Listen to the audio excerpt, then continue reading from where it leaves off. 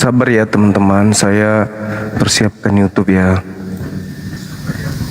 Buat teman-teman yang ada di YouTube, bismillahirrahmanirrahim. Assalamualaikum warahmatullahi wabarakatuh. Jumpa lagi kita bersama dengan teman-teman yang ada di TikTok. Di sini ada 1,2 teman-teman di TikTok yang kemudian menunggu diskusi edukasi antara Bang Suma dengan teman-teman dari non-muslim, mengkaji tentang penyaliban terkait dengan apa yang ada di iman saudara kita Kristen yang belum terpecahkan, materi yang tersimpan dengan rapi yang tidak pernah diungkap oleh Pak Pendeta atau pastor, terkait dengan nubuatan imam kepala yang memiliki kemudian posisi penting di dalam di dalam menentukan penyaliban ini apakah sebuah pengajaran kaum Israel sebagai jalan keselamatan atau sesuatu yang tidak sesuai dengan apa yang menjadi tujuan penyaliban dengan hasil akhir yang dipercaya oleh saudara kita Kristen hari ini. Karena di dalam Al-Quranul Karim itu dijelaskan bahwasanya penyaliban itu hanya terjadi kepada orang yang membenci Allah. Innama jazaa'ul ladzina yuharibuna Allah wa rasulah. Jadi penyaliban itu terjadi terhadap orang-orang yang membenci Allah, membenci Rasulnya, bahkan membuat kerusakan. Teman-teman saya kok dikerumuni semut ya. Saya percaya ini pasti semut wanita nih. Semutnya semut berjenis kelamin betina. Kalau jantan tidak mungkin, karena tidak mungkin semut kena penyakitnya ini, kaumnya Nabi Lut. Kepanjangan ehonya C, cek C, 1 2 tes mic C C C C C I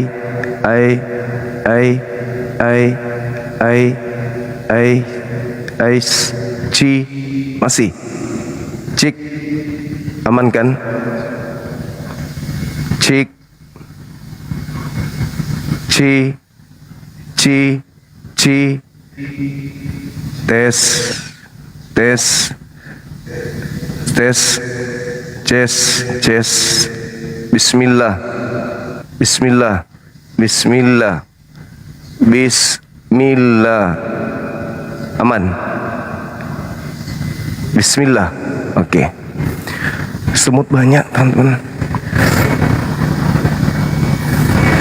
Mereka pada lagi birahi semua ini, orang puasa kok. Jadi sekali lagi, sahabat yang dimuliakan oleh Allah, Al-Quran surah Al-Ma'idah itu menjelaskan bahwasanya yang disalib itu adalah orang yang membenci Allah, orang yang membenci Rasul. Dalam hal ini termasuk Nabi Isa alaihissalam.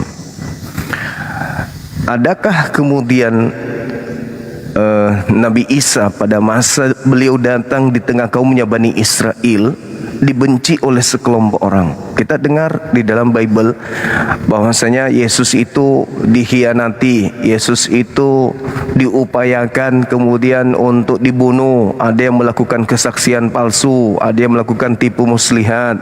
Mereka mencari alasan untuk melakukan pembunuhan terhadap sosok yang mereka sebut Yesus. Bahkan pada saat itu Herodes juga ketika didatangi, Pilatus juga ketika didatangi, ternyata kesimpulannya adalah mereka menyerahkan Yesus untuk disalib itu karena dengki. Nah, ini sangat menarik teman-teman sekalian untuk kita bahas. sebenarnya apa sih yang melatar belakangi adanya penyaliban dan cakupan daripada tujuan penyaliban ini itu apa gitu kok tiba-tiba pembunuhan terhadap orang benar ini kok menjadi kebenaran dan tiba-tiba saja menjadi penebus dosa gitu kan ya. Itu menarik sekali untuk kita bahas. Nah, yang membuat saya penasaran, bagaimana seorang imam, orang yang duduk di tempat yang kudus, Imam Kayafas, sekian sahabat Yesus, Imam Kayafas kok bisa-bisanya bernubuat, dan yang mencengangkan itu adalah isi nubuatannya, bahwa Yesus harus mati tahun itu juga untuk menyelamatkan bangsa Israel, bukan menyelamatkan orang-orang Kristen. Nah, ini sangat luar biasa untuk kita bahas. Kenapa? Karena yang memiliki wewenang, yang memiliki kompetensi, yang memberikan pengesahan kemudian untuk menjelaskan tentang penyaliban, tujuan penyaliban, apa arti nubuatan yang dilakukan oleh imam ketua, imam kepala, ya mereka sendiri. Nah, di situ tidak ada cakupan terkait dengan ajaran Kristen bahwa mati darahnya, dagingnya untuk nebus dosa-dosa orang-orang Roma, Yunani, orang Belanda dan orang Indonesia. Ini sangat menarik untuk kita kaji karena di situ ada imam kepala yang memiliki kedudukan tertinggi pada masa itu terkait dengan pengajaran orang-orang Yahudi. Menarik untuk dikaji karena Kristen ini kan muncul belakangan, teman-teman. Mereka tidak ada pada saat itu. Kita naikkan saudara non-muslim.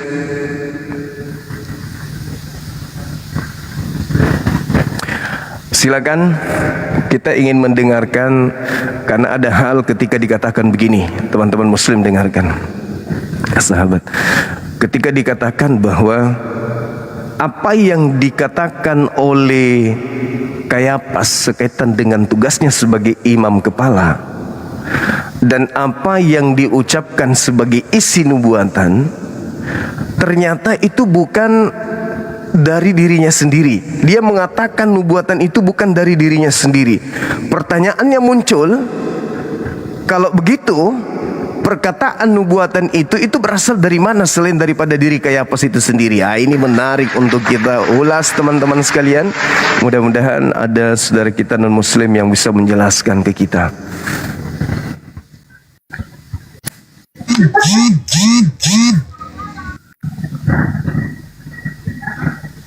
Ya, ada moderator dibawakan ya.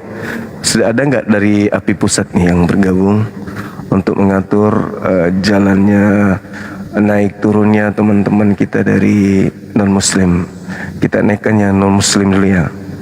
Kita ingin tahu isi nubuatan Kayafas ini apakah berfaedah dan ada tujuannya dengan kekristenan hari ini. Halo, selamat semangat siang saudara. Assalamualaikum Bang Juma. Waalaikumsalam. Kepencet Bang Juma. Oke. Iya bang, iya bang. Sorry bang. Salam kenal. Wis, semutnya kenapa ini? Iya, salam kenal bang.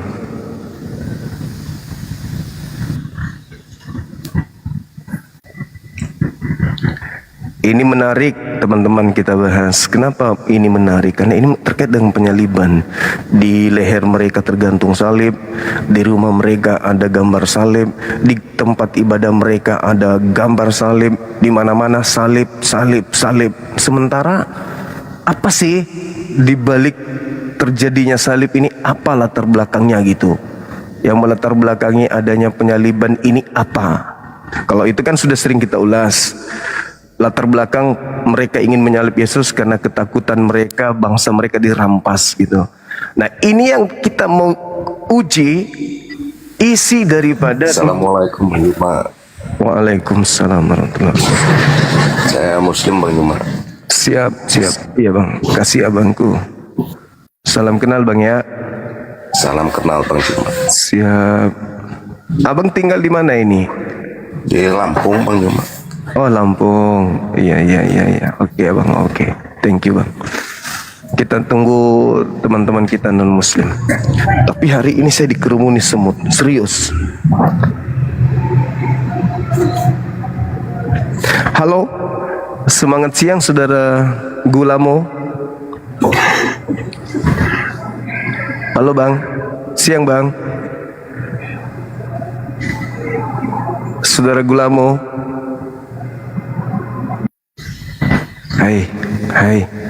Hai, kayaknya sih teman-teman non-muslim ini sementara membaca data nih. Baca data ini apa ini maksudnya temanya ini? Maksud tema ini apa gitu? Halo, assalamualaikum Bang Juma. Waalaikumsalam. Salam kenal Bang Juma. Saya dari Kalimantan Barat. Kalimantan Saya Barat. minta naik cuman satu aja Bang. Pengen di fallback Abang. Soalnya saya fans banget sama Abang dan suka Iya. dengar debat-debatnya Abang. Makasih. Iya, fallback ya Bang ya. Baik. Fallback ya Bang makasih. ya. Siap. Iya, makasih banyak Bang. Makasih Sebenarnya juga. saya pengen Sorry. Moderator kita di bawah lagi nggak mau kerja keras kayaknya.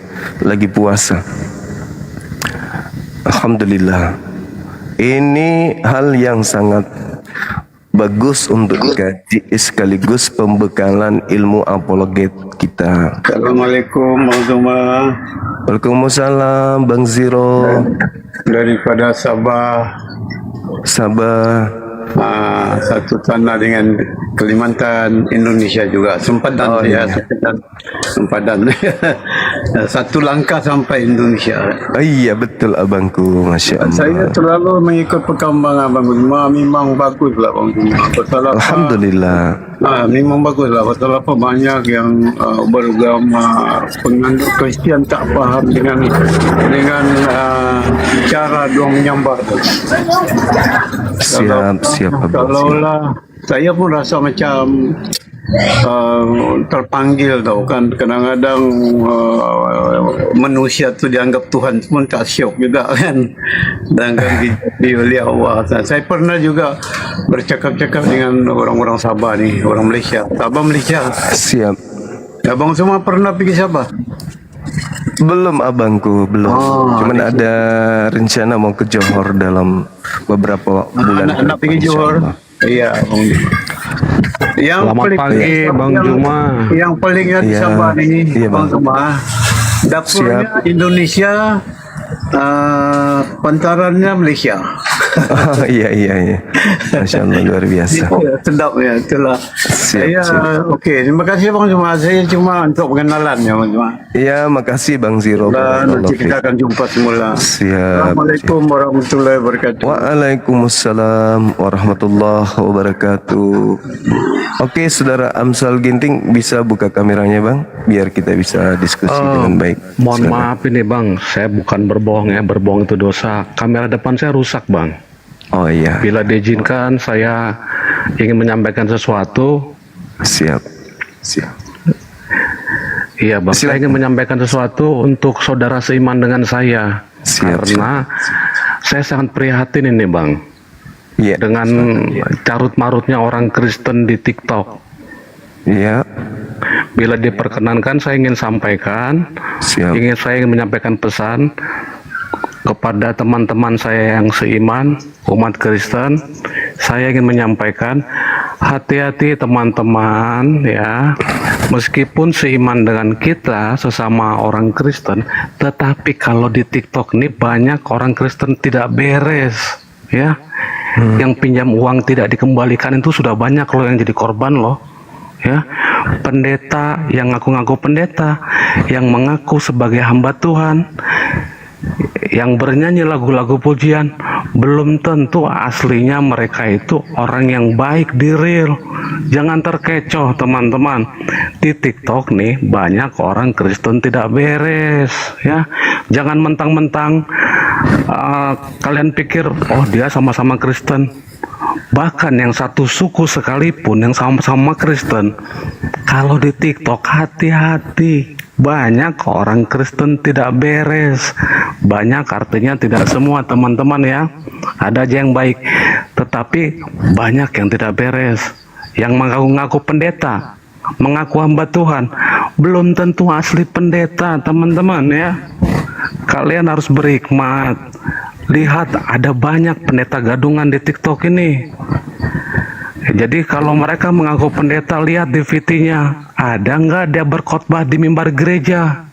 Faktanya orang-orang yang mengaku pendeta itu, dilihat di VT-nya, nggak ada aktivitas dia pernah berkhotbah di mimbar gereja. Maka artinya hanyalah gadungan. Ya, saya malah lebih senang seperti Bang Juma ini atau apologet Islam lainnya. Mereka benar-benar sedang menjalankan perintah agamanya. Saya malah lebih mengapresiasi seperti Bang Juma ini daripada yang seiman dengan kita, yang mengaku hamba Tuhan. Mereka banyak orang-orang yang munafik, ya, jualan Tuhan demi cuan. Ada banyak itu, ya. Contohnya ya, boleh nggak saya Bang nyebutin nama Bang? Tapi bisa saya pertanggungjawabkan kata-kata saya. Iya, silakan Bang. Ini informasi buat teman-teman yang lain juga. Iya, terima kasih Bang Zuma ya. Ya, contoh seperti bom-bom ya, biar kalian tahu teman-teman. Saya berkata ini berani saya pertanggungjawabkan. Dia kalau nggak suka, silakan laporkan saya. Akun saya bukan akun kaleng-kaleng, ya. VT-VT saya rata-rata FYP. Total like saya sudah 90 RB, padahal follower saya baru 4.000. Artinya akun saya akun berkembang. Jadi saya sampaikan kepada teman-teman ya, ini contoh ya seperti bom-bom. Ini sudah banyak yang ngubungin saya jadi korban bom-bom. Bom-bom itu kalau orang tidak tahu dipikirnya dia sedang membela kekristenan. Tapi manakala ada orang yang sudah terkecoh, khususnya ibu-ibu nih, ujung-ujungnya dia tuh minta duit sama follower ibu-ibu, ya. Dia bilang bantulah hamba Tuhan buat beli cemilan, buat beli bayar wifi, ya. Bahkan minta donasi pembangunan gereja, tetapi fiktif, bohong, tipu-tipu. Bahkan sekarang kan sudah terbuka, ya, terkuak. Dia itu hanyalah pendeta gadungan, ya. Nah, orang-orang seperti bom-bom ini ada banyak teman-teman, ya, mengaku pendeta, mengaku hamba Tuhan, ya, tetapi sesungguhnya hanyalah gadungan, pendeta-pendeta palsu, hamba Tuhan palsu. Bahkan yang bernyanyi lagu-lagu pujian-pujian itu, ya, ini serius, dengerin. Banyak orang yang bercerai-cerai, yang bercerai dari pasangannya, serius, ya. Bicara masalah kasih, tetapi tidak bisa mengasihi suaminya, bercerai dari suaminya. Yang seperti itu Kristen, ya, berkata-kata tentang firman Tuhan tentang kasih, tapi bercerai dari istrinya. Nah, yang seperti itu ada banyak teman-teman.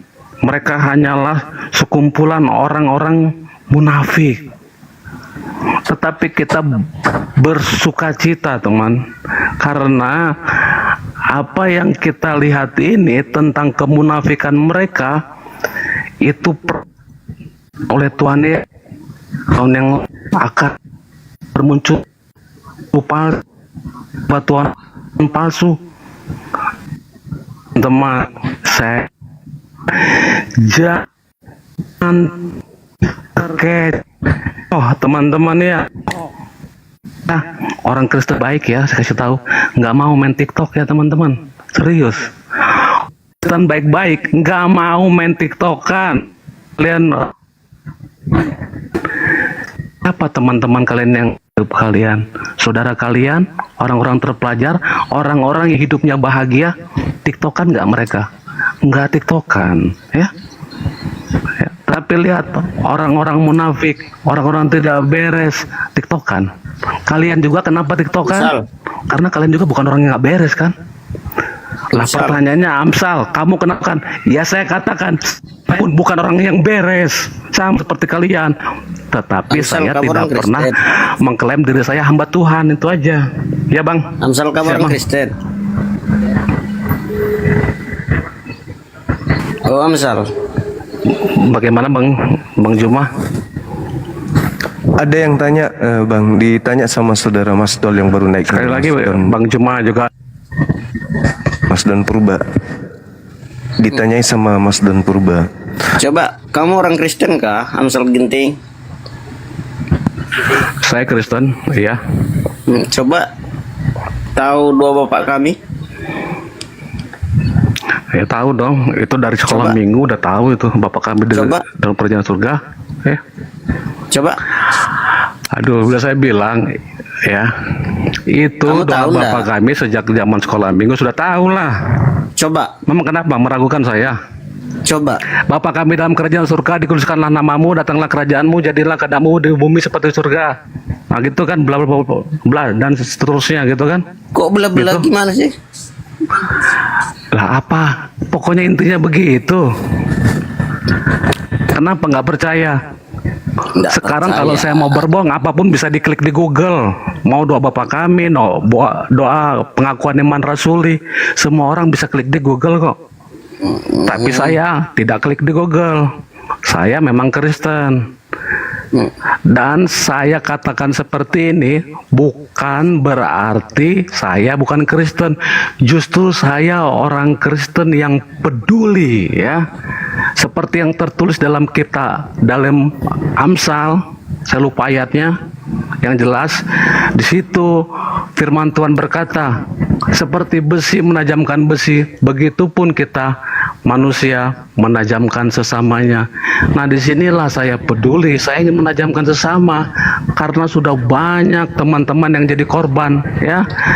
Mentang-mentang dia Kristen, akhirnya percaya dipinjam uangnya, ternyata nggak dikembalikan. Udah banyak teman-teman. Kalian nggak tahu kan? Makanya saya kasih tahu sekarang supaya yang tidak tahu jadi tahu. Kamu Ya. orang mana, Amsal? Yang sudah jelas Ginting pasti orang Batak dong. Masa sih? Saya Ginting. Orang Batak kenapa? Di mana alamatmu? Saya di Palembang, kenapa? Kamu orang Batak, logatmu aja ndak ada Bataknya. Ya silakan. Saya orang Batakaro. Orang Bisa bahasa Karo Karo. memang begitu. Ya bisa lah. Coba. Ya mau apa? Bicara apa? Kayak ke Berandu. Ya menjua-jua. Betul kan? Ngerti kan saya kan? Menjua-jua. Emang betul. Apa Kamu yang saya bertanya tanya? apa kabar? Apa kabar kamu? Menjua-jua. Menjua-jua itu baik. Jadi apa? Benar kan? Orang Karo itu beda sama orang Batak ya. Di kami tidak ada horasba. Di kami tidak ada istilah inang, tulang, namburu, nggak ada. Batak kami beda ya. Yang seperti itu horasba itu seperti Bang Hotman Paris itu beda bahasa kami. Orang Ulah Karo kabagi memang ngomongnya tekakal tidak kami. seperti orang Batak. Orang Karo logatnya Ulah nggak kabagi. seperti orang Batak. Kan? Moderator yang bekerja. Lalu apa yang disampaikan oleh saudara kita tadi mungkin ada benarnya, tapi di sini kita tidak sedang ingin menghakimi saudara-saudara. Tinggal dipelajari aja apakah informasi itu betul, agar berhati-hati gitu. Ya, berhati-hati supaya jangan dimanfaatkan untuk hal-hal yang bersifat pribadi. Jujur, saya pun terkadang menyampaikan informasi kepada netizen terkait donasi, tapi itu untuk kepentingan umat, seperti acara buka puasa dengan anak-anak yatim piatu di Masjid Nur Maulida, itu saya informasikan kepada teman-teman. Dan kalau butuh videonya kita lengkap dokumentasi video. Cuman terkadang saya mau share videonya, mereka sangat-sangat apa ya istilahnya, saya iba aja melihatnya kalau harus dipublish dengan kondisi mereka. Karena di antara anak yatim ini ada yang baru-baru kehilangan bapak, ya masih usia masih belum 1 tahun apa 2 tahun yang bungsu. Itu tinggal semua di tempat kita tampung sama-sama. Jadi kalau ada informasi-informasi begitu ya tinggal dicek aja, dicek apakah betul ada ini yang menjadi penyampaian daripada narasumber seperti Pak Bom Bom. Oke, kita kembali kepada tema kita, hal besar yang perlu kita kaji, yang perlu kita uraikan terkait dengan penyaliban yang tentu penyaliban ini di tengah-tengah Bani Israel, bukan di Roma, bukan di Yunani, bukan di Belanda, bukan di Indonesia. Pelakunya bukan kemudian kita yang hidup di zaman sekarang, tapi adalah mereka yang di tengah-tengah kaumnya, yaitu Bani Israel.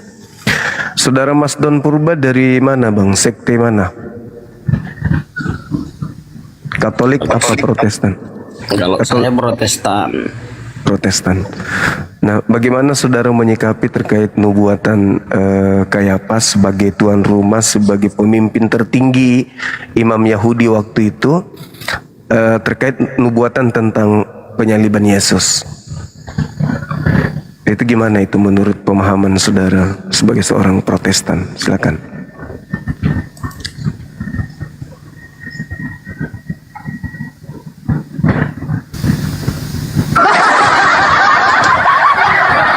Jemaat berarti jemaat kalau bukan jemaat bisa jadi juga pendeta. Mohon barakallah fiik, masya Allah, terima kasih banyak. Bisa jadi juga adalah seorang pendeta kan ya, pendeta yang kemudian waduh ini bahaya nih kalau ini sampai terbuka di depan umum, kalau sampai publik tahu latar belakang penyaliban terhadap Yesus itu sebenarnya bukan sesuai dengan doktrin dogma, ada di Yesaya, ada di Daniel, ada di Mazmur, itu ternyata nggak ada. Itu semua hanyalah informasi-informasi yang bisa diterima, yang penting jangan dikaji, terima aja, nggak usah dikaji, dengarkan aja, tidak usah dikaji, tidak usah diteliti, nggak usah kemudian diprotes, pokoknya imani saja. Masya Allah. Nah, sedangkan kalau yang ingin kita sampaikan ini adalah latar belakang orang-orang menyalib Yesus itu sebenarnya apa gitu loh. Bukan hasilnya, bukan tujuan, tapi latar belakang. Latar belakang penyaliban itu sebenarnya apa? Bukan hasilnya. Kalau hasilnya apalagi dari gereja, hasilnya ya untuk menyelamatkan orang Kristen kan gitu. Ya, untuk menyelamatkan orang Kristen itu hasilnya. Tapi hasil itu kan ditentukan oleh pijakan awal. Apa yang mendasari orang-orang ingin menyalib Yesus kan begitu. Yang mendasarinya kira-kira apa? Nah, gitu teman-teman. Ini ada siapa? Nabi ke-28 minta kita PK. Jadi gitu ya teman-teman. Saudara Nabi kalau bisa naik aja ke sini, nggak usah PK-PK-an bang. Naik aja ke sini. Kita bahas tentang tema ini ya. Latar belakang ini penting untuk diketahui. Ya kan? Apa latar belakangnya? Kenapa orang Yahudi, kenapa orang Farisi ingin menyalib Yesus? Titik. Apa penyebabnya? Titik. Kalau dikatakan nubuat, kurang ilmu apa imam kepala? Kurang ilmu apa orang Farisi? Kurang ilmu apa orang Yahudi? Toh mereka semua disebut ahli kitab Yesaya. Apalagi mereka imam mahkamah agama turun tangan. Bayangkan itu. Kok bisa-bisanya ternyata penyaliban itu karena tebus dosa? Dari mana jalurnya? Dari mana kemudian ilmunya? Sedangkan yang penyalib ini adalah jelas-jelas imam kepala mahkamah agama orang Farisi, ahli Taurat, ahli kitab. Masa sampai kecolongan? Itu nggak mungkin, itu satu kemustahilan. Maka kita mengajak saudara-saudara kita Kristen, yuk mari kita dudukkan perkara ini pada data-data yang harus kita sajikan untuk mencerdaskan anak bangsa. Silakan semangat siang saudara Pangaribuan Januari. Halo, Bisa buka selamat siang. siang abangku. Bisa buka kamera bang dari Katolik Protestan? Saya lagi ada kerjaan, sebentar lagi aja ya. Boleh. Boleh bang? Boleh. Sebentar lagi ya. Oke, thank you. Katolik abang. Saya Protestan. Oh, Protestan. Ya, Iya, sebentar silakan, ya Bang. Nah, Siap. ya. Oke. Nanti aja naik sebentar lagi. Oke, kami tunggu abangku. Kalau tidak ada kegiatan lagi silakan naik. Siap. Ini penting untuk kita mengedukasi sebagai pertimbangan dan materi ilmu juga buat kami umat Islam, karena di Islam itu wa ma qatalu wa ma salabu walakin syubbiha lahum. Siap. Sebentar ya Bang. Siap. Oke, abang. Ya. Semangat siang saudara Squidward.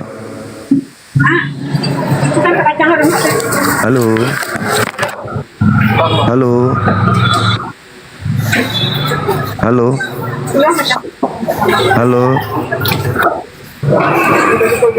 Kita jadi kayak teleponan ini.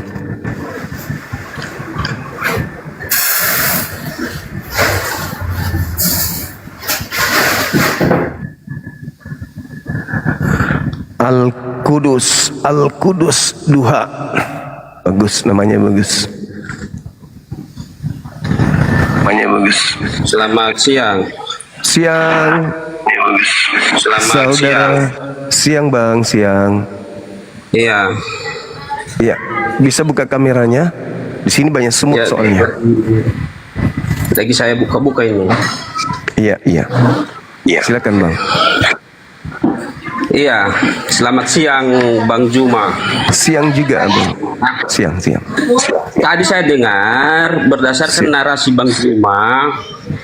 Bang Juma bertanya, kenapa orang Yahudi ya menyalibkan Yesus? Kenapa orang-orang apa itu tadi yang Bang Juma bilang seperti kepala-kepala imam menyalibkan Yesus, membenci Yesus. Pertanyaannya saya sekarang sama Bang Juma, kenapa Bang Juma membenci Yesus? Kenapa Bang Juma ya tidak percaya dengan Yesus? Nah, sama seperti orang-orang Farisi tadi ya, sama seperti Bang Juma tidak percaya dengan firman yang disampaikan oleh Yesus Kristus. Nah, begitu keimbangannya itu, seperti Bang Juma dengan orang-orang iman dan orang-orang Yahudi yang telah membenci firman yang disampaikan oleh Tuhan Yesus Kristus. Begitu, Ya, abang dari mana ini? Katolik Protestan abang? Saya Kristen Protestan. Oke, baik.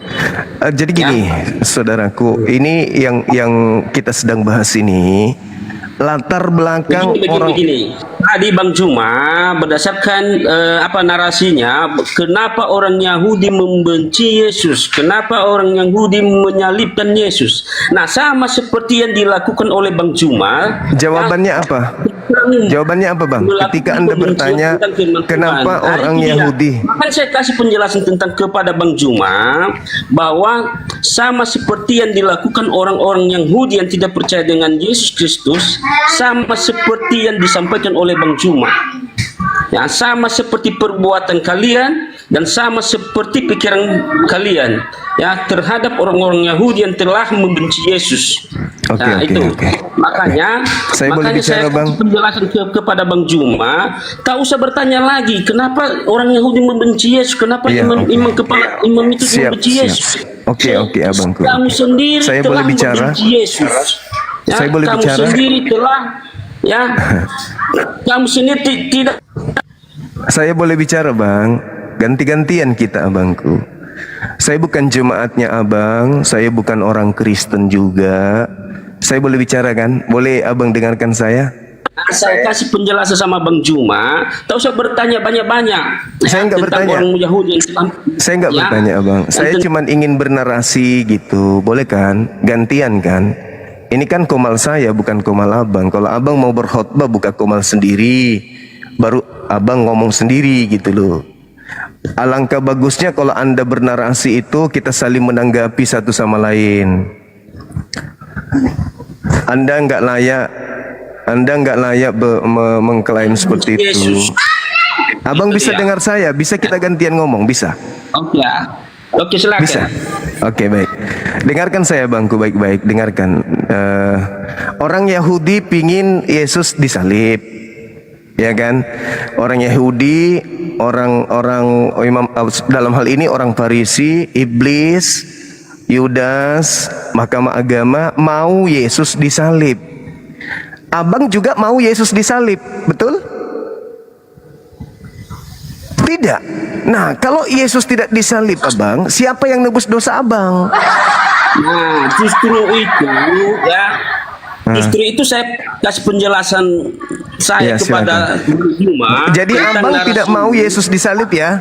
Ya, Begini, ini sifat orang munafik ini, Kenapa orang Bang munafik. Juma membenci Alkitab? Kenapa Bang Juma membenci firman Kenapa Tuhan? selalu menuduh begitu, Nah, abang? Bang Juma sama Kenapa seperti mereka. Itu. yang abang mau Yesus dibunuh kan? Abang mau Yesus disalib kan? Sama seperti Anda berarti kok jadi nuduh saya. Anda yang perhatikan mau dulu. Ya. Anda yang Gitu. mau Yesus Saya disalib, tidak bukan pernah, saya. Begini, saya tidak pernah Iblis membenci firman mau Tuhan. Yesus disalib. Pernah Anda ada juga mau Yesus disalib. Tuhan. Anda lah yang sama seperti mereka, bukan saya. Benci firman Tuhan. Lo kok jadi firman Tuhan? Ayo, mana firman Tuhan? Surat-surat Sama seperti kumpulan kau dengan kesaksian kok dibilang firman orang Tuhan. Farisi itu. Abangku, Sama kau dengan orang yang kepala Farisi itu, mau minta maaf. Yesus disalib. Anda juga mau Yesus disalib. Iblis mau disalib. Mau Yesus disalib. Anda juga mau Yesus disalib. Anda dan iblis sama. enggak. Saya tidak mau. Saya tidak mau. Anda dengan iblis sama-sama. Jangan munafik. Anda itu tidak jadi Kristen kalau tidak ada penyaliban. Jangan munafik, abangku. Orang Kristen tanpa penyaliban tidak ada. Di leher kalung salib, di tato kalung salib, di rumah gambar salib, di gereja gambar salib. Berarti Anda dan iblis sama-sama mau Yesus disalib. Itu. Jangan melempar batu. Abang yang menikmati hasil dari salib, Anda nuduh ke saya. Anda yang mau Yesus disalib, Anda tuduh saya. Kalau saya mau Yesus disalib, saya jadi Kristen. Buktinya saya tidak jadi Kristen karena saya tidak mau Yesus disalib. Yesusku orang suci, Yesusku orang mulia. Dia adalah jalan kebenaran bagi Bani Israel untuk sampai kepada pencipta langit dan bumi. Aku menyayanginya, aku mencintainya sebab beliau adalah muslim yang taat. Kamulah saudaraku yang mau Yesus itu mati. Sama seperti iblis, mau Yesus mati kok nuduh saya. Periksa dulu kejiwaan Anda, periksa kejiwaan Anda, periksa. Ada gangguan itu. Halo saudara teologi ofisial, semangat siang.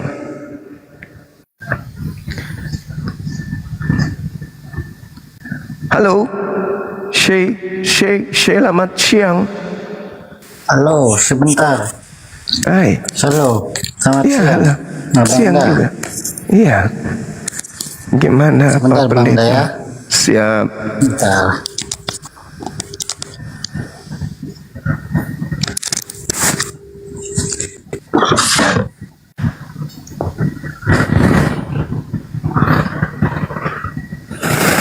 Ya, oke, Bang Januari Pangaribuan. Semangat siang. Bisa dibuka mic-nya, Bang? Dibuka mic-nya. Biar kita diskusinya baik. Mic-nya dibuka. Halo, Iya, halo Abangku lihat. udah kedengeran bang? Sudah. Ya, ini mau tanya apa nih bang? Saya sih orang awam, tapi saya paham Alkitab gitu. Baik. Jadi Iya. tadi ini membahas mengenai penyaliban kah? Mengenai nubuatan imam kepala, imam tertinggi saat itu, kaitannya dengan keberlangsungan hidup Yesus. Kayafas waktu itu. Benar sekali abang. Ya, jadi begini bang, ini Siap. intinya apa sih? Coba biar saya bisa jelasin. Iya. Jadi gini, orang Kristen muncul belakangan ketika ditanya tentang penyaliban, Ya. latar belakangnya dan seterusnya. Saudara kami Kristen selalu melemparkan itu sudah dinubuatkan di kitab Yesaya, di kitab ini, di kitab ini. Banyak sekali ya, Yesaya, Iya. Yeremia, Mika, Iya. dan lain sebagainya ya. Nah, Yang menjadi permasalahan adalah yang punya kitab itu sendiri tidak menubuatkan itu, tidak menjadikan itu sebagai alat pijakan dasar untuk menyalib Yesus. Malah mereka bernubuat sendiri. Kayapas bernubuat agar Yesus mati, dan kematian Yesus itu bukan untuk nebus dosa, Bang. Kematian Yesusnya untuk karena faktor politik ekonomi. Iya. Bukan karena dosa. Iya, Nah, jadi itu, Bang. iya begini Bang Juma. Siap. Jadi Alkitab itu kan ada urutannya. Ada Iya. tali merahnya. Jadi dari Kejadian 3 ayat 15 memang sudah ada nubuat. Aku akan mengadakan permusuhan antara engkau dan perempuan ini, antara engkau dan keturunannya. Keturunannya akan meremukkan kepalamu dan engkau akan meremukkan tumitnya. Jadi itu memang nubuat ya. Jadi nubuat itu tentu Bang Juma tahu ya. Nubuat itu artinya menyatakan sesuatu yang akan terjadi di kemudian hari. Jadi bagi umat Kristen yang paham Alkitab ya, saya memang orang awam ya Bang Juma, tapi tentu saya paham apa yang saya percayai gitu loh. Jadi mengenai penyaliban itu memang sudah dinubuatkan, ayatnya begitu banyak di Alkitab. Tergantung. Jadi kenapa bangsa Israel menolak? Ya karena memang mereka nggak butuh Mesias yang maunya mereka tuh Mesias yang bisa membebaskan mereka dari penjajahan Roma, penjajahan ya Roma lah pada waktu itu ya. Jadi mereka ya salah tafsir mengenai Mesias itu. Jadi Yesus memang sudah dinubuatkan Bang Juma. Ayatnya terlalu banyak.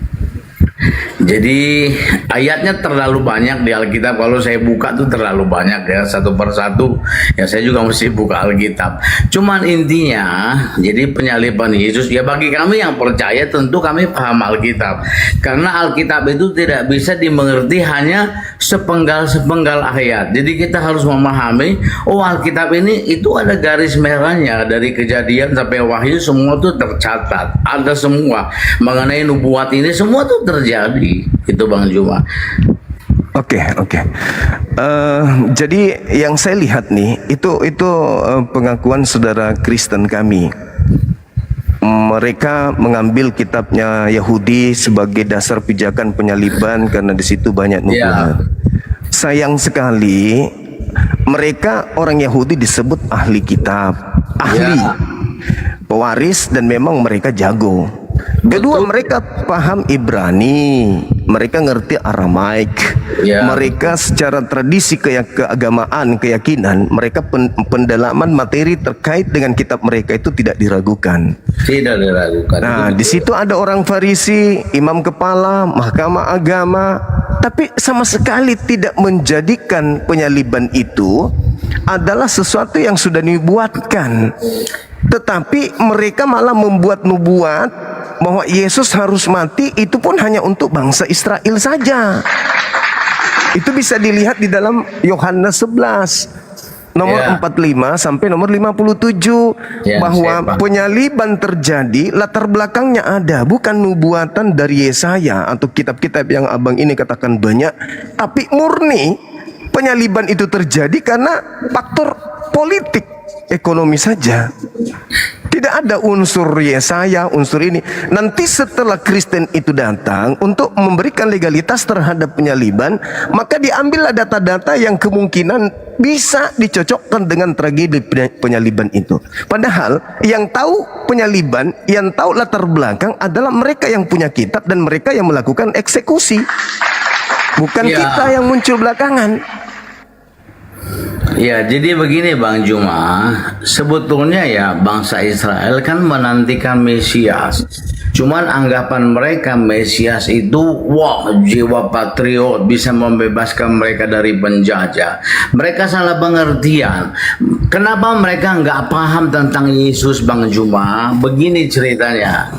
Jadi waktu kenapa mereka menolak? Yesus itu kan dilahirkan di Bethlehem, tapi ketika terjadi penganiayaan, mereka mengungsi ke Mesir.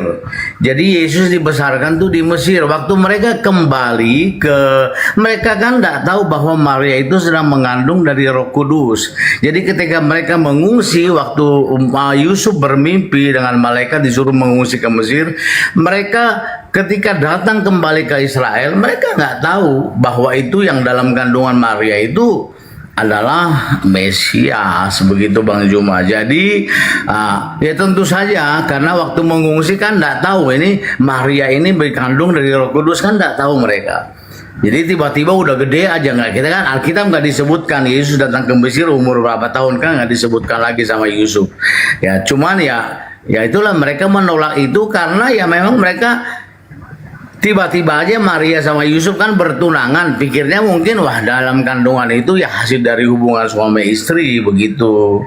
Ya seperti Maria kan punya saudara namanya Elizabeth yang melahirkan Yohanes Pembaptis. Orang Israel tahu itu, mereka anggap itu Mesias, padahal bukan. Yohanes Pembaptis ya hanya utusan aja untuk menyambut kedatangan Mesias, begitu Bang Juma.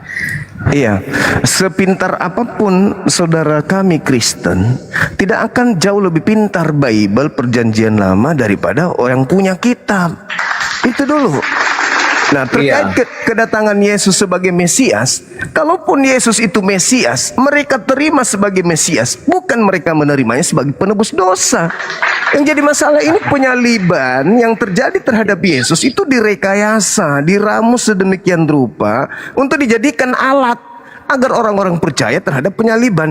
Sedangkan penyaliban terjadi bukan karena faktor tebus dosa, tapi karena justru Yesus banyak melakukan mukjizat-mukjizat, mengkhawatirkan orang-orang Yahudi akan mendatangkan musibah besar. Karena semakin banyak orang percaya kepada Yesus, semakin banyak orang yang ikut kepada Yesus, maka semakin terancam bangsa mereka untuk dirampas oleh bangsa Roma. Maka mereka sepakat Yesus harus kita binasakan supaya bangsa kita ini jangan diambil oleh bangsa Roma. Titik. Itulah terbelakang penyaliban, bukan dosa waris, Bang. Gak ada hubungannya dengan dosa waris. Begini Bang Juma, sorry ya, saya potong sedikit. Mengenai penyaliban, memang sudah dinubuatkan di Alkitab, ya. Jadi memang contohnya lah ya, di dalam ketika Yesus datang mau dibaptis oleh Yohanes Pembaptis, dalam kalau tidak salah Yohanes 1 ayat 29. Yohanes pasal 1 29. Yohanes bilang, lihatlah anak domba Allah yang menghapus dosa dunia, gitu Bang Juma. Jadi Yohanes yang adalah juga hasil dari Yohanes itu kan dikandung, nggak ada orang yang penuh Roh Kudus ya, manusia ya, dikandung oleh Elizabeth mamanya itu dari kandungan sudah penuh Roh Kudus. Tentu dia tahu siapa Yesus. Makanya dia bilang, lihatlah anak domba Allah yang menghapus dosa dunia, ya. Jadi kalau bagi kami yang paham Alkitab, tentu kami tahu dari garis merah Alkitab dari Kejadian sampai Wahyu bahwa Yesus itu memang menghapus dosa. Dosa dunia malah disebut. Bagi yang percaya Bang, jadi nggak ada paksaan. Nggak percaya kan nggak jadi masalah juga. Iya. Jadi ketika dikatakan Yesus itu sebagai domba, anak domba berarti anak keturunan Yakub. Menghapus dosa berarti dia mengajarkan tata cara bagaimana dunia ini bisa dosa-dosanya itu dihapuskan oleh pencipta langit dan bumi. Nah kan perintah Yesus bertobat. Beliau yang mengajarkan kaumnya untuk bertobat, bukan membunuh dia di atas tiang salib agar dosa dunia dihapuskan. Itu kan cuma doktrin dan prasangkaan saudara Kristen yang memang sudah terlanjur kemudian terdoktrin bahwa dosa ditebus. Gimana ceritanya? Tidak ada ajaran di dalam ajaran orang Yahudi nebus dosa pakai darah manusia, itu nggak ada. Iya Bang, jadi begini, sorry ya Bang, dari perjanjian lama kitab keluaran ya, peraturan-peraturan dalam kitab keluaran, memang bangsa Israel itu kan hanya lambang aja Bang. Bangsa Israel untuk menghapus dosa mereka mempersembahkan persembahan tergantung kemampuan ya. Kalau dia orang miskin tentu burung tekukur, burung merpati, yang lebih adalah domba, kambing, yang kaya itu bisa sapi. Jadi memang gambaran dari perjanjian lama untuk menghapus dosa itu lewat persembahan darah binatang. Itu kan hanya lambang, Bang. Kata siapa, Bang? Ya, Maaf nih, kata siapa itu lambang? lambang, dan itu memang kan sudah dibilang Ibrani, Bang, baca saja Ibrani pasal 1. Oh, iya. Itu semua memang lambang. Sip. Oke. Lambang untuk menyatakan yang terjadi kemudian bahwa domba Paskah. Makanya Yohanes bilang, lihatlah anak domba Allah yang menghapus dosa dunia. Dia ngerti betul siapa itu Yesus. Jadi dia hanya gambaran. Jadi ketika bangsa Israel segala Ibrani kan bilang segala sesuatu itu harus lewat pertumpahan darah. Saya lupa Ibrani berapa. Tapi kenapa Imam Kayafas sebagai imam yang tahu Bible, yang tahu perjanjian lama, kenapa enggak membunuh Yesus karena nubuatan-nubuatan ini? Kenapa imam kepala Mahkamah Agama justru melakukan kebohongan, Pak? Melakukan kesaksian palsu. Untuk membunuh Yesus, mereka melakukan kesaksian palsu, tipu muslihat. Coba Anda baca kitab Markus 14 nomor 1. Matius 26 nomor 4, nomor 59. Imam kepala Mahkamah Agama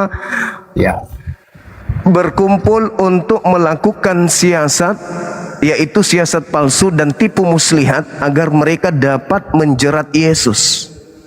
Ya, jadi gini Bang Juma, mereka tuh kan sudah dirasuk setan semua seperti Yudas. Mereka pikir ini kan campur tangan iblis, Bang. Bagi orang yang beriman tentu tahu. Begini Bang, sekalipun tidak lewat Yudas atau imam besar orang-orang Farisi pada waktu itu, memang Yesus harus disalib. Dia tuh maha kuasa. Bagaimanapun caranya, dengan cara apapun, dia bisa berbuat apa saja sesuai hatinya. Nggak harus melalui Yudas. Tapi karena memang sudah dibuatkan di Alkitab kejadiannya begitu, bisa. Kalaupun tanpa Yudas, tanpa iman Kayafas, tanpa bangsa Israel, Tuhan bisa melakukan berbagai macam cara. Yang pasti dia datang untuk menebus dosa manusia dan untuk mati. Iya. Coba Abang, seketika Anda mengatakan bahwa meskipun tanpa Kayafas, bagaimana ceritanya, Bang? Bagaimana ceritanya? Sementara Tuhan punya cara. Kita nggak bisa membatasi Tuhan, Bang. Tuhan itu maha kuasa. Dia kalau punya begitu Anda berbagai macam bawa-bawa. cara. Kalau begitu Anda membawa-bawa Tuhan. Tolong tunjukkan firman Tuhan membunuh orang benar untuk menyelamatkan orang berdosa itu di mana tertulis? Ya, itu tidak ada. Memang Rasul Paulus ada juga. Berarti saudara cuma ngada-ngada, berarti Anda hanya terlanjur. Jadi gini Bang ya. Anda mengada-ngada, Anda memfitnah Tuhan, mengatakan Tuhan memang sudah merencanakan, Tuhan bla bla bla bla bla, tapi tak ada dalil. Mana dalilnya? Mana dalilnya Tuhan? Silakan tunjukkan. Oke, jadi begini, ini karena saya kan ada sesuatu, saya nggak bawa Alkitab. Tapi intinya begini Bang. Jadi Yesus mati ya, itu kalau tadi Abang bilang akan, maaf ya, dari pihak Muslim selalu bilang Yudas berjasa, tentara Roma iblis berjasa, juga termasuk iblis berjasa dan sebagainya, seperti yang Edis kemarin itu yang heboh, iblis berjasa. Sebetulnya tidak, itu memang siasat iblis dan manusia. Yesus kan bilang, enyahlah kamu iblis. Waktu Yesus menghardik Petrus, dia bilang, enyahlah kamu iblis, kamu hanya memikirkan apa yang dipikirkan manusia. Iblis itu punya rencana. Dia pikir kalau Yesus sudah mati, kalau pikiran Tuhan, apakah Yesus bisa disalib? Kalau pikiran Tuhan, ya memang dia harus mati tersalib. Di mana Tuhan menyatakan bahwa orang benar disalib untuk menyelamatkan orang berdosa? Kan harus tidak ada. Itu kan tidak ada disebutkan begitu. Terus memang Paulus bilang mudah bagi orang mati, bagi orang benar. Tapi kalau untuk orang berdosa tidak mudah. Ada di dalam kitab Roma, saya lupa ayatnya. Kan enggak, saya udah bilang tadi, enggak semua. Saya tahu ayatnya, tapi tidak mengerti di mana begitu, Bang. Iya. Oke, Bang. Oke. Ya, jadi gitu aja intinya, Bang. Jadi mohon maaf. Ya, kami orang Kristen tentu mempercayai mempercayai segala sesuatu yang terjadi di muka bumi ini itu sudah dinubuatkan mengenai Yesus, mengenai penyaliban, mengenai apa. Kalaupun tidak lewat Yudas, Tuhan punya cara tersendiri untuk dia mati. Apakah abang percaya nubuatan orang jahat dipakai sebagai ganti untuk menyelamatkan orang benar? Itu ada nubuatannya. Di mana? Amsal 21:18. Pengkhianat dipakai tebusan terhadap orang yang benar. Abang percaya? Ya pengkhianat dalam konteks apa dulu? Yang ada dalilnya Anda nggak percaya, yang tidak ada dalilnya Anda percaya. Bagus. Ada dalilnya. Tentu saya sangat paham. Saya memahami apa yang saya percayai. Saya silakan. tahu betul ya. Silakan itu, Bang, silakan. Ya, jadi itu aja intinya. Saya tentu memahami. Cuman kalau saya mau buka ayat per ayat, kebetulan saya nggak bawa Alkitab, Bang. Siap. Jadi intinya gini aja, Bang, ya. Segala sesuatu yang terjadi di muka bumi ini itu sudah direncanakan Tuhan. Tadi rencananya Amsal 21 Anda nggak terima. Loh, itu konteksnya kan beda, Bang. Anda berbicara tidak ada Yesus dalil. kan bukan pengkhianat. Rencana Tuhan akan menjadikan pengkhianat sebagai ganti orang benar, orang fasik sebagai penebus orang yang jujur. Itu sudah direncanakan Tuhan. Kenapa Anda tolak? Katanya segala sesuatu kan yang terjadi. Lain. Itu bukan berbicara Segala tentang sesuatu Yesus. yang terjadi katanya sudah direncanakan. Berarti yang terjadi rencana Tuhan adalah Yesus orang benar ingin disalib, tapi yang menggantikan adalah pengkhianat. Itu yang betul. Menggantikan, maksudnya bagaimana? Yesus tidak digantikan. Yesus. Tadi Anda mengatakan segala sesuatu yang direncanakan itulah yang terjadi. Rencana Tuhan menggantikan orang benar dengan pengkhianat. Siapa yang pengkhianat? Yudas. Siapa yang dikhianati? Yesus. Rencananya adalah Tuhan menggantikan orang benar dengan menjadikan pengkhianat sebagai tebusan. Kan itu ada beda dalil. Konteks. Itu kan pandangan. Beda konteks. Giliran ada dalil, giliran kan tidak ada beda dalil. Konteks ya, dan itu kan pandangan abang aja. Saya berdasarkan dalil, Bangku. Saya nggak bisa dalam beragama tanpa dalil, itu iman buta namanya. Konteksnya bukan untuk itu. Yesus adalah orang benar menggantikan orang berdosa. Dalilnya Keluaran 23 nomor 7. Jangan kau membunuh orang benar, jangan kau membunuh orang yang tidak bersalah, sebab aku Tuhan tidak akan membenarkan orang yang bersalah. Ya itu kan janji peringatan bagi bangsa Israel. Nah, orang Yahudi kan karena menganggap Yesus bukan orang benar. Mereka menganggap Yesus itu penyesat gitu, Bang. Sekarang yang menjadi ketetapan yang terjadi, ketetapan Tuhan atau ketetapan orang Yahudi? Ya ketetapan Tuhan dong yang terjadi. Iya. Bagus. Ketetapan Tuhan yang terjadi. Ketetapan Tuhan menyelamatkan orang benar dan menggantikan dengan tebusan orang pengkhianat. Udah, Bang. Udah. Ya, pengkhianat itu kan bukan konteks penyaliban, Bang. Itu bicara tentang konteks penyaliban. Iya. Gitu, Bang, ya. Jadi begini aja intinya. Saya yakinilah apa yang Anda yakini, percayailah apa yang Anda percayai. Saya percaya sepenuhnya tentang firman Tuhan. Mengenai orang bilang AA itu bagi saya nggak ada pengaruhnya, ya Bang. Cuman saya berterima kasih. Bukan juga saya menyalahkan Abang ya. Saya tahu ya. Saya tidak menyalahkan siapa-siapa. Itu kan tergantung hak orang untuk percaya atau tidak. Itu hak kita masing-masing. Karena kita mempunyai kehendak bebas untuk percaya, bebas untuk menolak, kan gitu, Bang ya. Siap. Saya bersyukur Abang meyakini sesuatu, peganglah apa yang ada pada Abang, gitu loh. Sebagai orang Kristen yang paham Alkitab, tentu iman saya tak akan tergoncang oleh apapun, gitu, Pak. Iya, silakan. Ya gitu, Bang Juma ganteng ya. Baik, saudaraku yang baik hati, Bang Terima Januari. kasih banyak, Abang ganteng ya. Ya, sama-sama, Bang. God bless you tetap ya. Salam. Thank you. Sahabatan. Ya, salam. Ya, assalamualaikum. Waalaikum abangku, thank you. Ya. Siap, Bang. Udah. Siap, makasih Bang, makasih. Siap. Oke, dimatikan aja, Bang. Iya. Hai. Salam, Pak. Iya, salam juga Ibu, Ade. Pak, mengganggu ya, Pak. Siap. Gimana? Dari mana Ade ini?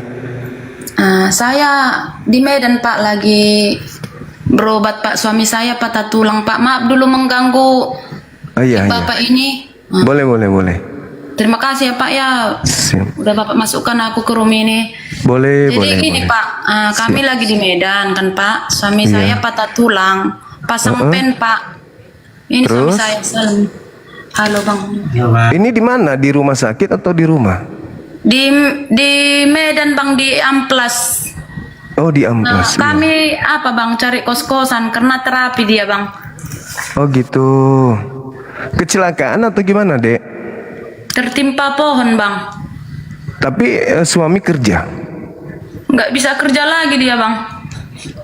Oh ya Allah ya Karim. Ini lukanya Bang. Iya, apa yang bisa kami bantu, Adek? Mau teman-teman kita di sini kasih gift mungkin ya? Atau gimana? Gini Bang, aku jualan kan Bang. Jadi kalaupun ada yang mau berbagi kasih untuk, karena aku yang mencari Bang obatnya, infusnya, kasanya, perbannya, karena kakinya berlubang Bang, infeksi pen dia Bang. Oh gitu, tapi tetap ditangani sama dokter. Kata dokter bisa ditangani tapi tunggu bulan 8 ini lah Bang, karena belum kuat tulangnya Bang. Makasih Oh, iya, untuk giftnya Kak makasih semuanya. Masya Allah. Teman-teman sekalian, silakan bantu saudara kita. Makasih mudah-mudahan Kak makasih semuanya, makasih ya Tuhan. dibesarkan. Ini gimana caranya? Tunggu ya. Ya. Medannya di mana, Dek? Medannya? Di Amplas Bang. Jauh dari kota Medan enggak? Enggak Bang, di Medan di Amplas Bang, jalan Oh iya ya. Sisangaraja. Sisangaraja, iya. Tuhan Baik. makasih Kak. Kok gini aja Bang bisa Bang Jualan apa, Dek ini? jualan ciki-ciki Bang untuk beli obatnya Bang. Boleh dilihat barangnya mungkin?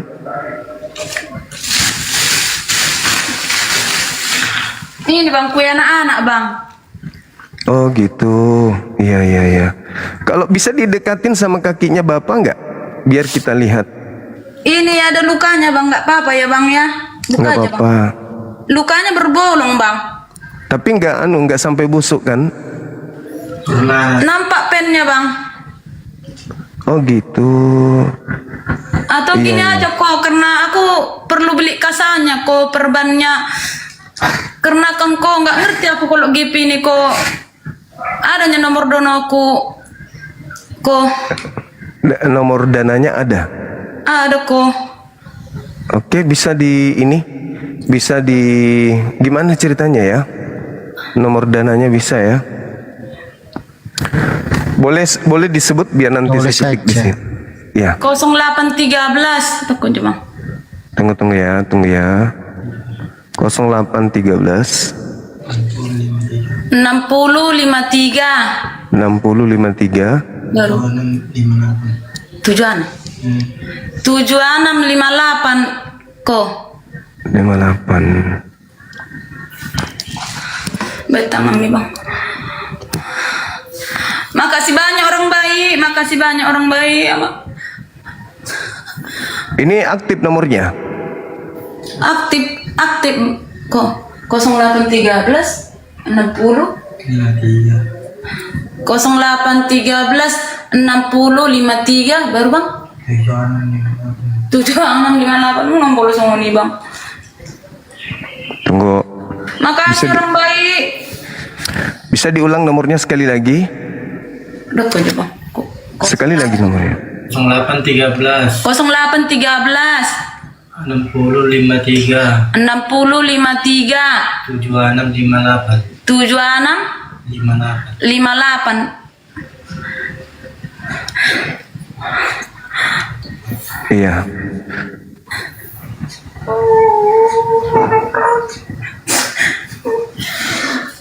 Sabar ya. Makasih banyak orang baik. Oh, udah coba dicek udah masuk itu. Satu Mudah-mudahan. HP aku. Oh iya. Satu HP aku kok. Siap.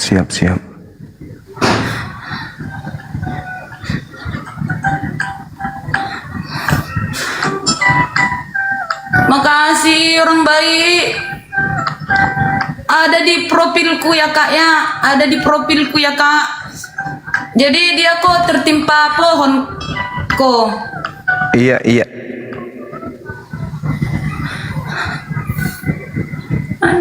Mana tinukku mau. Makasih orang baik.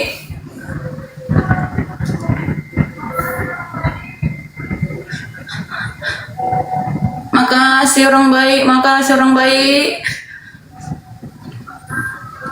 Makasih kak, makasih semuanya Kak Afid Gaya. Makasih semuanya.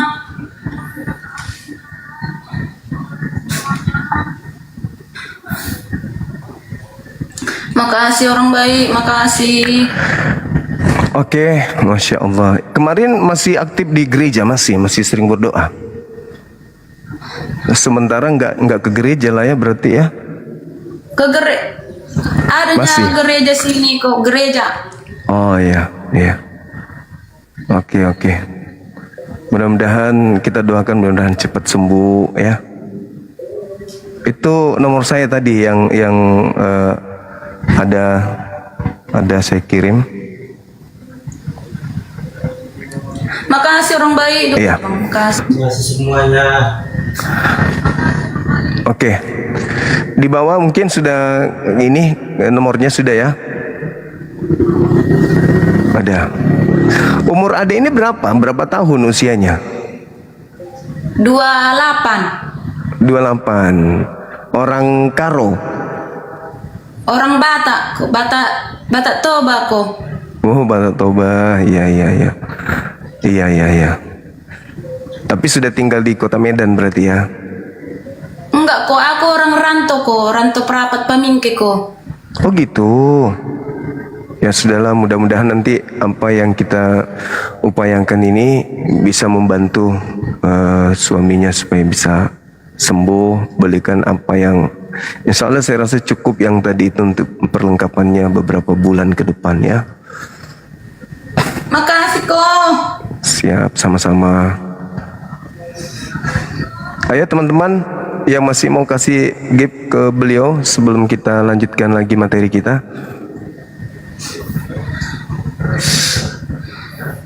Makasih. Iya, sama-sama.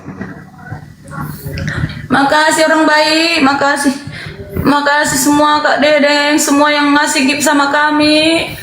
Sangat bermanfaat untuk obatnya, untuk milik Kasa Perban. Makasih banyak orang baik. Makasih banyak orang baik. Please, mana buktinya? Ketika Yesus Mang, udah mulai berjuta kita bang. Makasih giftnya.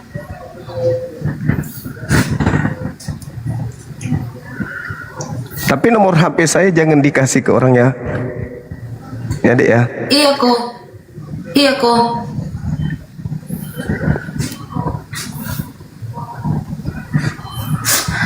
Soalnya itu nomor pribadi saya.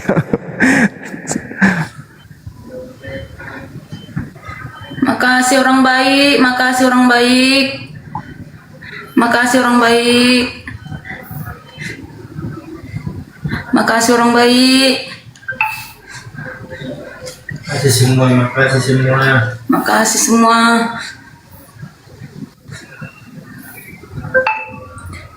Makasih orang baik.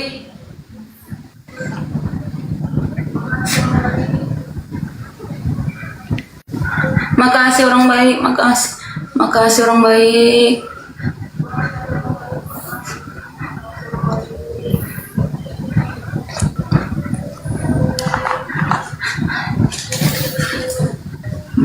Lihat Tuhan, lihat Bapak, lihat Tuhan.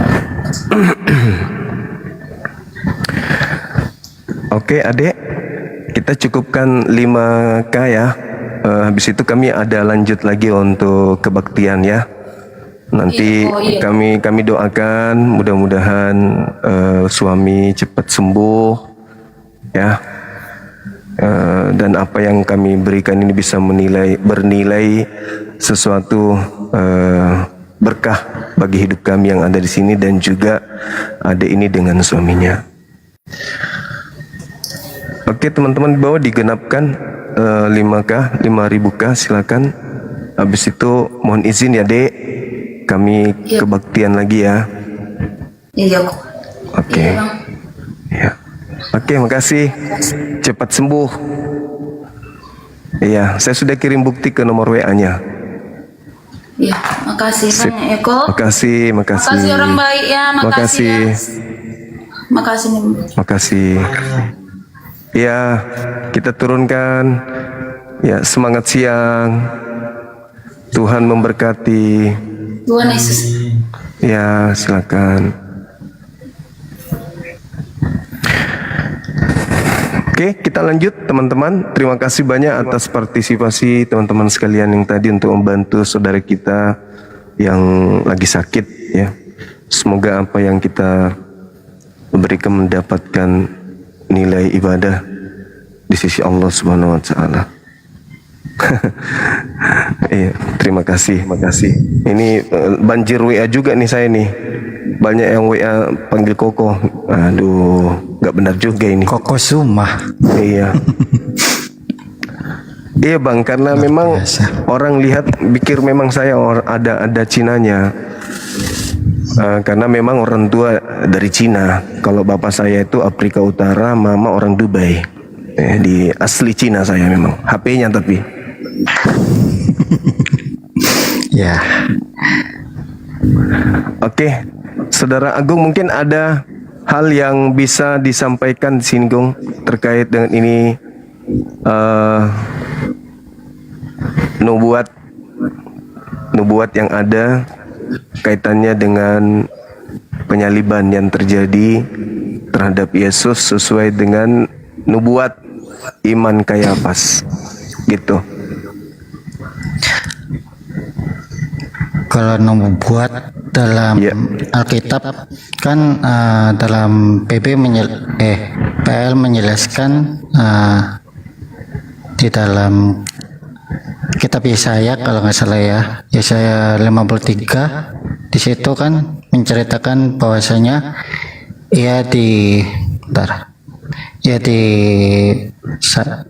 dicambuk, dihina, dicaci maki, ya kan?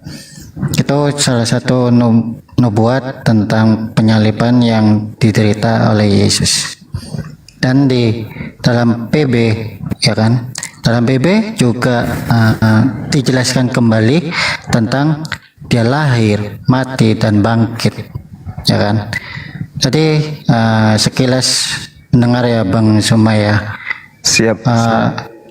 Tentang orang Yahudi, ya. Kita semua pasti tahu ya, orang Yahudi itu pada zaman itu menyembah bahwasanya yang pertama menantikan Mesias, yang kedua percaya bahwasanya Mesias itu ada, gitu. Jadi pada saat itu juga kalau saya baca itu mereka terbagi menjadi dua. Yang satu pengikut Yesus, yang satu menantikan Mesias seperti itu. Sehingga timbullah tentang penyaliban dan sebagainya. Dan saya percaya bahwasanya penyaliban itu secara sejarah itu yang ditulis dalam Alkitab itu ada gitu, dan bukan sekedar catatan di dalam Alkitab gitu. Untuk si Kayafas ya, untuk itu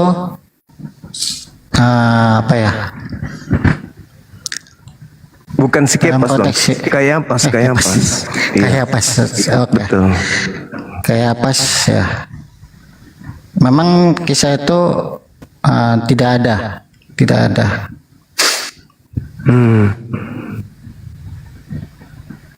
Iya. Ya, jadi beliau ini saudara-saudara, saudara Agung ini, setahu saya pengakuan beliau dia sudah menyelesaikan S2-nya ya, teologi ya. Iya, iya. Ya. Iya. Nah, ini yang kita bahas ini adalah Kayafas ketika beliau bernubuat terkait dengan Yesus harus disalib dikarenakan karena Yesus ini mengganggu ritme hubungan mereka dengan orang-orang Roma, sehingga Imam Kayafas mengambil suatu tindakan Yesus harus disalib. Tapi pengharusan ini dikarenakan bukan nubuat, bukan karena dosa waris, melainkan karena mereka tidak ingin bangsa mereka dirampas oleh orang Roma, sehingga mereka menarik kesimpulan Yesus kudu mati demi untuk menyelamatkan bangsa Israel saja, bukan untuk bangsa di luar Israel. Nah, itu maksudnya Master Teologi, Saudara Agung. Silakan sahabat Elir di YouTube. Syukran, terima kasih banyak. Barakallahu fiik. Iya, semua di YouTube panggil saya Koko. Terima kasih. Ya, lanjut. Moderator di bawah masih ada nggak ya? Ya, seperti itu penjelasannya Bang Zoma, sehingga siap. Saya pernah sekali ya mengunjungi ke sana, dan apa yang tertera di dalam Alkitab, menurut Alkitab itu sejarah itu ada gitu, seperti itu. Sehingga saya percaya Yesus itu benar-benar ada di dalam dunia ini, sehingga bagi orang yang percaya bahwasanya dia itu disalib, walaupun banyak orang yang mengatakan Yesus itu tidak disalib, seperti itu.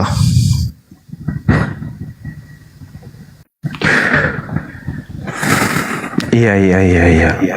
Jadi ada yang mengatakan disalib, ada yang mengatakan tidak disalib. Ya. Bahkan ada orang yang mengatakan bahwasanya Isa dan Yesus itu sama, tetapi secara cerita dalam Alkitab maupun Al-Quran itu beda, seperti itu. Apakah orang yang mengatakan bahwa Yesus dan Isa ini sama itu adalah orang yang sesaman dengan Yesus waktu itu? Iya ya. Kalau saya mendengar mereka itu ceritanya itu seperti itu, sehingga mereka mengatakan hal yang sama tapi ceritanya berbeda gitu, ya, tentang kelahirannya. Maksudnya gini, Master. Pada saat Yesus mengajar, ada yang menolak dia, ada yang menerima dia, dan ada yang kemudian percaya Yesus disalib, ada yang tidak percaya disalib. Nah, apakah orang yang menganggap bahwa Nabi Isa dan Yesus itu sama adalah orang yang hidup di abad pertama? Ya. Oh, ya. Berarti di abad pertama pengabaran tentang Nabi Isa itu sudah ada, dan pengabaran tentang Yesus itu sudah ada juga gitu. Ya. Bagus sekali. Nah, sejauh Pak Bang Agung ini sebagai pengajar Injil Bible, kan sering menginjili seperti binatang-binatang sesuai dengan perintah Markus 16 kan ya? Melakukan penginjilan terhadap kambing, sapi, ayam, bebek, termasuk tikus. Nah, ada nggak di antara binatang-binatang yang menerima penginjilan ini itu menolak penyaliban tersebut menurut pengalaman spiritual yang saudara lakukan? Karena ini penting untuk diketahui oleh umat. Kalau secara spiritual mungkin tidak. Oh, tidak, mereka semuanya menerima Yesus disalib. Ya. Terakhir Anda melakukan kontak penginjilan itu dengan apa? Sapi, kambing, ayam? Kambing. Oh, kambing. Berarti sama dengan tahun lalu, ya. Tapi kambing rada-rada mendengarkan, rada-rada rada-rada lebih tunduk daripada kebanyakan orang-orang yang justru mereka belajar Bible tapi mereka tidak mempraktikkan, semisal bom-bom misalnya. Karena ada orang mengatakan bahwa bom-bom itu baca Bible tapi mereka tidak tunduk. Masih lebih bagus kambing yang diberitakan Bible kepadanya oleh saudara Agung sebagai teologi S2 ini daripada bom-bom itu sendiri. Apakah berita itu betul? Bahwa lebih mudah menyampaikan Bible ke kambing daripada orang-orang semacam Pak Bom-bom yang ngeyel gitu. Apakah itu betul? Ya. Oh, iya. Oke. Ini menarik teman-teman sekalian, ya. Luar biasa. Moderator masih ada di bawah atau sudah buka?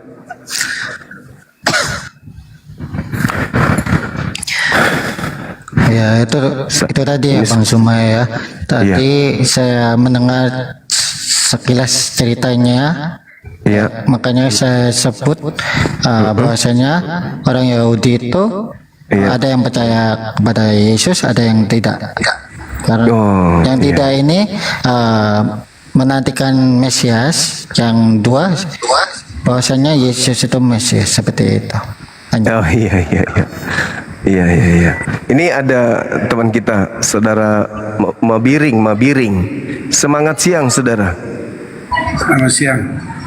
Ini keluarga dekat dengan Doel Sumbang atau gimana ini, Bang? Kok mirip kali artis ini? Iya. Dari Protestan atau dari Katolik, Abang? Kristen Protestan. Ya. Ini ada hal menarik, Abang, yang bersentuhan langsung. Kami sebagai penganut agama Islam bersentuhan langsung dengan Kristen itu dari segi penyaliban. Kalau di Islam itu kan yang disalib ini adalah orang yang membenci Tuhan, orang yang membenci utusan Tuhan. Itulah yang disalib di dalam Al-Quran surah Al-Ma'idah ayat 33. Nah, yang terjadi setelah kami bertemu dengan saudara kami Kristen, teman-teman Kristen mengatakan yang disalib itu adalah orang benar, yaitu Yesus katanya. Nah, terkait dengan ini, Imam Kayafas memiliki peran penentu antara Yesus disalib atau Yesus tidak disalib. Ternyata setelah kami pelajari kitab Yohanes, latar belakang penyaliban itu bukan karena dosa waris, melainkan karena faktor politik. Nah, itu bagaimana pandangan saudara Mabiring sebagai seorang Protestan? Silakan.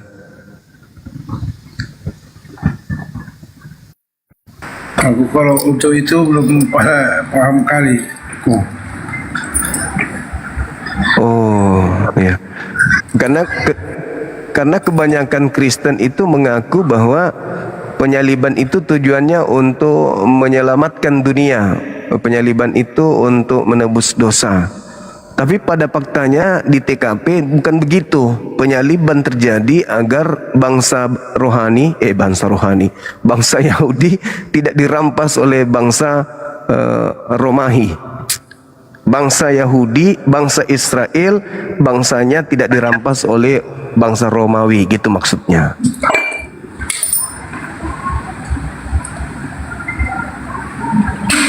Di TKP penyaliban terjadi karena orang Yahudi tidak mau bangsanya diambil alih oleh Roma. Itu latar belakang kenapa mereka menyalib Yesus. Tidak ada latar belakang dosa waris. Dosa waris ini muncul nanti setelah ada Kristen. Itu gimana menurut pandangan saudara Mabiring?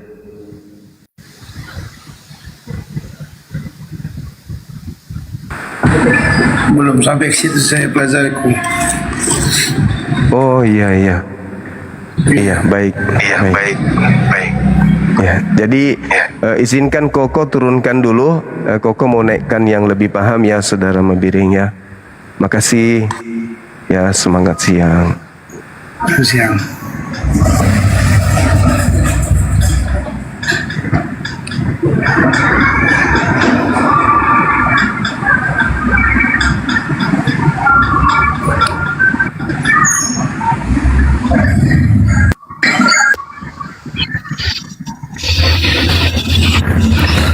Halo, selamat siang. Selamat siang. Ya, selamat siang saudara. Silakan buka kamera, kita diskusi yang menarik dengan Koko Suma di sini. Silakan.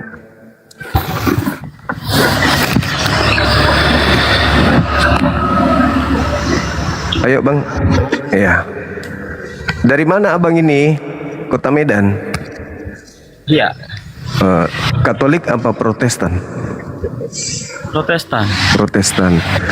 Nah itu gimana itu terkait dengan penyaliban abang? Penyaliban itu ternyata bukan karena dosa, tapi karena politik. Sampai orang Yahudi, imam kepala, mahkamah agama melakukan upaya-upaya penyaliban terhadap Yesus. Ternyata bukan karena dosa waris apalagi, tapi karena politik. Mereka tidak mau bangsa Romawi merampas bangsa mereka. Itu gimana menurut saudara? Silakan. Tapi mau bertanya dulu, ada dalilnya enggak kira-kira? Ada bang. Ada. Di Yohanes 11 nomor 45 sampai data 57. Coba dibacakan. Di situ dikatakan setelah mereka melayat Yesus, setelah meninggalnya, setelah dibangkitkannya Kayafas, orang-orang banyak melihat apa yang dilakukan Yesus pada saat itu. Mereka takjub, mereka terheran-heran, mereka kaget, mereka terkesima. Lalu salah seorang dari antara mereka melapor kepada orang Farisi. Lalu orang Farisi melapor ke imam-imam kepala mahkamah agama.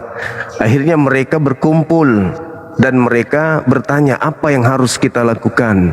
Sebab kalau kita biarkan Yesus melakukan banyak mujizat, maka bangsa Roma akan datang merampas tempat suci kita dan bangsa kita. Imam kepala yang ada di antara mereka pun berkata, kalian tidak insaf dan kalian tidak tahu. Adalah lebih baik jika satu orang mati untuk bangsa kita daripada seluruh bangsa kita itu mati.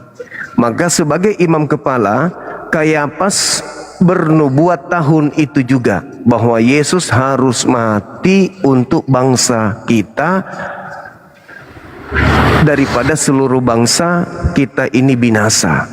Nomor 53, maka mulai saat itu mereka bersepakat membunuh Yesus. Itu bang.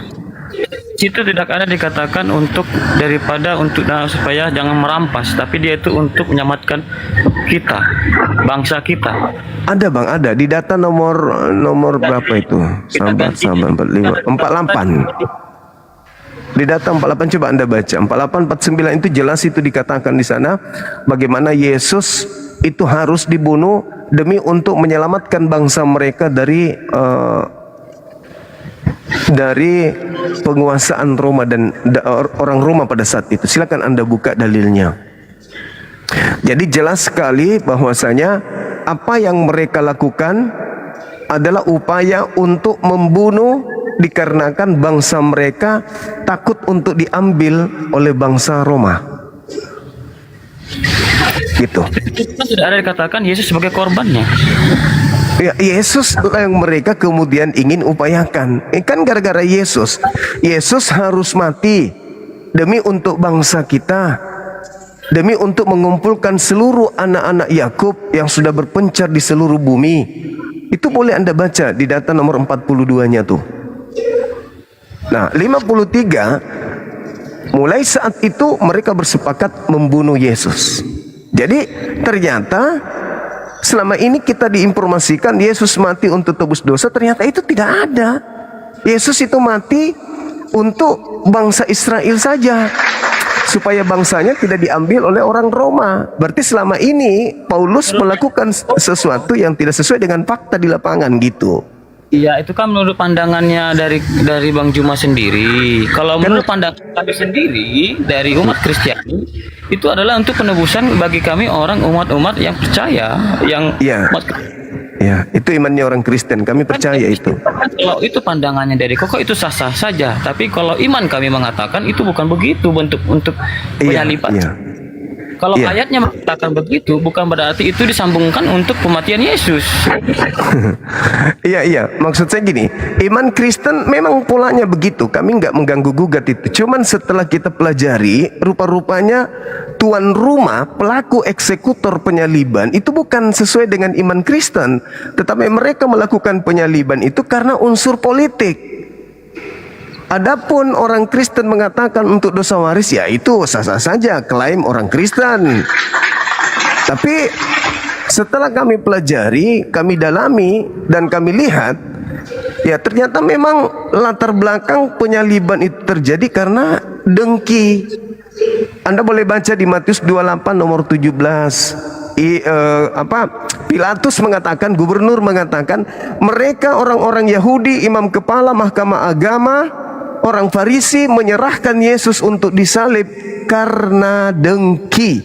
Nah, bukan karena dosa waris.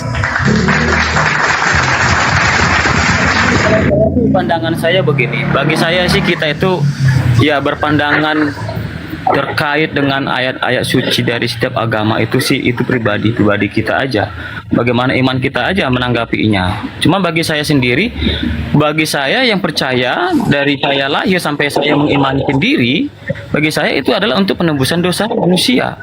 Nah kalau memang Bang Juma katakan begitu, itu sah-sah saja. Saya sih itu kan pandangan kita. Jadi menurut saya sih kita nggak perlu bahas sampai ke sana untuk membahas agama orang. Menurut saya begitu sih. Bukan. Jadi di dunia sosial ini saya lihat, kenapa saya tadi masuk, bagi saya kita nggak usah membahas imannya orang, iman kita sendiri aja kita lihat. Apakah di iman kita sendiri sudah benar, saya juga koreksi. Apakah saya sudah benar beriman yang benar? Nah, tinggal kita itu diri kita sendiri aja, nggak usah mengkoreksi imannya orang, begitu sih menurut saya, supaya kita memberikan yang terbaik untuk orang. sahabat Dewi Musik, thank you, barakallahu fiik. Iya silakan aja bang. Maksudnya penyaliban itu kan di Islam juga dikaji. Nabi Isa tidak disalib. Yang disalib adalah orang yang membenci pencipta langit dan bumi dan yang membenci kemudian kebenaran, membenci Nabi Isa. Yang disalib adalah orang yang membenci Nabi Isa. Nah, di Kristen yang disalib adalah orang yang suci, orang benar, orang yang dikasihi Tuhan Elohim, orang yang menjadi jalan kebenaran. Nah, setelah kita teliti, saya teliti, rupa-rupanya kebencian orang-orang Yahudi terhadap Yesus ini karena faktor ekonomi, faktor politik. Di sisi lain, Kristen muncul belakangan, tidak hadir pada saat penyaliban. Kristen didoktrin bahwa dosa mereka ditebus dengan penyaliban tersebut. Padahal penyaliban itu terjadi karena faktor politik, bukan karena dosa waris. Gitu, bukan saya mengurusi iman saudara Kristen, tidak. Tapi Al-Quran saya juga menjelaskan tentang penyaliban. Nah, agama Kristen agama syiar, agama yang diajarkan supaya orang Islam itu banyak murtad masuk ke Kristen sesuai dengan amanat agung untuk mencari domba-domba yang sesat. Maka ini penting untuk dibahas bahwa penyaliban itu terjadi, Islam tidak ada di situ, Kristen juga tidak ada di situ. Mari kita dudukkan tuan rumah, apa yang melatar belakangi kalian menyalib Yesus? Betulkah karena dosa waris? Ternyata bukan. Kami murni menyalib karena kami tidak ingin bangsa kami dirampas oleh orang Roma. Titik. Dalilnya di mana? Yohanes 11 nomor 45 sampai nomor 57. Gitu abang. Tidak ada mengatakan Yesus yang menjadi korban. Gak ada ayat mengatakan Yesus yang menjadi dikorbankan. Itu dalilnya bang. Yohanes 11 45. Ada kata Yesus di situ? Ada, jelas itu. Coba baca nomor 45 dari data 11 itu. Banyak orang melayat, kemudian orang-orang yang melawat Maria, menyaksikan sendiri yang dibuat oleh Yesus dan percaya kepada mereka. Di antara mereka ada yang pergi melaporkan kepada orang Farisi. Yesus kok di situ. Maka mulai hari itu mereka sepakat membunuh Yesus. Coba Anda baca di data nomor 54-nya. Setelah Yesus mengetahui itu, Yesus menghindar. Yesus tidak lagi menampilkan diri di tengah-tengah orang Yahudi, melainkan pergi bersembunyi di Efraim. Bang Juma, itu ayat yang kita sampaikan, itu mereka bersepakat karena Yesus mengaku adalah sebagai raja. Oh, itu kesaksian palsu. Itu kesaksian palsu mereka. Mereka menuduh kesaksian-kesaksiannya itu kesaksian palsu. Coba Anda baca Markus 14 nomor 1. Tidak ada mengatakan begitu. Itu adalah karena Yesus mengatakan dia sebagai raja, maka semua raja-raja yang ada pada saat itu merasa tersinggung. Jadi kita mengatakan itu pengakuan palsu. Coba Anda baca Markus 14 nomor 1.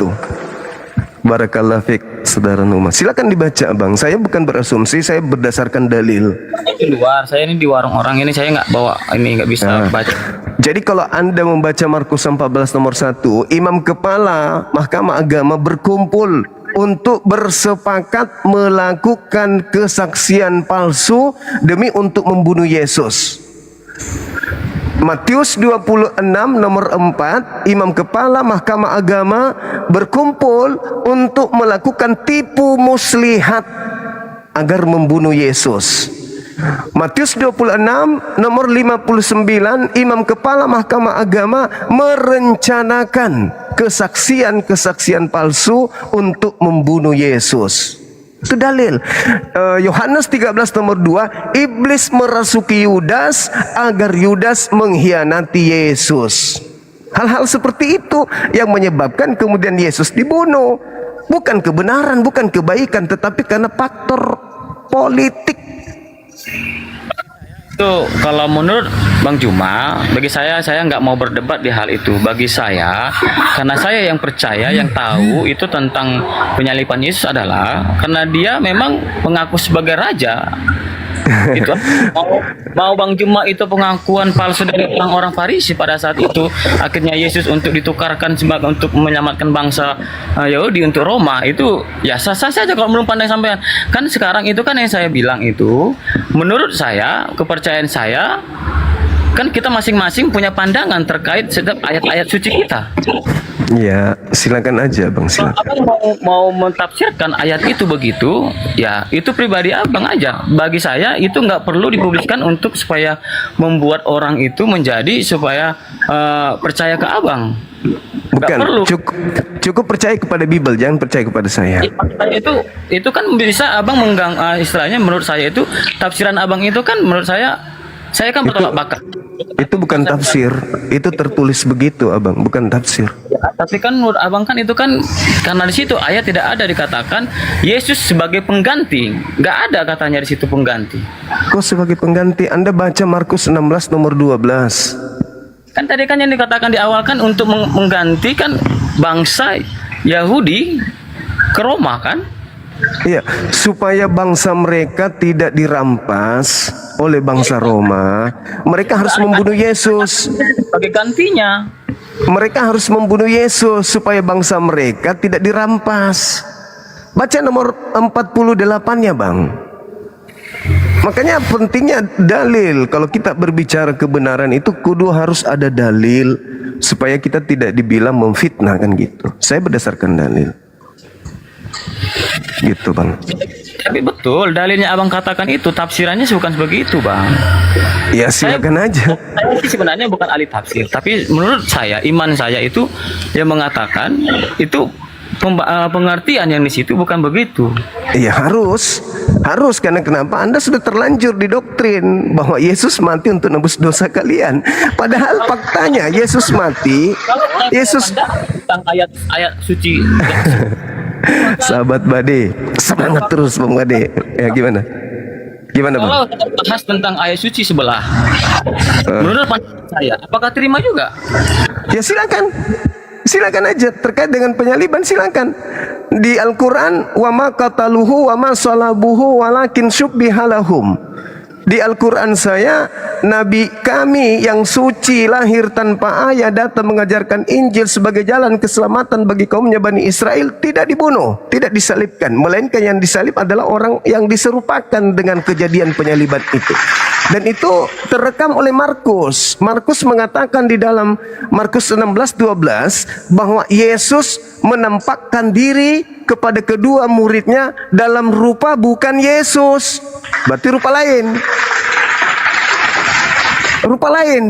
Paulus juga berselisih paham, boleh Anda lihat di Kisah Para Rasul 25 nomor 19. Mereka berselisih paham tentang seseorang yang bernama Yesus.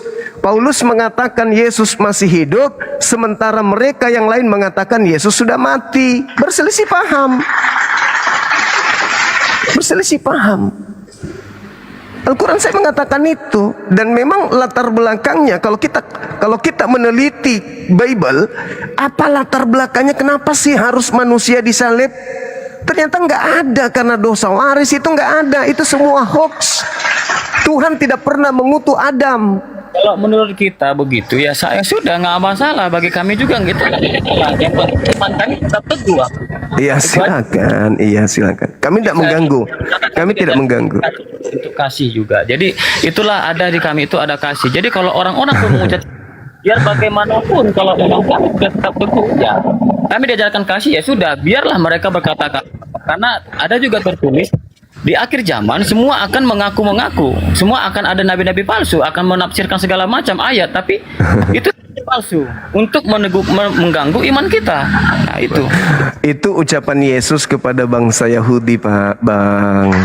Yang datang di luar bangsa Yesus itu kan kalian Kristen yang ngaku-ngaku pengikut tapi bukan bangsa Yahudi, kan kalian, bukan kami. Yang memasukkan pengajaran-pengajaran asing ke dalam kitabnya Yahudi kan kalian. Ada kitab Roma, ada Galat. Kita emangnya abang agamanya contohnya A. Saya nggak bahas agama yang apa. Contohnya A. Apakah kita dari keturunan dari sana juga? Bukan kan? Tapi Islam diajarkan diutus ke bumi untuk seluruh bangsa. Berbeda dengan Yesus hanya untuk bangsa Israel. Matius 15 nomor 24, aku Yesus diutus hanya kepada domba yang sesat, kepada umat Israel saja. Kalian bukan Bani Israel. Itu kesalahannya. Bang, semua kami bukan begitu Bang bahasanya Bang. Untuk semua, untuk seluruh umat. Enggak ada dalil itu, enggak ada. Enggak ada dalil itu. Mau sampai robek mulut kita berbicara mencari dalilnya itu enggak ada. Yesus tidak pernah mengatakan aku diutus untuk seluruh bangsa, itu enggak ada dalilnya. Carikan saya, enggak ada. Enggak ada. Anda baca Matius 10 nomor 5 nomor 6. Yesus berpesan kepada ke-12 muridnya agar jangan ke bangsa lain. Jangan ke bangsa lain, tetapi pergilah kepada domba-domba yang sesat dari umat Israel. Apakah Anda umat Israel? Bukan. Gitu abang. Jadi memang jemaat gereja ini tidak dibekali pengetahuan tentang Bible. Mereka hanya didoktrin Yesus Tuhan, Yesus penebus dosa, Dia adalah juru selamat kita. Begitu kita mati langsung. Itu yang diajari di gereja. Anda tidak diajari untuk mendalami Bible. Sebisa mungkin orang Kristen itu kalau bisa jauh dari Bible, supaya nggak tahu isinya, gitu. Bang, aduh salah kita Bang. Salah. Jangan mengatakan seperti itu Bang. Kita dijauhkan dari Bible, jangan Bang. Jangan. Nah sekarang kalau saya tanya kepada saudara, apakah Anda percaya? Apakah Anda? Saya tanya, orang awam kayak saya contohnya dari agama sebelah.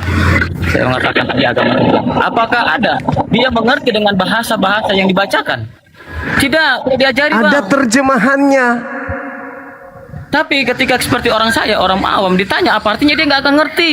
Ada terjemahannya, tinggal buka. Loh, tapi dia nggak diajarkan dengan hal itu. Kata siapa?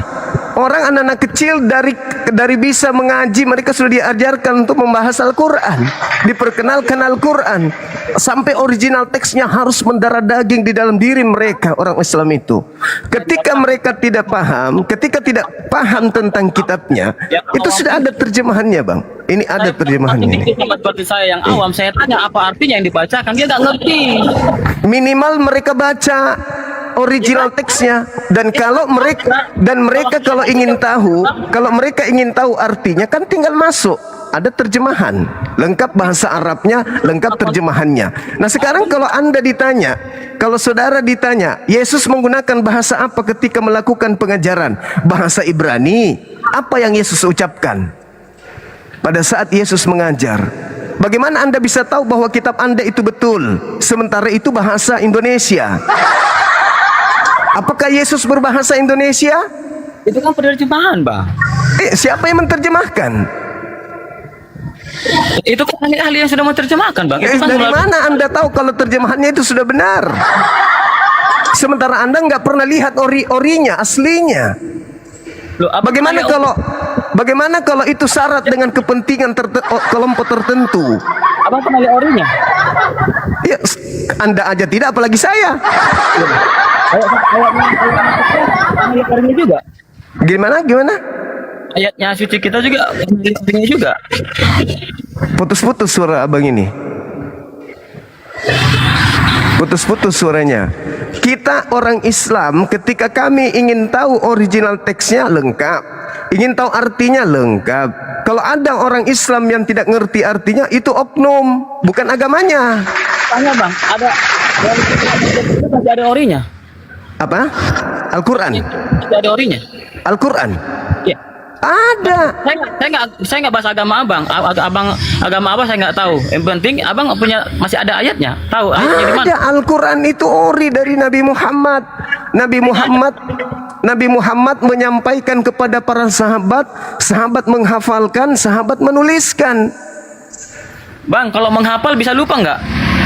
Oh enggak, kalau penghafal Quran, tahfizul Quran. Ingat, penghafal Quran itu bukan cuma 1 jutaan. Bang nggak usah bilang bahas akid apa, ayat apa. Enggak apa-apa, itu iman saya. Penghafal Quran itu jutaan. Nah sekarang siapa pendeta di bumi ini yang menghafal Bible? Ada? Enggak ada. Enggak ada yang tahu original teks kitabnya, itu enggak ada. Makanya bang, kalau memang abang bahas begitu, tadi kan dibilangkan sementara yang abang bilang tadi itu Nabi itu bukan menulis sendiri, tapi dikasih tahu sama sahabat. Dihafal oleh sahabatnya. Ya. Sekarang sahabat itu manusia. Hilaf dengan apakah bisa ada hilaf? Hilaf di tempat lain bisa. Kalau hafalannya itu keliru, itu dibenarkan oleh kitabnya. Dan namanya hafalan Al-Quran itu susah untuk dilupa. Al-Quran loh. Makanya banyak jutaan penghafal. Penghafal itu bukan seperti menghafal lagu. Kalau menghafal Quran itu tidak seperti menghafal lagu. Harus ada gurunya. Penghafal Quran itu memiliki guru. Jadi Anda sudah terlalu jauh keteteran kalau membahas tentang penghafalan. Karena jangankan penghafalan, untuk mengetahui kitab Anda terjemahannya itu sudah betul atau tidak aja nggak ada orang yang tahu. Karena aslinya sudah tak ada. Gitu. Bisa menghafalkan. Pendeta ada yang bisa menghafalkan. Abang nggak bisa mengatakan seperti itu. Oh, tidak ada. Tunjukkan kepada saya kalau ada pendeta yang bisa menghafal Bible. Kenapa Bible tidak bisa dihafal? Karena percuma dihafal capek-capek, tahun depan direvisi lagi. Itu fakta, saudaraku. Itu fakta. Jadi kita kembali kepada tema kita, bahwasanya penyaliban itu tidak ada karena dosa waris. Itu hanya rekayasa gereja-gereja saja. Beberapa kali saya menonton penyaliban itu oleh tuan rumah. Janganlah kepercayaan kita masing-masing. Udah, enggak usah saling mengganggu. Mari kita urus saling. Ya, kalau itu bagus, itu bagus. Itu bagus. Nah, kalau Anda zaman yang modern, kita nggak tahu dulunya bagaimana aslinya. Itu ya udah. Kalau begitu Anda maunya, silakan Anda sampaikan ke Lembaga Bible Indonesia untuk menghapuskan semua istilah Al-Quran di Bible, jangan dipakai, supaya kita tidak berdebat. Bang, kami itu selama saya ini berumur, selama pendeta saya berkhotbah tidak pernah membahas ayat-ayat suci yang lain. Anda tahu nggak bahwasanya Bible Anda itu lebih banyak istilah Al-Quran dipakai daripada istilah original teks kitab Anda sendiri. Saya nggak mau tahu mau dari mana. Nah, itu namanya kebodohan. Itu namanya kebodohan. Ketertinggalan berarti Anda seperti kambing yang tidak mau tahu kebenaran. Beda orang yang mau tahu kebenaran. Gitu. Nggak perlu bang, menurut saya. Saudara, katakan itu kepada Lembaga Bible Indonesia, jangan ambil iman orang. Pakai kitab Yunani, jangan pakai bahasa Quran. Gitu bang. Sekarang bang, kalau saya mendengar dari setiap saya dengar ceramah-ceramah dari pendeta dari agama-agama lain, itu selalu membahas tentang keimanan Kristen. Kenapa? Karena Kristen merampok istilah-istilah Al-Quran masuk ke dalam agamanya. Singkat toh? Jelas toh bang? Karena ada bukti dong. Sekarang begini, sekarang gini, saya buktikan gini, abang, gini, ini bukti sederhana, ini bukti sederhana. Di dalam kitab saudara itu tidak ada kata salib. Yang ada adalah kata ksulon. Ksulon itu artinya pohon. Berarti terjemahan yang betul adalah Yesus digantung di pohon, bukan digantung di salib. Tapi karena agama Anda memang suka merampas istilah-istilah agama orang lain supaya dianggap paten, maka agama Anda melakukan kamuflase, penipuan. Itu menurut abang kan? Itu aslinya, coba tunjukkan kitabmu. Saudaraku, di dalam kitabmu itu bahasa Yunani. Bahasa kitabmu itu bahasa Yunani. Itu menurut abang. Itu menurut ilmu. Bahasa kitab Anda, bahasa kitab Anda itu bahasa Yunani, Bang. Yang ada tertulis ksulon. Bagi Ksulon saya itu artinya pohon. Tuhan Anda itu digantung di pohon. Kenapa larinya ke salib? Sahabat bintang, barakallahu fiik. Masya Allah. kita membahas agama lain, Bang. Kita bahas agama. Ya gimana tidak dibahas agamamu, kau ambil istilah-istilah Islam. Kalau nggak mau dibahas agamamu, seperti Hindu dong, seperti Buddha, percaya diri. Ini agamamu sudah ada misionaris, ngaku-ngaku mantan Islam, ngaku-ngaku anak kiai, kemana-mana melakukan penipuan. Jadi sasaran Kristen itu di Indonesia ini ingin memurtadkan orang Islam masuk Kristen. Makanya kami hadir. Agama Anda itu, Anda punya agama tidak punya jati diri, tidak punya harga diri, sehingga agama Anda itu berdiri ke Islam-Islaman, biar dianggap paten. Kenapa? Pertama yang Anda harus tahu, perjanjian lama itu hasil curian dari Yahudi. Perjanjian lama itu bukan kitabnya Kristen. Perjanjian lama itu kitabnya orang Yahudi yang dirampok oleh gereja biar dianggap paten. Perjanjian barulah asli kitabnya orang Kristen, itu asli. Dan ini menggunakan bahasa Yunani. Sedangkan di dalam kitab itu penyembahannya hanya kepada Theos, dewa. Dewa Bapa, Dewa Anak, dan Dewa Roh. Itu ajaran orang Roma, orang Yunani yang diadopsi kemudian digabungkan dengan ajaran orang Yahudi. Setelah masuk ke Indonesia, dewa yang kalian sembah kalian rubah menjadi Allah. Itulah hebatnya Kristen. Suka mengambil punya orang untuk dia pakai agar menutupi asli mereka. Gitu abangku. Pahit memang, tapi itulah kebenaran. Kitabnya orang Yahudi itu hanya milik Yahudi. Tidak ada haknya orang Kristen menggunakan itu. Kitab Tanakh itu punya orang Yahudi. Nah, begitulah mungkin. Nah. Mau kayak mana itu kebenaran, tidak boleh dipungkiri. Kebenaran ya kebenaran, abang. Kebenaran itu harus disampaikan. Terlalu jauh Anda melangkah untuk membahas tentang keotentikan kitab suci. Terlalu jauh. Ini dulu, salib dulu, salib. Salib itu ternyata, oh my God, ternyata karena faktor ekonomi politik, bukan karena dosa waris. Ya, terjadinya penyaliban karena dosa waris, bukan karena karena politik, bukan karena dosa waris. Catat itu. Catat itu saudara-saudaraku Kristiani. Kalau ada pendeta lulusan Vatikan atau lulusan apa, silakan naik ke atas. Kita bahas tema ini. Yang ilmunya cuma secuil, nggak usah minta naik. Saya mau yang lulusan apa yang tertinggi, Vatikan atau apa. Halo, selamat siang. Ya, selamat siang. Iya, suaranya kecil bang, suaranya kecil. Ya, selamat siang. Siang, boleh buka kameranya, saudara Melkisedek? Sebentar. Ya. Ya. Ini lagi di gereja atau lagi di mana ini? Dari Katolik atau dari Protestan bang? Dari Protestan. Dari Protestan. Gimana pandangan saudara setelah mengetahui bahwa ternyata penyaliban itu terjadi karena faktor politik, bukan karena faktor dosa waris? Itu gimana? Berikan datanya dulu. Silakan Anda buka di Yohanes 11 nomor 45 sampai nomor 57. Tapi jangan sedih setelah membaca, jangan histeris, jangan panik, dan jangan berputus asa. Tetap aja belajar. Silakan Anda baca. Berapa? 11 45 sampai 57. Itu satu perikop. Ayat 45 sampai 57. Silakan. apa itu? Persepakatan untuk membunuh Yesus. Yes. Nah, terus? Ya baca supaya Anda Banyak di tahu. antara Silakan. orang Yahudi yang datang melawat Maria dan menyaksikan sendiri apa yang telah dibuat Yesus, percaya kepadanya. Tetapi ada yang pergi kepada orang-orang Farisi dan menceritakan kepada mereka apa yang telah dibuat Yesus.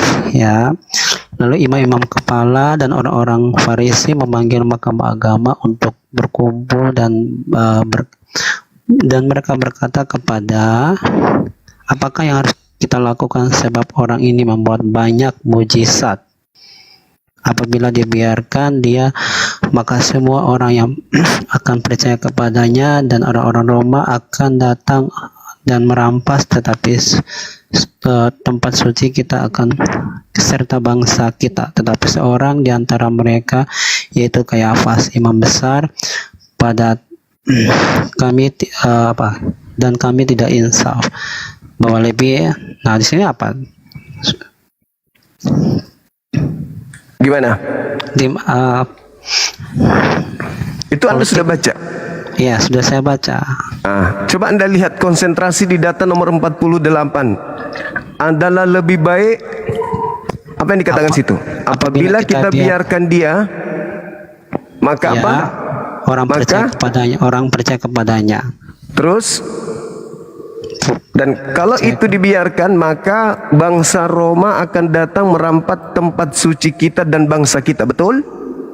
Nah, terus? Data selanjutnya 49. Apa yang dikatakan di sana?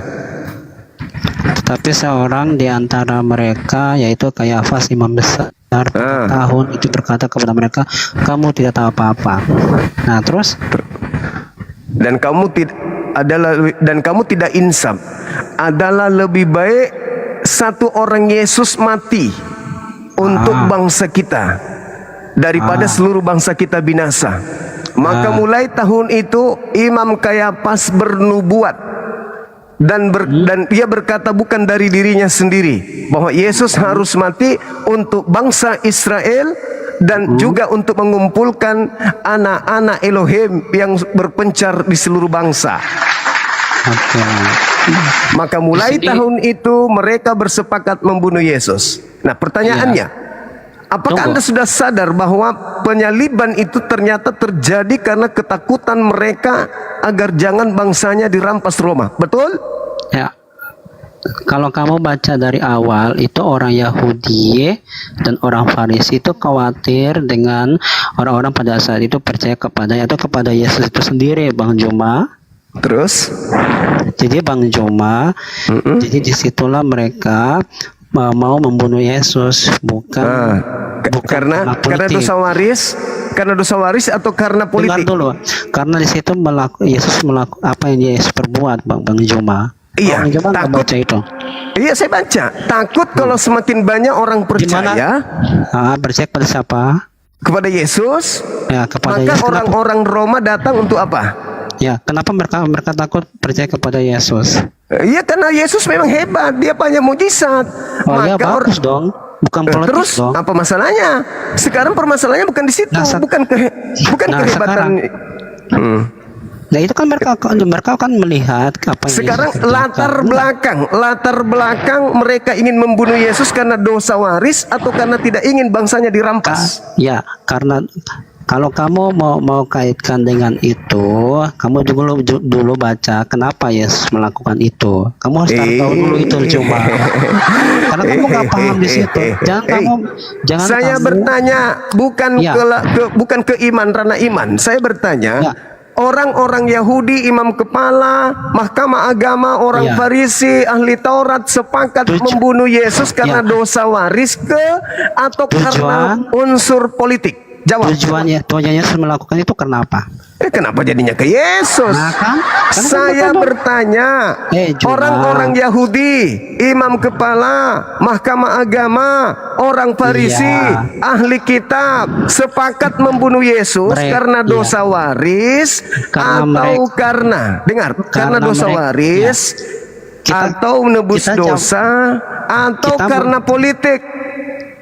Di situ konteksnya karena Yesus yang melakukan semua itu untuk kamu harus terfokus dulu kepada Yesus dulu, sehingga orang Yahudi itu mau membunuh dia dan orang Farisi jangan kamu pelintir cuma. Iya, dia ingin membunuh itu karena dosa waris mereka percaya nggak sama mereka takut kan, mereka percaya kepada orang-orang percaya kepada Yesus. Allahu Akbar, Masya Allah. Iya sih? Pertanyaan saya, kamu jangan ini kan statement kamu kan membuat politik kan. Orang itu mereka sepakat ingin membunuh Yesus karena ingin menyelamatkan orang-orang Kristen, atau karena ingin menyelamatkan bangsa mereka dari tekanan Roma. Karena mereka khawatir apa yang Yesus lakukan, sehingga karena banyak orang akan percaya kepada Yesus, mereka akan merebut karena mereka takut, mereka percaya kepada orang Yahudi gitu loh. Nah, kalau itu terjadi maka bangsa Roma datang merampas tempat mereka, betul? Karena itu dalam konteks dalam bangsa dengan bangsa Yahudi, cuma jangan kamu kaitkan dengan itu. Kamu jangan. Orang-orang sepakat ingin membunuh Yesus itu karena dosa waris kah, untuk menyelamatkan Kristen, atau karena mereka ingin menyelamatkan bangsa mereka dari rampasan Romawi? Karena kalau kamu baca dengan fokus begitu, kamu nggak akan dapat pemahaman kamu gitu loh. Sekarang gini coba, kamu paham nggak dengan tujuan Yesus kenapa melakukan begitu? Apa yang Yesus lakukan? Kenapa Yesus melakukan seperti itu? Melakukan apa? Ya, kenapa kenapa Yesus dibunuh oleh orang Yahudi? Kan alasannya itu yang kutanya samamu. Kenapa Yesus dibunuh? Kenapa mereka bersepakat membunuh Yesus? Kenapa? Karena mereka takut percaya kepada Yesus. Karena orang-orang saat itu akan percaya kepada Yesus. Kalau orang percaya kepada Yesus terus emang kenapa? Karena kan orang Yahudi kan mau dipercaya sama mereka. Ya, kalau orang percaya kepada Yesus emang kenapa? Karena kamu nggak lihat kenapa orang Yahudi melakukan seperti itu, cuma. Ya, apa latar belakangnya orang Yahudi melakukan itu? Ya, karena mereka khawatir dengan orang-orang saat itu percaya kepada Yesus, cuma. Kalau orang percaya kepada Yesus memang kenapa? Jadi bukan politik. Ya, memang karena mereka khawatir. Nah, kenapa kalau memang orang percaya memang kenapa?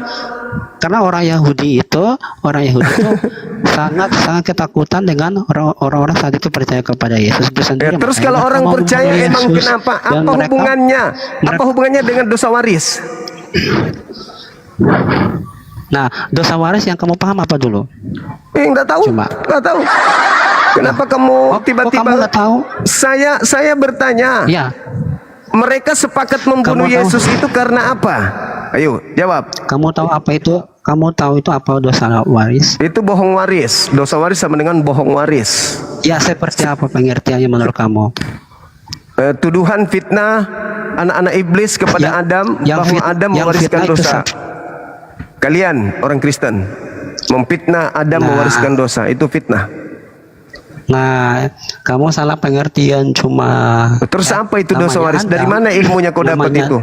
Karena memang sekarang kan faktanya kan ketika Adam berdosa, sampai sekarang juga kita berdosa kan? Kamu juga berdosa kan? Jadi kamu berdosa karena Adam? Karena mulai dari Adam. Nenekmu kiper. Jadi karena kamu sekarang bukan ke situ. Sekarang bukan itu masalahnya. Masalahnya bukan di situ, saudari.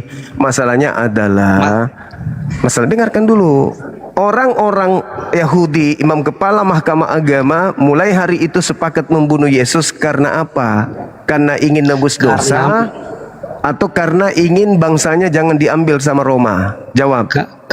Karena mereka takut orang-orang saat itu percaya kepada Yesus karena banyak sekali yang Yesus lakukan. Itu jawabannya. Kalau orang semakin banyak percaya kepada Yesus, emang kenapa?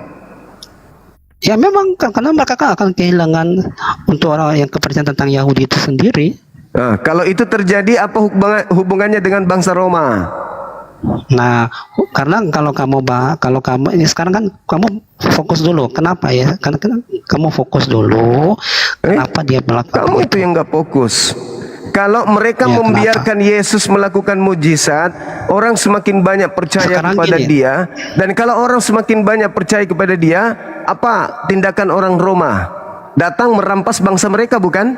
Nah, kalau orang Roma sama orang Yahudi, orang Roma sama orang Yahudi beda lagi. Kamu jangan. Kok beda? Kau yang baca dalilnya kok beda? Karena mereka takut. Ingat ya, saudara, mereka takut bangsa mereka dirampas, maka mereka sepakat membunuh Yesus. Begitu, saudariku. Jadi jangan Anda membantah dalil. Jangan saya Anda tidak membantah. Karena tidak ada latar belakang penyaliban dosa waris, Anda mulai gila. Karena kan kamu nggak tahu. Sekarang latar belakang orang-orang Yahudi ingin menyalib Yesus itu karena dosa waris. Sekarang kamu dapat dari mana bahwa itu politik? Kamu jawab dulu jujur. Itu tadi kamu sudah baca. Kalau kita membiarkan, nggak ada di situ. Di situ kamu jangan pelintir. Kalau kita membiarkan Yesus, maka orang akan semakin banyak percaya kepada yang diam. Dan kalau itu terjadi, maka orang-orang Roma akan datang merampas tempat suci kita dan bangsa kita. Betul ada tertulis begitu? Ya karena kan akan berkumpul mereka percaya kepada Yesus cuma. Itulah politiknya.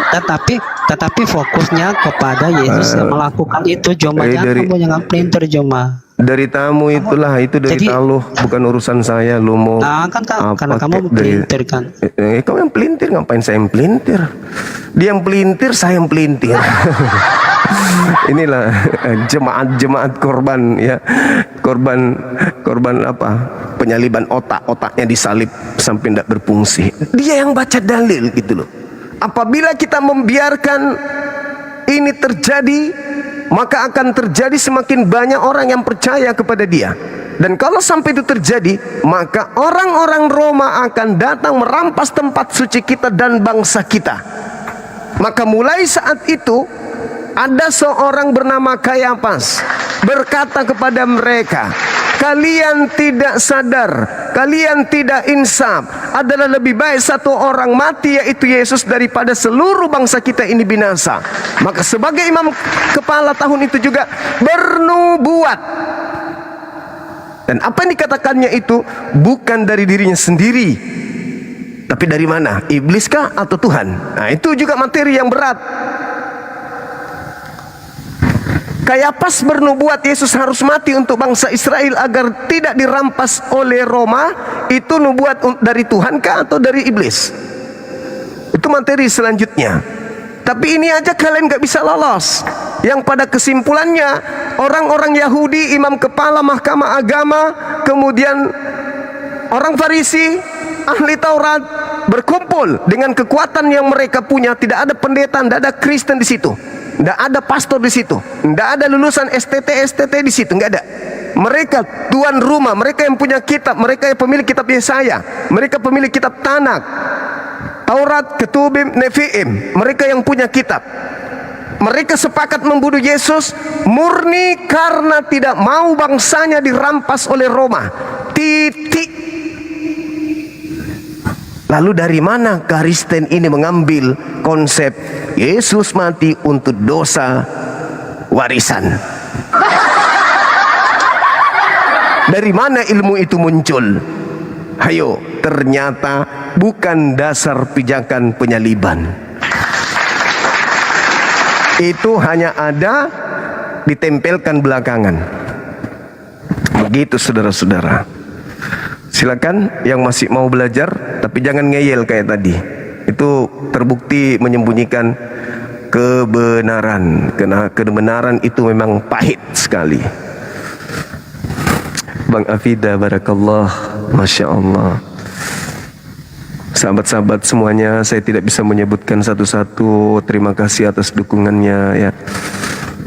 Insya Allah apa yang kalian berikan sebagai bentuk dukungan mendapatkan nilai pahala yang berlipat ganda dari Allah Subhanahu wa taala. Amin.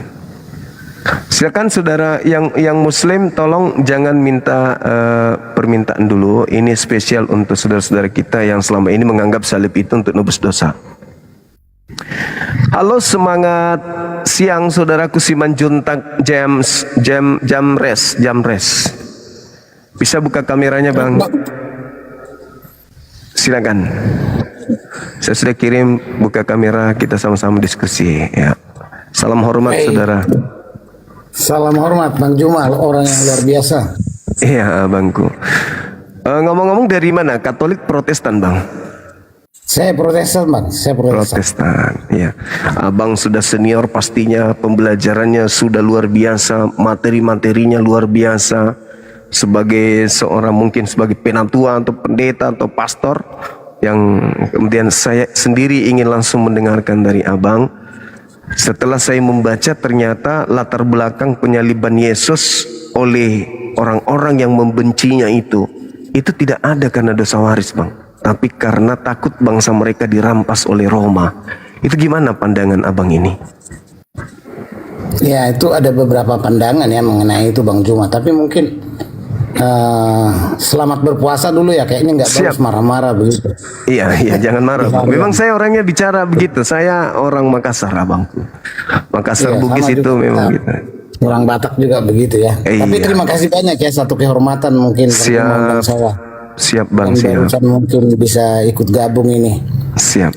Terima kasih, salam kenal semua bagi teman-teman yang di bawah. Saya sejak kecil adalah Kristen, kebetulan memang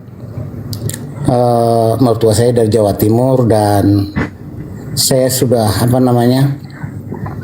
menaikkan mertua saya naik tanah suci. Alhamdulillahirobbilalamin. Satu-satunya istri saya dari keluarga itu yang mengikuti saya menjadi agama Kristen, begitu Bang Juma. Oh siap. Jadi saya, Bang, baik. Kalau memang diizinkan, saya tidak masuk di ranah Yesus dulu begitu. Oke, saya kebetulan waktu itu dihadapkan dengan dua pilihan kan, karena keluarga istri semua Muslim, nah keluarga saya semua Kristen. Kebetulan kakak perempuan saya juga nikah dengan Muslim dan dia juga ikut Muslim, karena di kami aturan itu sangat ketat, yang namanya perempuan itu ikut suami begitu. Nah, kebetulan saya tawarin istri saya. Karena saya laki-laki ya kamu ikut saya begitu. Tapi saya belum menemukan ini dari awal ya, dari awal kita kayaknya satu dari Adam sampai Abraham atau Ibrahim. Nah, dari Ibrahim kita mulai terpisah oleh dua istri. Ini versi Kristen Bang Juma ya, versi Kristen. Siap Abangku, siap. Nah, yang satu dilahirkan oleh Siti Hagar atau Hagar dalam Alkitab yang namanya Ismail, anak pertama dari Ibrahim, karena menunggu lama sekali anaknya yang dijanjikan yang dilahirkan oleh Sarah. Nah, pendek cerita, ini saya mau minta diajarin Bang Juma dulu ini karena saya ditemukan beda dengan di Alkitab itu begitu. Nah, ketika Abraham punya anak Ishak, Ishak punya anak Esau dan Yakub, Yakub punya anak Yusuf dan 12. Nah, Yusuf ini kan membawa seluruh keluarga dari ayahnya serta adik-adiknya ke tanah Mesir. Jadi tinggallah keluarga dari Ismail dengan keluarga dari Esau di tanah yang dijanjikan Tuhan sama Abraham, yaitu tanah Kanaan, versi Alkitab ini. Nah, perjalanan yang saya baca di Alkitab itu adalah 430 tahun lamanya Yakub atau Israel beserta Yusuf itu di tanah Mesir. Pulangnya mereka bergabung kembali dengan keturunan Esau dengan keturunan Ismail itu 40 tahun. Jadi totalnya adalah 470 tahun. Apa mungkin pernah didengar sama Bang Juma begitu? Iya, pernah dengar. Nah, yang saya pengen cerita, jadi 470 tahun ini kan selama mereka pergi belum berangkat aja dari tanah perjanjian. Tanah perjanjiannya tanah Kanaan miliknya Abraham dan seluruh keturunannya, termasuk juga itu milik Ismail. Itu bukan hanya Israel punya, kan begitu. Nah, selama 470 tahun itu ada tuntunan atau diiring-iring oleh Tuhan atau diberkati, bahkan diberi cobaan dan segala macam selama 470 tahun. Nah, yang saya cek-cek itu, minta tolong Bang Juma ceritakan ke saya dulu 470 tahun keturunan daripada Ismail itu seperti apa sih sebenarnya begitu. Jadi ini ada cerita yang berbeda. Contohnya Bang Juma kita anggaplah dulu kita ini satu ayah. Nah, Bang Juma satu bapak dengan saya tapi beda mama. Bang Juma tinggal di tempat, saya pergi merantau jauh. Mungkin kalau di Makassar anggaplah saya mungkin pergi ke Pindrang sana, atau mungkin ke yang lebih jauh lagi di Toraja sana begitu. Nah, selama saya mau berangkat dari Makassar ke Toraja, ada ceritanya versi Alkitab sampai kembali saya ke Makassar ketemu lagi dengan keturunan Bang Juma atau keturunan saya dengan keturunan, karena 470 tahun ini kan begitu. Nah, cerita 470 tahun ini keturunan daripada Ismail ini, putra pertama dari Abraham ini, seperti apa ceritanya begitu. Kalau ceritanya yang 470 tahun bangsa Israel ini kan kita semua sama-sama tahu, dan sering juga saya dengar itu diajarkan di Muslim begitu, Bang. Terima kasih. Iya, baik saudara. Jadi kalau berbicara mengenai Nabi Ibrahim, Ismail, Ishak, di Al-Quran itu tidak diceritakan mendetail seperti di dalam Bible. Tidak diceritakan kisah runutnya seperti ini dan seterusnya. Al-Quran datang itu membahas tentang pokok hukum. Hukum yang diberikan kepada Abraham, kemudian kepada keturunannya, lalu kemudian apa yang mereka anut sampai hari ini dan yang mereka sembah. Yang bisa saya sampaikan kepada abang, keturunan Ismail dan keturunan Ishak itu beribadah menyembah kepada hakikat pencipta langit dan bumi yang sama. Dan itu masih terekam di dalam Kejadian 17 nomor 6 nomor 7. Perjanjian kekal Tuhan bersama dengan Abraham, dengan anak-anaknya, dengan keturunannya secara turun-temurun, bahwa Elohim akan menjadi Tuhan mereka selama-lamanya. Dan itu juga terekam di dalam Al-Quran. Qulu amanna billah wa ma unzila ilaina wa ma unzila ila Ibrahim wa Ismail wa Ishaqa wa Yaqub wal asbati wa ma utiya Musa wa Isa. Nah, di antara dua keturunan Abraham atau Ibrahim ini, itu muncul agama Kristen. Yahudi berasal dari Isa, Islam berasal dari Ismail. Nah, ini Kristen ini yang kita tidak tahu berasal dari keturunan mana mereka. Mohon maaf ini abangku, karena secara izin potong dulu Bang Juma. Iya, silakan. Ini kan belum sampai di Kristen ini, belum. Hanya maksudnya gini, hanya perjalanan penyertaan Tuhan terhadap bangsa Israel atau keturunan Yakub yang berangkat ke Mesir selama 470 tahun itu kan ada alurnya begitu loh. Nah, ketika kelaparan terjadi, maka abangnya atau abang-abang Yusuf berangkat ke Mesir untuk membeli makanan. Pulang dari sana akhirnya dia bilang, masih lama ini kelaparan, panggillah bapak dengan apa semua, kita pindah ke sini gitu. Nah, waktu mereka pindah ke situ sampai Musa membelah laut semua segala macam Itu kan ada alur ceritanya sampai bertemu kembali dengan keturunan daripada Ismail tadi. Nah, apa ceritanya Ismail dan seluruh keturunannya itu dalam penyertaan Tuhan selama 470 tahun ini? Karena nanti tentang Kristen masih jauh sekali. Dari 470 tahun itu masih bergabung di di segala banyak nabi-nabi itu. Nanti habis itu baru ke terakhir Yesus Kristus, baru ada Kristen. Maksud saya di sini dulu kita begitu, Bang Juma. Tapi mohon maaf, bukannya mau mengguruin begitu. Pengen tahu aja sebenarnya. Saya pengen tahu ceritanya. Nah, karena banyak sekali mujizat dialami oleh bangsa Israel itu, apakah juga ada mujizat? Apakah ada juga pertolongan Tuhan, Sang Maha Pemilik bumi, laut, dan atau penciptanya ini terhadap keturunan daripada Ismail itu selama 470 tahun tadi itu, setelah mereka ketemu kembali itu, sampai mereka bertemu kembali, begitu loh Bang Juma. Terima kasih. Iya, baik. Sekali lagi saya katakan kepada Abang, di dalam Al-Quran itu tidak menceritakan kisah sejarah secara mendetail seperti yang ada di Bible.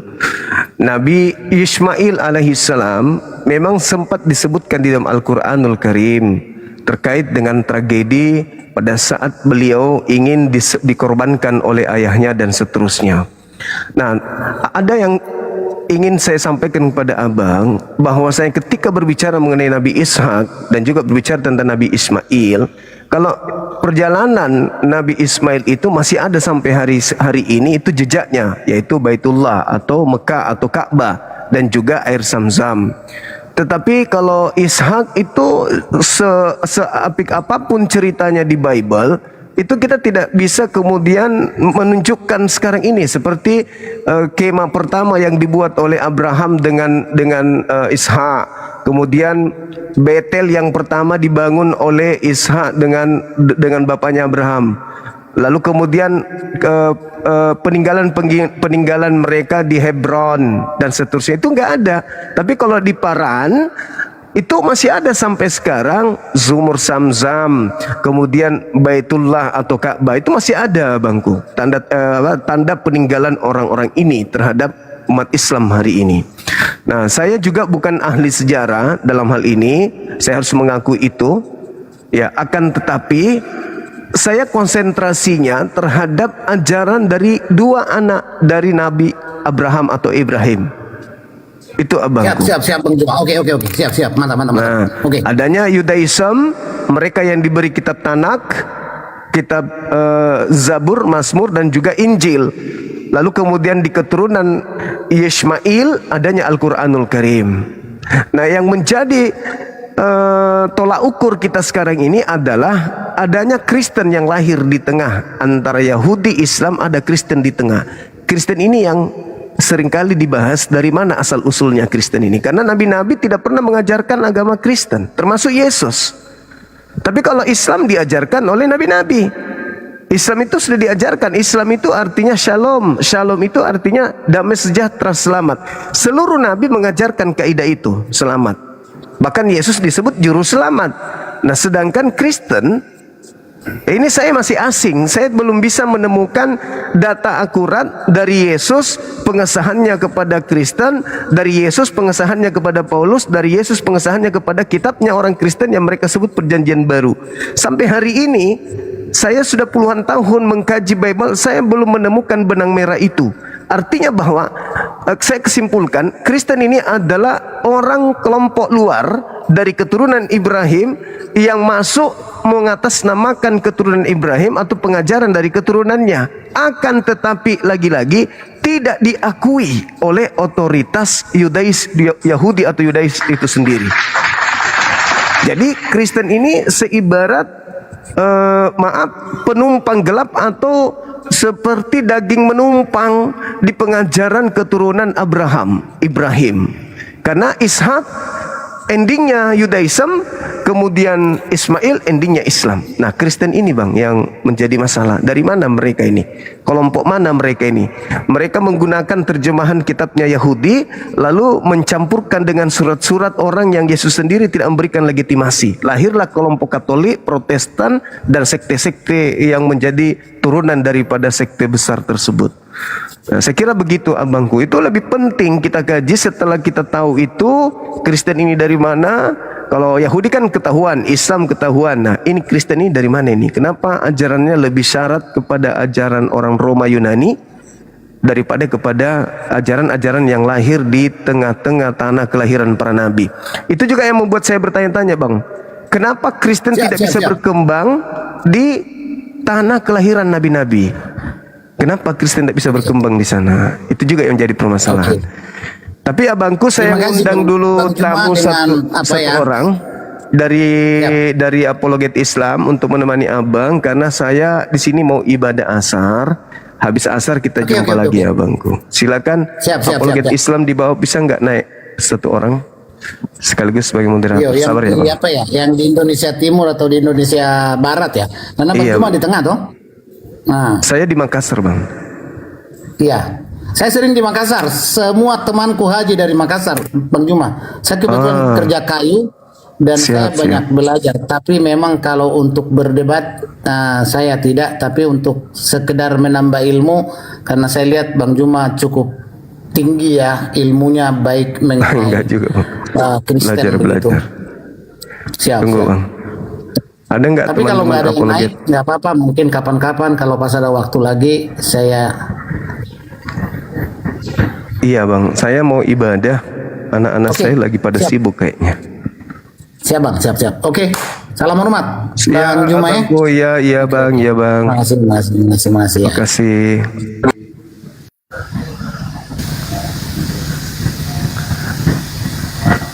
Sabar ya teman-teman, saya izin ibadah dulu. Namun sebelumnya saya naikkan dulu apologet Islam dari API. Ada nggak ya mereka ya? Silakan minta permintaan.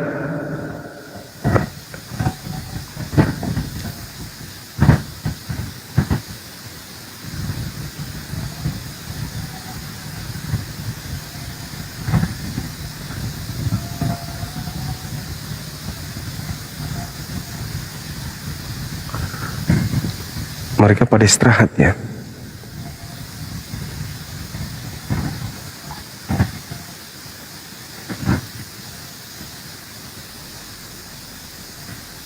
Oh, ada Dinda sayang, Masya Allah.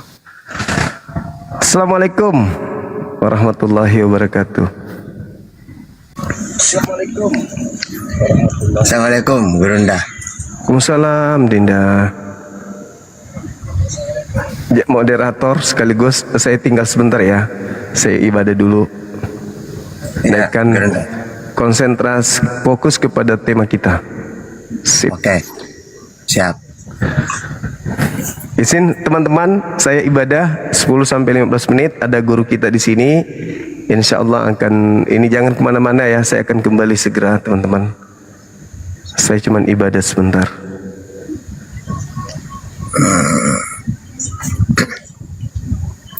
Oke, silakan dari Kristen yang mau naik sambil kita nunggu Gurunda ya.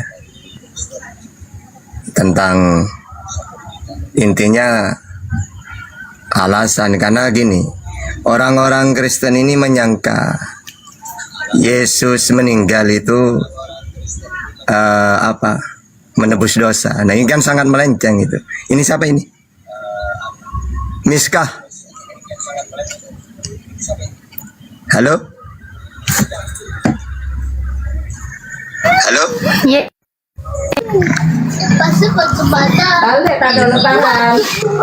Halo, Bang. Halo? Ya, halo. Ya, gimana? Ini temanya ini. Yesus disalib itu gimana? Apa alasannya Yesus disalib, kenapa? Oh, saya Islam, Bang. Oh. Saya mau cuman Oh, berarti sudah ada moderatornya ya. Oke, silakan yang lain ditanya. Saya mau narasi sebentar ya. Jadi kalau menurut Al-Quran dan Bible ya, memang murni alasannya Yesus dibun-bun itu. Pertama, memang semua para nabi ya kalau diutus ya itu ancaman pembun-bunan. Kayak Nabi Muhammad di Mekah, di Arab itu, di Quraisy. Ya, puluhan kali itu mau dibun-bun itu. Sampai beliau hijrah ke Madinah. Berarti benar kata Yesus itu. Markus 6 ayat 4. Beginilah seorang nabi diterima di mana-mana kecuali tempat tinggalnya. Lalu apa alasannya ditolak? Maka kalau dalam Al-Quran dijelaskan, fa in kadzdzabuka faqad kudziba rusulun min qablika ja'u bil bayyinati waz zuburi wal kitabil munir. Jadi memang setiap para nabi ketika didustakan, dibun-bun. Ya, makanya dalam surat Al-Baqarah 87. Kenapa kalian Israel ketika aku mengutus nabi yang tidak sesuai dengan keinginanmu, lalu sebagian akan kamu bun-bun dan sebagian akan kamu salib. Jadi alasannya karena ditolak. Sama seperti di dalam Yohanes 11:45 atau Yohanes 8:37. Kalian ingin membumbun aku karena kalian tidak mau mengikuti ajaranku, tidak mau mendengarkan firmanku. Itu alasannya. Sama seperti Nabi Muhammad menerima firman Al-Quran, disampaikan. Tidak percaya mereka. Akhirnya mau dibun-bun. Yesus juga gitu. Ya. Nah, ini oke, Pak Mansam. Ini saya cuma kita nunggu Gurunda, beliau sholat. Itu ada tepingan bahas santri dicabuli, Tat. Mana itu? Kenapa? Itu ada tepingan bahas santri dicabuli, Tat, katanya. Siapa dicabuli? Bahas santri dicabuli, Tat, katanya di tepingan itu ada itu di bawah itu. Itu bukan tema. Kalau masalah itu gini ya. Tidak usah bahas. Intinya dalam Islam itu jangankan mencabul-cabul apa, gak ada. Wong menyentuh wanita melihat aja dilarang, haram. Ya, tapi kalau gereja menikah sesama jenis boleh. Itu menikah dengan binatang boleh. Ada tepingan bahas Ustadz cabuli santri katanya. Ini aja suruh naik aja dialog dengan saya. Ya. Bertanya aja sambil nunggu Gurunda. Tapi nanti kalau ada Gurunda jangan keluar dari tema. Apa rupanya temamu? Oke, yang kamu kuasai dalam Bible apa? Semua saya kuasai. Ya udah silakan. Apa alasannya Yesus? Ini temanya. Apa alasannya Yesus mau dibun-bun? Silakan pakai data. Itu pertanyaanmu tuh mana ada Yesus pakai alasan? Apa alasan Yesus dibun-bun? Dia enggak ada alasan dia dibun-bun. Oke, baca Yohanes 8:37. Kalian ingin membumbun aku karena kalian tidak mau menerima firmanku. Yesus kan ngaku, aku ini utusan. Matius 15:24.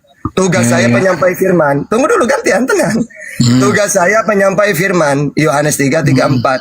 Saya menerima firman. Yohanes 12:50. Lalu di dalam Yohanes 17:8, firman yang dia dengar disampaikan. Karena mereka menolak, akhirnya ingin membumbun Yesus mereka. Itu alasannya. Udah. Ya, Perkataan itu ditujukan sama siapa? Yohanes 5:37 coba baca. Perkataan itu ditujukan sama siapa? Saya tanya dulu. Serius? Israel? Iya, betul. Kamu tahu nggak sih? Kamu sanggah pakai data, silakan. Katanya mampu, katanya kamu paham Bible. Iya. Bisa nanti saya bantah dengan data. Silakan langsung aja pakai data. Apa alasannya? Perkataan itu kepada bangsa Israel betul. Terus? Ya itu betul, memang betul itu. Ya sudah, berarti alasannya apa? Berarti itu apa tidak saya alasannya? bantah. Ya dengar dulu, nanti saya tunjukkan datanya. Perkataan itu memang kepada orang Israel. Kenapa orang Israel bertindak demikian? Kan orang Muslim nggak tahu alasannya kenapa. Pakai data, silakan. Bentar. Ini kawan, enak kalau debat dengan Kristen tuh enak. Mau pendetanya mau bukan, tidak paham Bible mereka. Padahal jelas. Yohanes 11:45, Yohanes 8:37. Ya, karena mereka melihat kehebatan Yesus bermukjizat, mereka takut nanti negaranya ya dimusnahkan oleh Romawi. Lebih baik satu orang aja dikorbankan. Itu alasannya.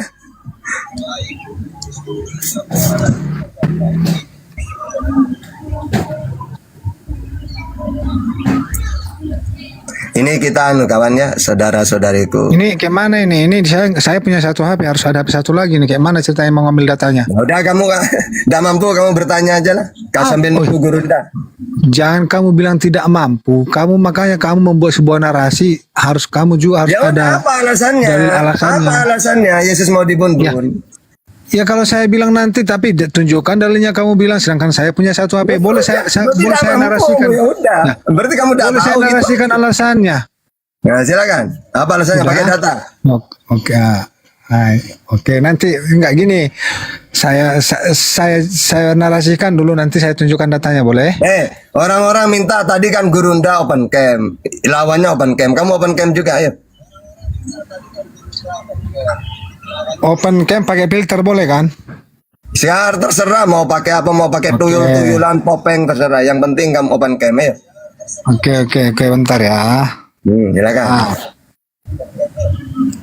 Bentar disi, tahan disi ya. Ojo nesu, santai wae. Mau santai aja. Kayak ngene sora. Ya enggak, harus wajahnya ya, jangan sampai yang penting kalau itu apa itu sama aja dengan bohong. Isi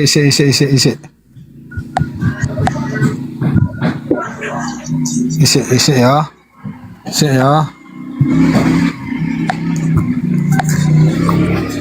Di mana? Di neraka. Di neraka. Apa itu gelap? Neraka Kristen mana kenal neraka? Ada aja kau. Orang Kristen mana ada kenal neraka? Orang Kristen semuanya masuk neraka karena syaratnya masuk surga adalah mentuhankan Allah, kata Yesus. Yohanes 17:3, Yohanes 5:24, Matius 19:16. Harus mentuhankan Allah. Tidak ada saya baca mulai dari Kejadian sampai Wahyu. Kalau kamu pengen masuk surga, tuhankanlah Yesus. Tidak ada. Jangan di mute. Iya, makanya gantiannya, silakan, ayo. Ya, tadi kamu bilang orang Kristen semua masuk neraka. Bukan, orang Kristen itu sudah ditebus, sudah diselamatkan sama Tuhan. Di mana datanya? Jadi dengar dulu. Kenapa orang Israel menolak kedatangan Tuhan Yesus, makanya dia dibunuh? Oke. Jadi pada saat itu orang Israel mengharapkan raja yang sangat kuat, gagah perkasa. Nah, itu nanti saya tunjukkan dalilnya, Bude. Nanti saya tunjukkan dalilnya nanti. Tetapi apa yang datang? Yesus datang turun ke dunia bukan sesuai dengan harapan orang Israel, makanya mereka menolak. Karena ajaran yang dibawa, ajaran kasih. Jadi makanya kamu tuh kalau membangun sebuah narasi, jangan alasan-alasan yang tidak kau isi di dalamnya kau ucapkan. Bikin dulu apa alasan dulu kenapa ditolak, harus ada dulu itu baru bisa kamu ceritakan gitu. Oke, sudah saya bantah ya. Jadi gini, apa mau kamu udah gantian, saya diem barusan. Ya, jadi gini, Tuhan ini ketika menyelamatkan manusia mengutus seorang seperti Musa untuk menyelamatkan Musa ini, ya, menyelamatkan Israel dari penindasan Fir'aun. Makanya ingat ya, tidak pernah Tuhan turun sendiri ke dunia, gak pernah.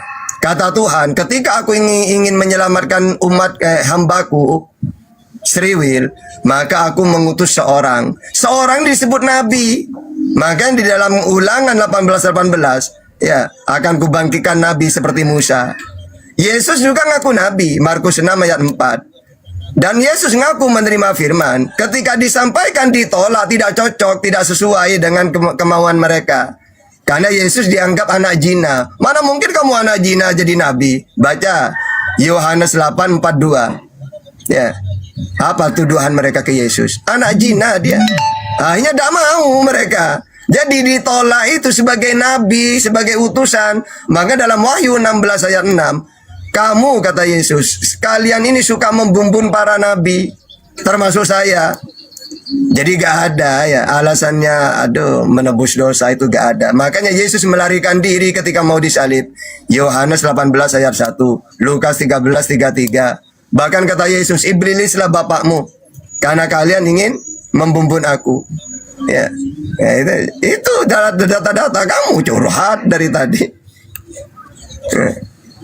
Sekarang apa? Jadi sekarang apa yang kamu bantah daripada Yesus? Ya kamu yang saya bantah. Ya orang apa yang kamu bantah? Yang saya bantah Kristennya yang saya bantah karena sudah merusak ajaran Yesus. Ayo. Di mana letaknya orang Kristen? Oke, sekarang kata Yesus Tuhan yang benar Allah Bapa, Matius 11:25. Yang satu Markus 12:29. Kata Kristen yang Tuhan Yesus jumlahnya 3. Yesus yang Tuhan Bapa 1. Kalau Kristen Yesus yang Tuhan 3 jumlahnya. Nah, berarti kan merusak kan? Kamu kan tidak tahu silsilah daripada Yesus, makanya bantah pakai data ya. Tadi udah saya bilang, saya tuh punya cuma HP 1 kebetulan. Ya sudah, berarti kamu ngapain kamu tuh mau naik ke Komal kalau udah ngerti Bible? Saya lagi di Amrik ini malam ini ya, di sini malam. Ya makanya terus kamu naik ke Komal, apa ini Komalnya Panglima kami ini. Kalau kamu tidak tahu apa-apa, gimana? Terus mau ngapain naik itu? Ini Komal si Juma, itu omong-omong doang itu, nggak ada itu Juma itu. Ya kamu ngadepin saya aja kamu gak mampu, gimana Panglima kami? Habis kamu membangun sebuah narasi yang tidak ada apanya, yang tidak masuk di akal. Ya tidak loh. Karena saya pakai data, jangankan saya. Tunggu, gantian. Kamu bilang saya tidak masuk akal, padahal saya pakai data. Pantesan menurut Kristen tunggu dulu gantian. Jangankan saya, ajaran Yesus menurut Kristen tidak masuk akal. Yesus masa Tuhanmu 1, yang benar 3. Ya Yesus masa Tuhanmu nggak bisa dilihat, Yohanes 5:37.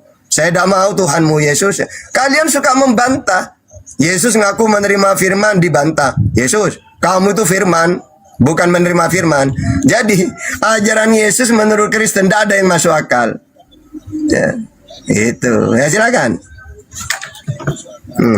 Mau ngapain lagi? Mau curhat lagi? Kamu tidak boleh, kamu ratakan semua perkataan Yesus sama perkataan imam.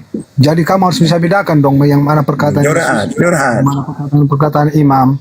Kamu samakan itu semua perkataan imam. Yang lainnya naikkan lagi. Ganti. Gak apa-apa ini nyimak. Oh enggak, mungkin tadi satu-satu Bang Juma tadi. Gini Bang, ya kalau kamu Bang Juma udah pernah saya debat. Dia makan omongannya sendiri, ditelannya. Kamu menghadapi saya saja tidak mungkin mampu kamu. Tidak usah ke Gurunda, itu Panglima kami itu. Saya udah pernah debat sama dia. Nah, sekarang coba saya tes kamu dengan saya sekarang pakai data, ayo. Apa? Iya memang posisi saya sekarang lagi nggak mengizinkan. Memangnya saya mengizinkan? Kan sama saja kan? Enggak, posisi saya sekarang nggak mengizinkan untuk saya menunjukkan data. Kebetulan saya nggak di tempat ini. Di sini datanya. Tadi kalau saya ngomong sendiri, kamu bilang tunjukkan datanya, kamu bilang. Nah iya bacakan. Sekarang apa yang mau kamu bahas? Yang penting ayatnya, misalnya Yohanes 1 ayat 1 apa kayak gitu. Nah.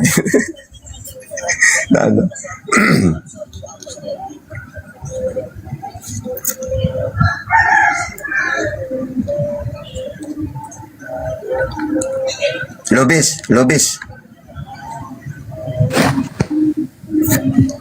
Halo?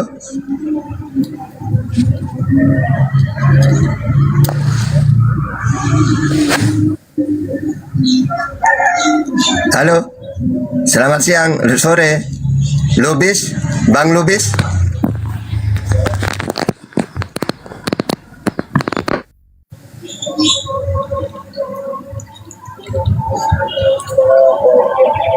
Halo? Bang Lubis?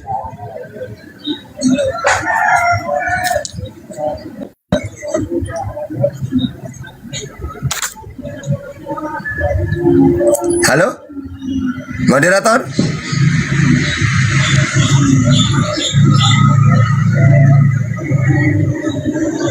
Moderator, oke, naikkan yang lain.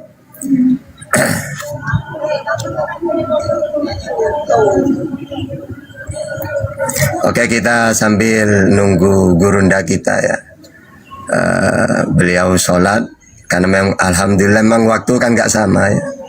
Beliau dulu, nanti setengah jam kami di sini. Kutu, apa ini? Silakan Bang. Ridwan. Wah.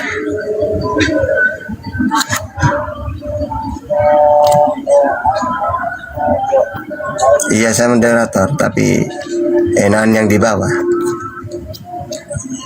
yang naikin. Mujono ini naikkan dulu. Nama-nama yang anu aja dulu. Loh.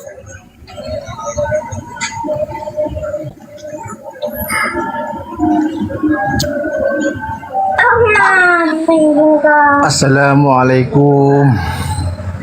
Waalaikumsalam warahmatullahi wabarakatuh. Salam kenal Bang.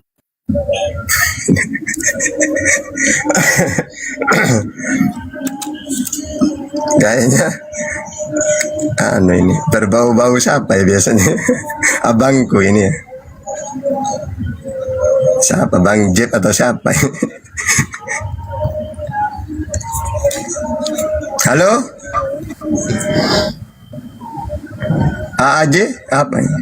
Pak. Selamat sore Bang. Halo? Assalamualaikum, selamat sore.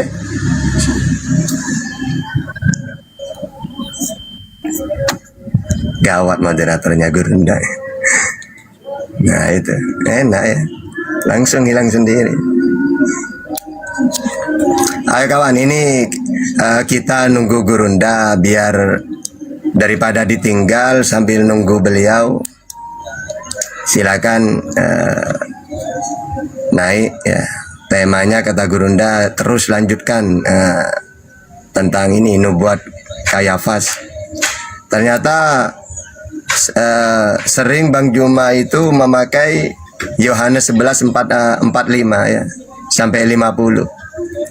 Ya, jadi ketika mereka melihat keanehan ya, mujizat yang dilakukan oleh Yesus, akhirnya mereka ada yang lapor ke Parisi. Akhirnya ketakutan mereka, ini bahaya kalau sampai ketahuan Roma ini. Ya, lebih baik satu orang ini kita binasakan gitu. Ternyata ajaran-ajaran kayak gitu tuh, coba ya semua saudara-saudariku ya, Anda kalau nonton film Krishna ya, ya kayak gitu. Tiba-tiba seorang raja, apa Sri Rama lagi ya, kayak Rahwana, tahu ada bayi yang akan memusnahkan dia. Akhirnya dicari bun-bun semua bayi-bayi yang lahir di bulan ini gitu. Akhirnya diselamatkan bayi itu kayak gitu ya. Nah ternyata memang raja-raja ini kalau zaman dulu sesuatu yang mengancam negaranya takut kalah, ya dimusnahkan dulu gitu. Makanya ini pernah terjadi kepada Rasulullah juga ketika Rasulullah hijrah ke Madinah. Lalu ayahnya Sofia ini kan rabi ya. Nah, pamannya bilang ke ayahnya Sofia, bagaimana nih Kak, apakah benar Muhammad yang sekarang kesini ini ada Muhammad yang di kitab kita? Iya. Terus gimana? Apakah kita mau beriman? Oh jangan. Mumpung dia itu belum kuat, belum banyak pengikutnya, kita perangi dulu dia. Jadi kayak gitu, orang-orang kalau sudah benci ya kayak gitu. Ya makanya kata apa? Kayafas itu, wah ini harus ini saja kita musnahkan dulu. Bahaya, ini mengancam negara kita ini gitu. Akhirnya Yesus mau dibun-bun. Tiba-tiba diklaim menebus dosa. Menebus dosa itu gak ada dengan pembun-bunan manusia, itu tumbal namanya. Kalau ajaran samawi, korban binatang. Itu pun yang halal disembelih, kayak domba, lembu. Ini enggak, kalau ajaran korban manusia itu tumbal namanya. kayak zaman dulu ya, katanya mitos apa enggak saya nggak tahu. Dulu di desa-desa tuh ada orang ngambil ini anak, katanya diteliti ada pabrik besar minta tumbal katanya. Gitu. Berarti ajaran Oten ini ya kayak itu. Ya, tumbal bukan korban. Kalau korban binatang gitu. Mana nih moderator itu? Tidak ada yang naik. Oh ini Iwan. Siapa ini? Assalamualaikum warahmatullahi wabarakatuh. Waalaikumsalam. Waalaikumsalam warahmatullahi wabarakatuh. Muslim bang. Saya Kristen. Oh Kristen. Ya udah silakan, tidak apa-apa lah. Silakan, apa alasannya? Mau tanya nih. Oh, mau Apakah tanya. Allah SWT dengan Tuhan yang disembah orang Yahudi sama? Oke, sudah biar Al-Quran ya yang menjawab dengan Bible. Jadi Tuhannya para nabi itu sama. Al-Baqarah 133. Ya. Nah, samanya di mana? Yaitu Tuhan yang esa, yang tidak kelihatan, yang tidak serupa dengan apapun, yang tidak mau turun ke dunia. Datanya Perjanjian Lama, Perjanjian Baru, Al-Quran. Ulangan 6 ayat 4, Keluaran 33:20, Keluaran 9:14, Yesaya 40:18, Markus 12:29, Yohanes 5:37, Al-An'am 103, Al-Surah ayat 11, Al-Ikhlas ayat 1. Ya udah saya gabung. Perjanjian Lama, Perjanjian Baru, Al-Quran. Bahwa Tuhannya para nabi sama. Nah, kalau Tuhannya Kristen beda. Kalau Tuhannya Kristen manusia Yesus. Gitu. Oke, sudah. Kenapa Allah SWT tidak suka korban bakaran? Kenapa? Allah SWT tidak suka korban bakaran. Sementara Allah Israel suka korban bakaran. Kalau Allah itu sama dengan orang Wahyudi, korban binatang. Tapi kalau ajaran Kristen sama dengan dewa Molok, dewa matahari, tumbal manusia. Beda. Ini bang, tunggu dulu. Ini saya dengan Gurunda harus bahas ini buat kayak Fas ini. Apa alasannya mereka ingin membunuh Yesus itu? Pakai data, ya kan? Tunggu. Kecuali Bang Juma gini. Dulu tahta, isi dulu sebentar. Saya sholat, baru bebas sudah masalah. Tapi beliau tadi pesan, teruskan ini. Masya Allah. Silakan Gurunda. Kenapa Allahmu tidak suka korban bakaran? Makasih Dinda Tahta, Masya Allah. Dagingnya dicincang, dibagi-bagi untuk cari pahala, terbang ke surga. Sementara Allah Israel, dagingnya harus diletakkan di mezbah, dibakar. Abraham membawa kayu api. Tidak ada hubungannya. Oh, tidak ada hubungannya. Katanya sama Tuhannya. Tidak ada hubungannya antara ajaran Yahudi dengan Kristen. Enggak. Katanya Tuhannya sama Islam dengan. Tidak usah bahas agama Yahudi, bahas aja agama Kristen. Kenapa bahas agama Yahudi? Katanya Tuhannya sama. Sekarang ternyata Tuhannya beda. Sekarang yang kita bahas ini adalah terkait dengan nubuatan penyaliban orang Yahudi bernama Yesus. Apakah latar belakangnya itu dosa waris seperti yang dijual oleh orang Roma Yunani, atau latar belakang penyaliban terhadap orang Yahudi ini ya semata-mata karena takut bangsanya dirampas oleh orang Roma gitu loh. Jadi Islam menolak penebusan begitu. Kenapa bahas Islam?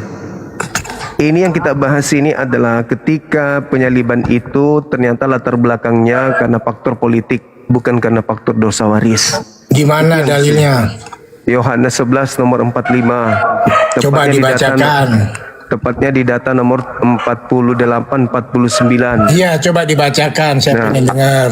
Apabila Yesus dibiarkan melakukan banyak mujizat, maka akan banyak orang percaya kepada dia. Dan kalau sampai itu terjadi, maka bangsa Roma akan datang merampas tempat suci kita dan bangsa kita. Lu nggak ada hubungannya. Kamu ngarang lagi di sini. Maka mulai saat kamu itu kebanyakan ngarang. Imam Kayafas bernubuat bahwa Yesus harus mati untuk bangsa Israel daripada seluruh bangsa Israel itu binasa. Data nomor 53, maka mulai hari itu mereka bersepakat membunuh Yesus. Jadi penebusan nggak boleh. Ternyata penyaliban itu terjadi karena faktor politik, bukan karena dosa waris. Oh, bukan karena dosa waris. Tuh Yesus bilang begini. Orang Yahudi melakukan penebusan dosa menggunakan binatang. Imamat 1 nomor 2, Matius 8 nomor 4. Bahkan Paulus ketika dia bertobat dari mengajarkan agama Kristen, Paulus pun melakukan persembahan di dalam Kisah Para Rasul 21 data 15 sampai data Ya, nomor coba 26. kamu buktikan di mana sekarang orang Yahudi menyembelih hewan kurban. Itu bukan urusan saya. Iya, ngarang lagi. Ini cuma. yang kita bahas, ini adalah latar belakang penyaliban terjadi. Katanya Yahudi hewan kurban jadi penebusan. Mana buktinya sekarang? Coba. Saya ulang lagi, latar belakang orang-orang Yahudi ingin menyalibkan Yesus itu karena takut bangsanya dirampas oleh orang Roma. Nah, saya tanya nih, Yahudi kalau berdosa apa yang dikorbankan? Latar belakang penyaliban yang terjadi yang dilakukan oleh orang Yahudi pada masa itu Yahudi, aku tanya Yahudi apa yang ternyata dikorbankan? adalah karena takut bangsa mereka dirampas oleh orang Roma. Ternyata orang-orang Yahudi ingin menyalib Yesus bukan karena dosa waris.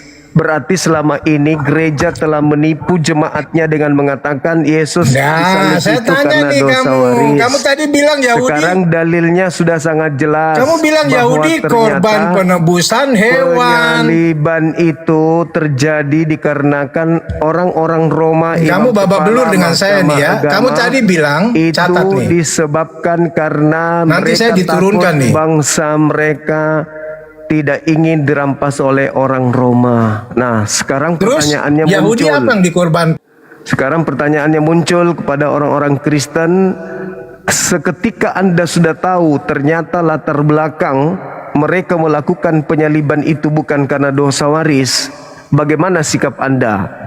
Jangan memperbodoh diri, loncat sana loncat sini, malah bahas yang tidak ada hubungannya dengan yang kita bahas. Orang-orang Yahudi jelas mengajarkan korban itu adalah binatang, bukan Tuhannya mereka. Hanya dewa Molok yang korbankan manusia untuk dosa. Silakan teman-teman non-muslim naik lagi untuk menjelaskan ke kami, tapi jangan kesurupan kayak tadi. Jangan pura-pura gila. Sudah gila pura-pura lagi. Nggak perlu pura-pura gila karena kita sudah tahu. Ayo silakan. Silakan teman. Saya jaga di bawah, ada apa Gurunda? Saya moderator ini ya, dari bawah. Baik Dinda, baik. Saya sendiri aja, mereka takut apalagi antum ada di sini. Terima kasih adek ya. Lanjut. Oke, terima kasih. Assalamualaikum Gurunda. Waalaikumsalam warahmatullahi wabarakatuh.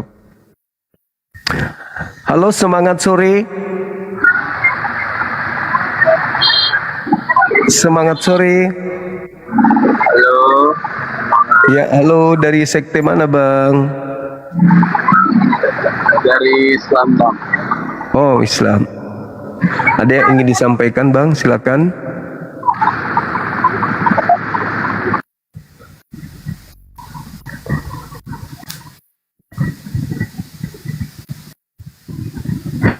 Halo, selamat siang. Ya, halo, terima kasih telah menaikkan saya. Ya, dari mana Bang? Ya, perkenalkan saya Ridwan, saya dari Medan. Di sini boleh kasih pertanyaan yang tadi, Bang? Katolik, Protestan, Bang? Saya Protestan. Oke, bisa buka kamera, silakan. Boleh nggak Bang, nggak buka kamera? Ya, kenapa bisa Bangku? Ini sudah buka kamera atau enggak ya? Kok gelap sekali?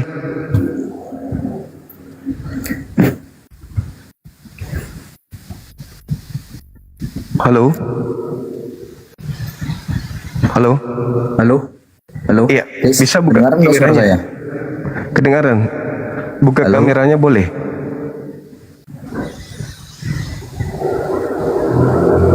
Waduh, kayaknya nggak bisa buka. Bisa nggak buka kamera Bang? Iya, ya sudah. Coba Anda uraikan bagaimana tanggapan saudara setelah tahu bahwa ternyata penyaliban itu bukan karena dosa waris, tetapi penyaliban karena unsur politik. Silakan. Nah, jadi yang sepengetahuan saya Yesus itu datang ke dunia melalui firman yang diberikan Allah Bapa yang di surga. Firman itu gimana ya? Bentar ya, Bang. Oke, langsung ke inti topik aja ya, Bang. Jadi Yesus itu kalau kita sebagai orang biasa ya, Bang, kita pasti menganggap Yesus itu dibunuh karena ada hubungan politik ya. Dalilnya begitu. Itu menurut orang-orang lain, Bang. Jadi maksud Yesus itu datang ke bumi untuk menebus dosa manusia. Itu ilmu dari mana? Siapa yang ngajarkan itu? Yesus sendiri yang bilang, Bang. Yesus mengatakan dia datang untuk menghapus dosa dunia dengan mati di salib, itu di mana? Dia datang mengajarkan sebagai jalan keselamatan itu dengan cara bertaubat. Halo? Caranya itu bertaubat, melakukan segala apa yang diperintahkan oleh Tuhannya. Itulah cara untuk mendapatkan hidup kekal. Melakukan segala apa yang Bapa perintahkan. Anda boleh baca di Matius 19, nomor 16, 17, 18. Cara masuk surga menurut Yesus itu melakoni segala apa yang diperintahkan oleh Elohim. Nah, ini pola keselamatan menurut Kristen malah berbeda. Yesus disalib untuk menghapus semua aturan Tuhan. Tuh, itu pola yang dibuat-buat. Kenapa? Karena ternyata ada data di Bible yang menunjukkan latar belakang orang Yahudi ingin menyalib Yesus itu sama sekali bukan karena dosa waris. Berarti selama ini 2000 tahun lamanya kita di-prank.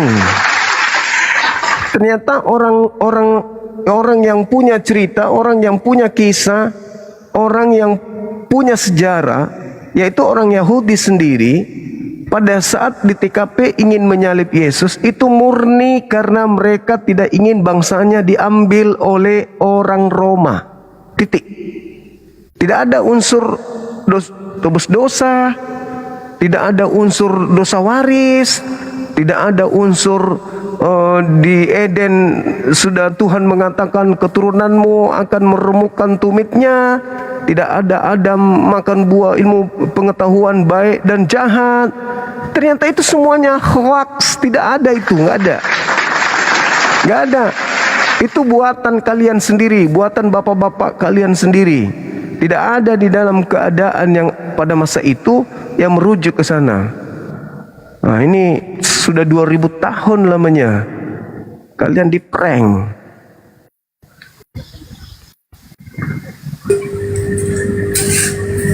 Halo, semangat siang.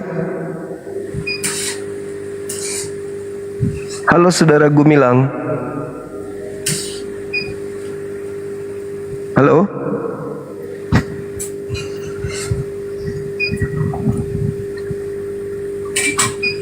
Halo. Cek.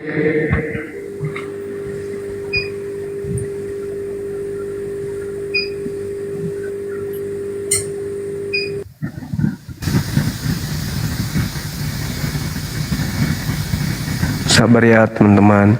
Kita menunggu Oten yang masih mau belajar memperbaiki diri.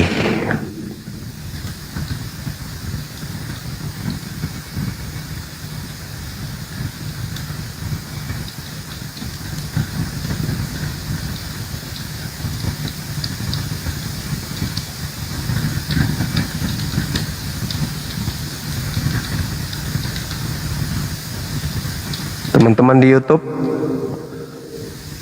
masih kuat puasanya? Masih. Yang di TikTok masih kuat juga. Halo, semangat sore. Semangat sore Bang Tamudin Manik. Selamat sore Bang. Iya, dari mana? Katolik Protestan? Ini dari ini bang, dari Aceh ini bang. Iya. Saya menonton ini bang, saya menonton video abang terus nih bang. Oh iya, dari Islam abangku. Islam bang, Islam. Alhamdulillahirabbil alamin. Jadi semenjak saya nonton video abang, iman saya jadi kuat bang. Masya Allah. Alhamdulillah bang. Iya, syukur alhamdulillah. Mudah-mudahan kita bisa istiqomah semuanya. Ya udah itu aja bang. Aku mau. Oke abang, oke. Aku cukup menyaksikan aja bang. Siap, terima kasih abangku. Ya kita cari yang ini ya, yang saudara Kristen yang bisa menjelaskan ini ya. Ya memang ini sesuatu yang berat, tapi mau kayak mana? Saudara Kristen harus keluar dari keadaan itu. Silakan. Yang non Muslim silakan minta permintaan. Jadi selama ini kan begitu mereka lahir besar, mereka diajak dosa mereka sudah ditebus dengan darah Yesus di atas tiang salib. Yesus datang menggenapi nubuatan-nubuatan yang menurut teman-teman kita itu untuk Yesus. Padahal hal itu sudah ditutup Yesus tuh di dalam Matius 23. Kita sudah sering jelaskan itu. Bahwa Yesaya apapun itu bercerita tentang orang yang teraniaya mulai dari Habel ya sampai kepada Zakaria. Jadi bukan terkait dengan Yesus. Nah, kita tunggu teman-teman non-muslim untuk menjelaskan ini, karena ini adalah hal yang sangat besar. Ternyata penyaliban itu nggak ada hubungannya dengan doktrin dogma gereja hari ini. Berdasarkan data yang ada, kalau inilah domba menebus dosa-dosa manusia, itu tak ada hubungannya dengan penyaliban. Sahabat Aida syukran, itu nggak ada hubungannya dengan penyaliban. Terus kemudian dia datang untuk menyerahkan nyawanya dan seterusnya, itu juga nggak ada hubungannya dengan penyaliban. Yang pada intinya kita temukan data kenapa orang-orang Yahudi ingin menyalib Yesus. Itu dulu. Apakah betul sesuai dengan dogma gereja untuk nebus dosa, untuk menghapus kutuk dari Adam, atau gimana? Dan ternyata ya kita lihat sendiri, data itu kita sudah temukan. Oke, saudara Idam, semangat siang. Maaf, assalamualaikum bang. Waalaikumsalam. Maaf bang, udah keburu diajak bergabung. Saya Islam bang. Masya Allah. Dari mana abang ini? Di Batu Raja bang. Ogan Komering Ulu bang. Oh siap. Ya. Makasih bang, makasih. Sehat bang. Alhamdulillah sehat. Alhamdulillah. Ya bang, teruskan perjuangan abang. Siap. Semoga lancar dan sehat selalu. Amin. Ini bang, aku mau cerita aja bang. Kemarin itu kan ada ibu-ibu minta disyahadatkan bang. Iya. Minta disyahadatkan karena dia sudah 14 tahun menikahnya dengan agama lain. Mungkin karena terpengaruh oleh gantengnya, oleh hartanya kan. Siap. Kemudian selama nikah itu dia coba untuk mengikuti agama suaminya bang. Oh iya. Ketika aku tanya, terus kenapa jadi kembali lagi ke Islam? Ya ternyata selama menikah itu bang tidak pernah menemukan ketenangan bang. Tidak pernah menemukan ketenangan, kemudian juga sering dimarahi, nggak ada dengan istri itu kan. Kalau kita kan ada ajaran kasih lah ya terhadap istri, kemudian sayang, cinta, gimana memperlakukan istri ya, gimana memperlakukan ibu dari anak-anak kita kan, ada semua itu ajarannya ke bang. Nah itu memperlakukan istrinya itu sama dengan memperlakukan apalah ya, pokoknya sesuka hatinya saja. Omongan, ya kata-katanya juga kasar gitu bang ya. Kalau menurut ibu ini kata-kata yang kasar, nggak ada inilah, nggak ada etika lah kalau bahasa kita yang nggak ada akhlak ya. Jadi setelah mendapatkan 2 orang anak, merasa ada kesempatan untuk keluar kembali dan bergabung lagi dengan Islam. Baik, itu gimana Bang? Kan katanya dosa besar itu termasuk Bang keluar murtad. Itu kembali lagi ke Islam, jelas kita diminta untuk mensyahadatkannya. Ya kita syahadatkan Bang. Karena KTP-nya KTP-nya juga sudah berubah agamanya, kita minta dia ke KUA. Akhirnya diproseskan. Itu gimana Bang hukumnya orang yang sempat murtad, terus cara mungkin taubatnya itu gimana Bang? Tolong Bang penjelasannya Bang. Ya sama dengan orang-orang non muslim yang lainnya Bang, sama dengan orang-orang kafir. Tak ada bedanya itu. Ketika mereka sudah menemukan kembali hidayah, masuk kembali ke Islam, posisinya sama dengan orang kafir tadi, orang Kristen atau apapun di luar Islam. Dosa-dosanya kembali dihapuskan. Yang ditakutkan itu kalau mereka mati dalam keadaan non-muslim. Tapi mereka begitu sadar bahwa agama Islam yang benar, maka ya Allah menerima taubatnya. Yang penting taubatan nasuha, bukan masuk berpura-pura untuk menyerang Islam dari dalam. Saya kira begitu. Oh gitu. Ya. Ya. Terima kasih Bang. Sama-sama saudaraku. Oke, Ya, kita itu sapa banyak yang bilang turun ya. Bagi teman-teman yang sesama Muslim saling peluk saja. Ya, sebelum turun.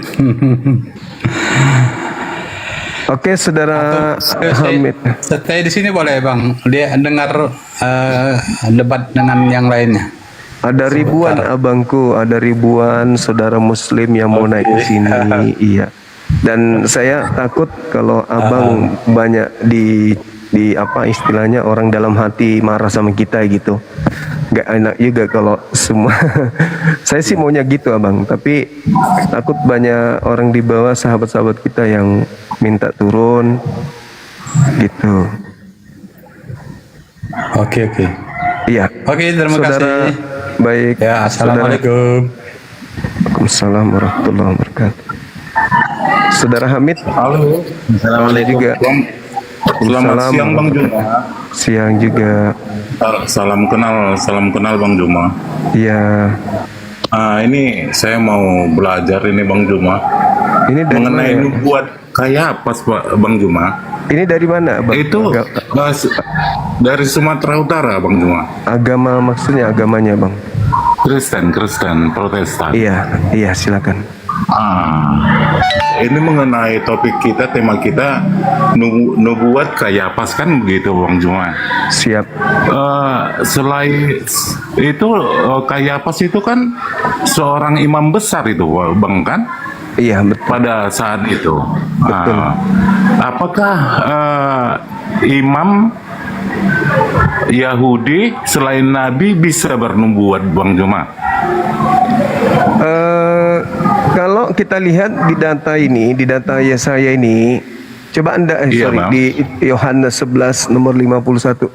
Di situ dikatakan bahwa di data nomor 51-nya, Kayapas mengatakan itu bukan dari dirinya sendiri.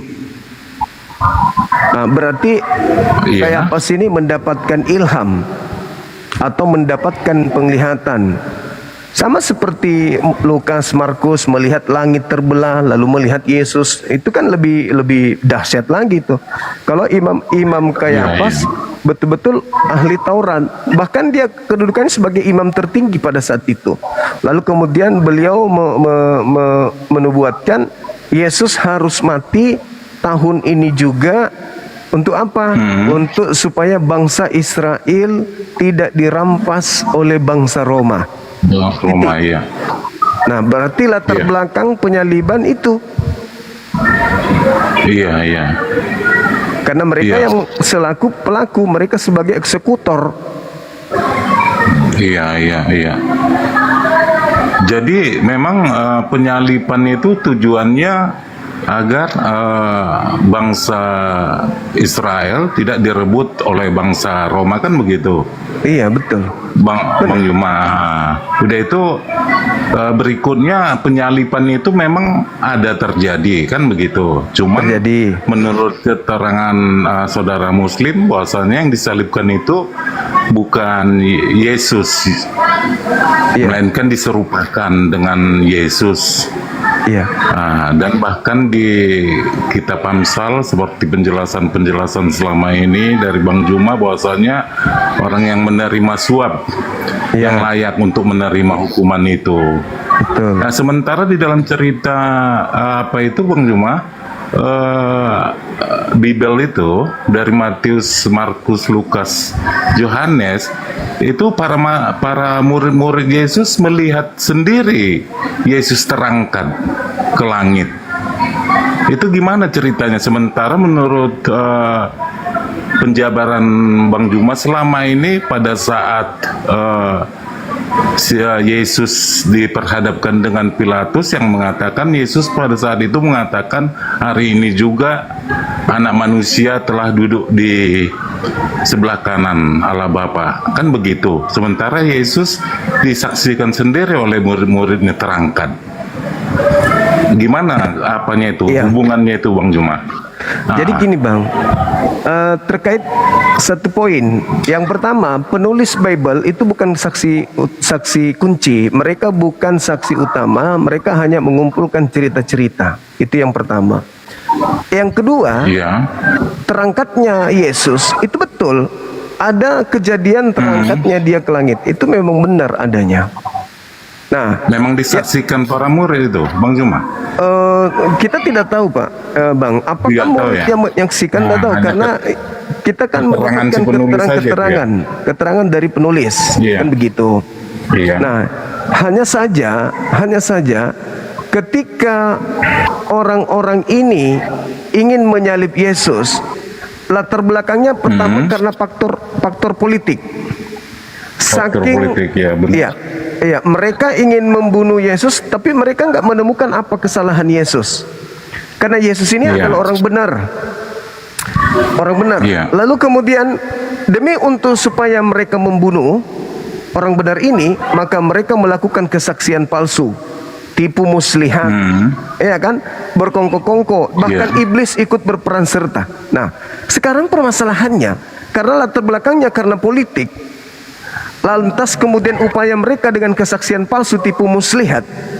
Pertanyaannya, apakah pencipta yang maha suci yang telah mengutus orang baik ini, orang benar ini, membiarkan itu terjadi? Ya nggak mungkin terjadi. Nggak mungkin. Nggak mungkin. Tuhan akan menyelamatkan. Makanya Yesus dalam Lukas 22, di situ kan Yesus berdoa di 43-44. Bapak, biarlah cawan ini berlalu daripadaku, tapi bukan atas kehendakku, tapi atas kehendakmu. Maka seorang malaikat turun dari langit memberikan kekuatan kepada Yesus. Sehingga ia berdoa semakin bersungguh-sungguh, peluhnya seperti titik darah yang menetes ke tanah. Pertanyaannya, untuk apa malaikat ini datang? Memberi kekuatan. Kekuatannya supaya dia terangkat ke langit atau supaya dia terangkat di salib? Pasti supaya terangkat. Nah, berarti Yesus orang benar tidak disalib.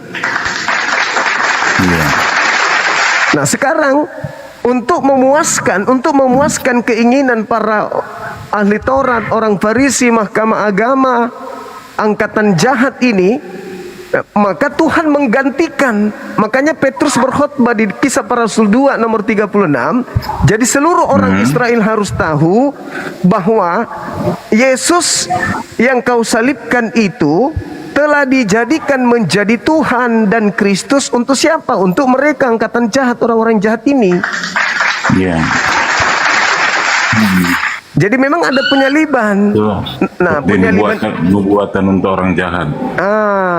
Tiga Yesus di dalam perut kita. Benar sekali abangku. Jadi orang jahat ini minta satu tanda, ya sudah dikasih. Makanya di Al-Quran dikatakan wa makaru wa makarallah wallahu khairul makirin. Mereka ingin menipu, Mereka ingin memperdaya, mereka ingin melakukan tipu muslihat, tetapi Allah membalas tipu daya mereka. Nah, itu yang terjadi. Mereka percaya. Nah, sedangkan mustahil Tuhan membiarkan Yesus dibunuh, mustahil. Akhirnya bukan cuma sampai di situ, Bang. Ketika Yesus ini diberikan orang yang disalib ini dijadikan sebagai tanda untuk orang jahat karyanya tidak selesai sampai di situ. Orang jahat mengajarkan ke seluruh dunia bahwa yang disalib itu Yesus. Dia adalah Tuhan. Dia disalib untuk dosa kita.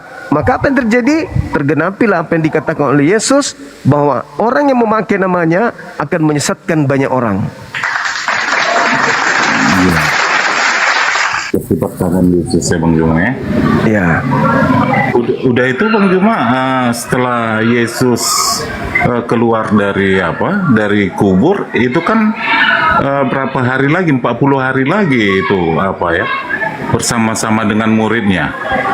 Itu bukan Yesus asli lagi itu. Kalau menurut saya, analisa saya, ke langit. Iya, kalau menurut saya, Bang, itu bukan Yesus. Karena yang disalib bukan Yesus, maka yang keluar dari kubur juga bukan Yesus. Apa mereka nggak kenal itu hanya atau memang Tuhan membuat penyerupaan ke wajah Yesus begitu, kelihatannya seperti Yesus? Iya, faktanya Pak Bang, faktanya ketika muncul pertama kali di Lukas 24 nomor 37, murid-muridnya mengira hantu. Murid-muridnya mengira melihat hantu. Itu dulu. Maria hari Minggu pagi-pagi ke kuburan, dia tidak kenal siapa yang dia temani bicara. Dia pikir itu adalah tukang kebun.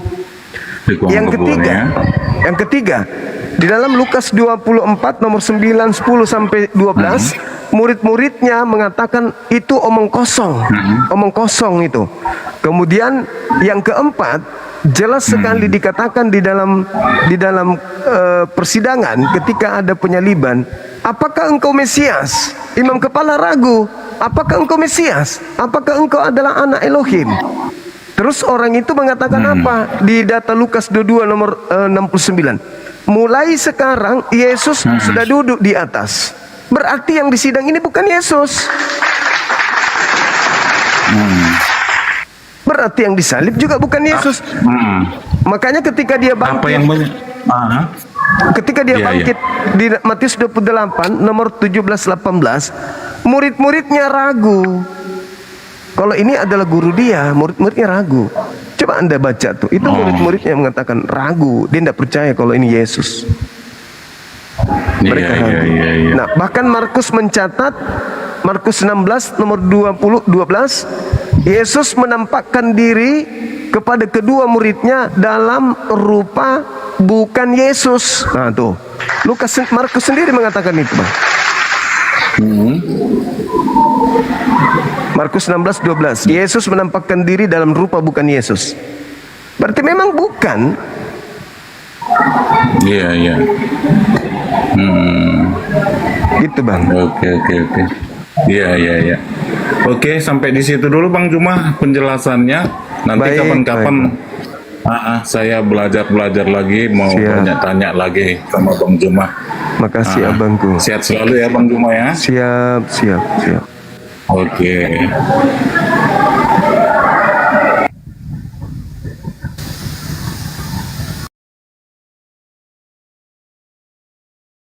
Tolong ya teman-teman, silakan naik lagi, masih ada waktu. Yang mau diskusi lagi silakan ke atas.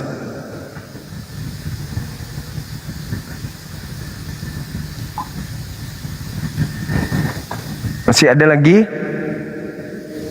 saudara kita non muslim yang mau naik, silakan.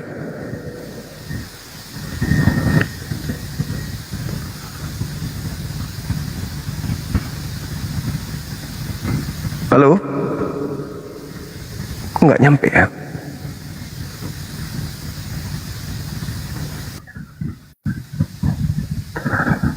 Halo, semangat siang. Halo. Halo, assalamualaikum. Waalaikumsalam.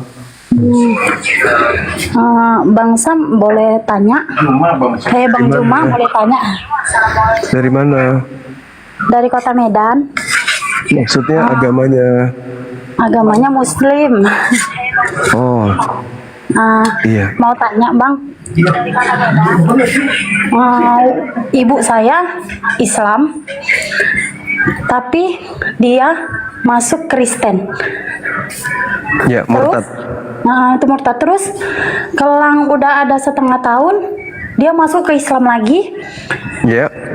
Udah Terus? masuk Islam lagi, ke Kristen lagi. Itu gimana? Terus? Itu dosanya gimana, Bang? Ya, itu artinya dia mempermainkan agama gitu. Artinya kalaupun dia kafir, lalu kemudian beriman lagi, lalu kafir lagi, lalu beriman lagi, itu kategori orang yang mempermainkan agama. Ditakutkan kalau dia kembali menyerang Islam. Apakah dia menyerang Islam? Cuman dia setiap Lebaran, kita Lebaran Islam, Idul Fitri, dia selalu pakai hijab. Nanti dia kalau balik ke kampungnya sendiri, dia masuk ke gereja gitu. Nah, itu artinya orang yang mempermainkan agama. Innal ladzina amanu summa kafaru summa amanu summa kafaru, itu Al-Qur'an mengatakan summasdadu kufra. Jadi ketika ada orang beriman tadinya, lalu kemudian murtad, lalu kemudian beriman lagi, lalu kemudian kafir lagi, yang ditakutkan kalau dia semakin bertambah-tambah kekufurannya, kata Allah. Kalau dia semakin bertambah kekufurannya, maka Allah tidak akan mengampuni dan tidak akan memberikan petunjuk kepadanya. Jadi kalau dia masuk ke gereja Idul Fitri, dia pakai hijab, lalu gereja lagi, lalu itu berarti sudah tak ada petunjuk. Nggak ada lagi petunjuknya. Dia sudah tidak bisa membedakan antara Islam yang benar atau Kristen yang benar. Nggak petunjuk lagi. Itu yang ditakutkan itu. Tapi coba aja diajak berdiskusi, ibu diajak, kemudian kita bersoal jawab tentang agama gitu. Dan satu lagi Bang Juma, Siap. adik saya kerja TKW Malaysia. Cuman dia katanya setiap hari megang seperti megang babi gitulah, nyuci babi, masak babi. Itu gimana Bang Juma? Iya, sebaiknya sih meninggalkan pekerjaan yang seperti itu karena makanan haram soalnya. Dia pasti kerja di orang China sih ya. Orang kita Thailand. Orang Thailand. Iya. Ya, mungkin bisa cari orang yang ini, cari pekerjaan yang lain. Karena penghasilannya itu ya penghasilan dari mengelola atau memberikan makanan kepada majikannya, makanan yang haram yang dimana dia sendiri adalah seorang Muslim. Cari pekerjaan yang lain. Ya, makasih ya Bang Juma. Ya, makasih. Waalaikumsalam warahmatullahi wabarakatuh. Silakan teman-teman kalau masih ada, kalau tak ada lagi kita tutup sampai di sini karena kita sudah live berapa jam dari tadi ya. Yang pada intinya kita sudah mengajak teman-teman kita Kristen untuk membahas tema ini, membahas tema yang terkait dengan hal yang sangat prinsip. Ternyata Al-Quran menarasikan bahwasanya ini teman saya mau naik, asik. Kelihatannya beliau baru pulang dari istri pil. Assalamualaikum. Waalaikumsalam. Gimana kabar saudaraku? Alhamdulillah seperti biasa. Buka kamera dong biar teman-teman sini. Saya nggak pakai baju nih Guru Zuma. Jadi saya cuma mau nyampaikan kepada penonton agar tidak bertungki dalam kubur, yang mempunyai yang mempunyai referensi cukup, habis itu asbabun nuzul cukup, itulah yang layak untuk naik dan berdiskusi. Jadi kita sebagai penonton yang tidak menguasai bidang tersebut hanya sebagai tim-tim hore saja begitu. Iya. Jadi teman-teman sekalian untuk diketahui, sahabat saya ini beliau ini sepupu dekat dengan Pak Gibran ya. Astagfirullahaladzim. Sepupu sekali apa sepupu dua kali itu? Ada kan Bang Juma, jangan lupa nanti kalau lebaran insyaallah ada panjang umur, ada langkah, ada kemudahan. Main-main ke Aceh, Bang. Insya Allah, sahabatku, Masya Allah. Aceh ini harus dijaga, Aceh ini juga harus dijaga, jangan sampai masuk pemahaman-pemahaman yang menurut saya dari segi akidah itu, ya kita lihat pemberitaan terakhir ini kan saya juga kecewa dan malu. Ada seorang masyarakat yang terlahir dari saudara kita juga, dia menjadi murtad gitu kan, lalu menyerang ulama-ulama kita ataupun keakidahan kita. Jadi pesan singkat saya sore hari ini kepada Guru Zuma, kepada teman-teman semua baik yang berkeyakinan berbeda dengan saya, diskusilah dengan bijak, yang mempunyai referensi atau pandangan yang cukup, yang mudah untuk dipahami, yang masuk dalam nalar kita, agar kita tidak bentrok antar agama begitu, tetapi diskusi dengan penuh kematangan dan asbabun nuzul yang jelas seperti Bang Zuma lakukan dan kawan-kawan apologet lakukan. Masya Allah, Allahu Akbar, ya Masya Allah. Saya sangat terhibur dengan beliau ini ya. Saya cap kali nonton titip-titip beliau itu, saya ngintip-ngintip. Kalau sudah memperlihatkan tatapannya gini,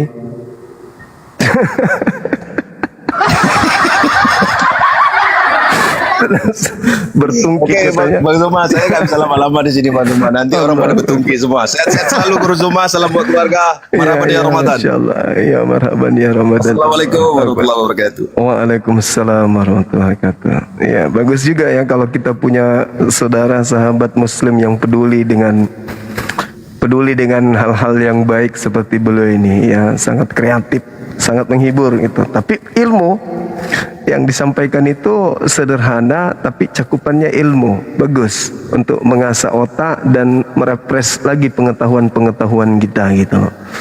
Saya sih suka, saya sendiri suka nonton PT-PT beliau. Lucu, sederhana tapi lucu gitu. Lucu, maksudnya ada pesan moral yang menurut saya generasi muda harus banyak belajar tentang politik di negara kita ini. Dan kalau nggak salah beliau ini sepupuan dengan Pak Anies.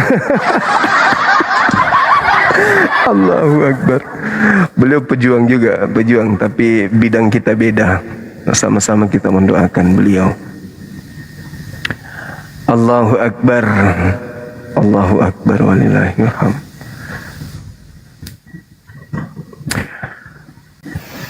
Oke, Saudara Leo. Iya. Selamat sore, Bang. Sore. Katolik abangku? Atau Protestan? Saya pikir saya nyatakan saya Kristen aja ya, Bang. Oh iya, boleh. Mungkin bisa buka kamera biar kita bisa diskusinya agak apa gitu, lebih asik daripada saya diskusi dengan stiker, Bang. Dibuka gitu ya. Iya. Tapi bukankah lebih baik apa yang disampaikan itu lebih penting daripada sekedar stiker? Iya, lebih penting. Gimana menurut Abang? Lebih bagus lagi kalau kita saling kenal. Baik, oke lah, saya ikuti aja. Iya, Abang. Ya. Ikuti.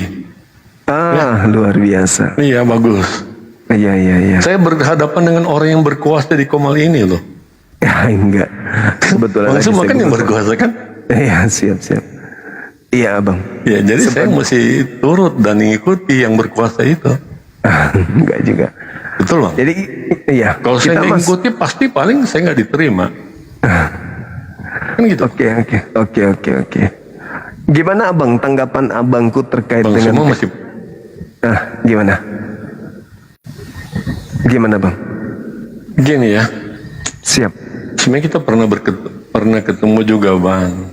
Oh ya? Itu saya suka diskusi gaya-gaya seperti apa yang saya suka.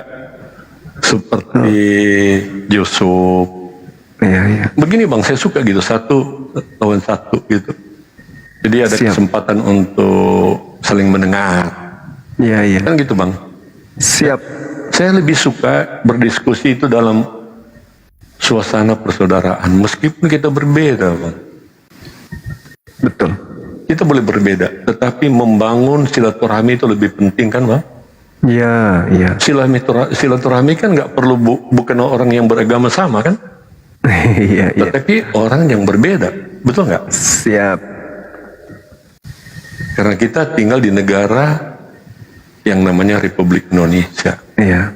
Yang di dalamnya berbagai macam budaya, agama, suku, ras, dan lain-lain. Tapi kita satu dalam Indonesia. Alangkah baiknya dialog seperti ini, tetapi dalam suasana persaudaraan. Perbedaan boleh tajam, bagi saya nggak masalah. Kan? Bukan berarti kebenaran saya menjadi kebenaran Bang Suma dan kebenaran Bang Suma menjadi kebenaran saya. Biarlah apa yang Bang Suma sampaikan saya pahami, dan apa yang saya sampaikan itu juga bisa Bang Suma pahami. Tidak perlu memaksakan, oke? Oke, mantap sekali. Iya, lanjut Bang. Oke, saya mau tanya dulu ke Bang Suma. Bang Suma, kenapa peduli sekali dengan ayat-ayat di dalam Alkitab? Iya, terima kasih. Ini pertanyaan menarik. Jadi pada prinsipnya saya berdiri sebagai seorang Muslim. Agama saya mengajarkan ud'u ila sabili rabbika bil hikmah, serulah seluruh manusia kepada jalan Tuhanmu dengan kebenaran dan juga dengan cara yang baik, kan gitu. Artinya terlepas saya belajar Bible ataupun tidak, kewajiban saya sebagai seorang Muslim adalah menyampaikan Islam ini kepada seluruh umat manusia. Sebagaimana pembawa Islam baginda Rasulullah SAW itu diutus pencipta ke bumi ini untuk mengajarkan ajarannya kepada seluruh umat manusia, litubayyina linnas. Lalu kemudian di tengah perjalanan ketika saya diperintah untuk tablik, menyeru, menyampaikan, ternyata di Kristen pun ada misi yang disebut amanat agung. Beritakanlah Bible kepada seluruh makhluk, yang percaya baptis, yang tidak percaya akan dihukum. Jadikanlah seluruh bangsa menjadi pengikutku, baptislah dalam nama Bapa, Anak, dan Roh Kudus, dan seterusnya. Ajarlah mereka melakukan segala apa yang kuperintahkan kepadamu. Artinya dua agama ini sama-sama mengajarkan agar isi dari agama ini disampaikan kepada orang di luar daripada penganut agama tersebut. Jadi Islam menyampaikan Islam, saudara Kristen menyampaikan isi kekristenan. Terjadilah dialog. Masing-masing kita mengunggulkan keyakinan kita masing-masing, kan gitu. Islam sudah pasti percaya diri dengan kitabnya, Kristen pun demikian adanya. Nah, sehingga suka tidak suka, rela ataupun tidak, dialog bahkan debat itu pasti akan ketemu. Karena dua agama masing-masing menganggap bahwa inilah jalan yang betul. Inilah jalan yang Anda temukan itu bukan jalan yang benar, dan seterusnya. Maka ada yang disebut pengujian data, pengujian materi, dan pengupasan terkait simbol-simbol agama, dalam hal ini kitab, keyakinan, Tuhan, dan apapun itu terkait daripada dua kelompok ini. Seperti itu abangku. Jadi sebagai seorang Muslim, wajib hukumnya saya belajar tentang Bible. Wajib. Bagaimana saya bisa merasakan makanan istri saya adalah makanan yang paling enak kalau saya tidak pernah merasakan masakan di luar rumah? Baru saya boleh mengatakan istri saya punya masakan paling enak kalau saya sudah mencoba makanan yang di luar. Saya boleh mengatakan Islam itu yang paling benar kalau saya sudah belajar tentang agama di luar daripada Islam. Seperti itu adanya. Dan endingnya kemudian adalah ketika saya merasakan makanan istri saya yang paling enak, sebagai seorang Muslim, maka wajib hukumnya saya membagi-bagikan makanan itu kepada tetangga saya, supaya mereka juga merasakan nikmatnya masakan istri saya yang enak. Begitu abangku. Silakan. Baik. Bang Suma, gini ya. Jadi Bang Suma mencoba menganalogikan dengan soal masakan ya. Kalau Bang Suma menikmati masakan rasa dari istri Bang Suma itu enak, saya pikir wajar. Iya dong, masakan istri kita. Tetapi kalau Bang Suma mencoba masakan istri orang lain dan mengatakan itu tidak enak, wajar. Lalu di mana yang nggak wajar? Bagaimana mau menikmati masakan istri orang lain? Untuk Anda cermati, Anda pahami, Saya pikir suatu analogi yang keliru, Bang. Menurut saya. Itu pertama. Yang kedua, kebenaran. Kalau kita berbicara kebenaran, apalagi ini agama, sudah pasti ada perbedaan. Kebenaran Hindu tidak menjadi kebenaran Buddha. Kebenaran Buddha tidak jadi kebenaran Hindu. Kebenaran Kristen tidak menjadi kebenaran Muslim. Kebenaran Muslim tidak mungkin menjadi kebenaran Kristen.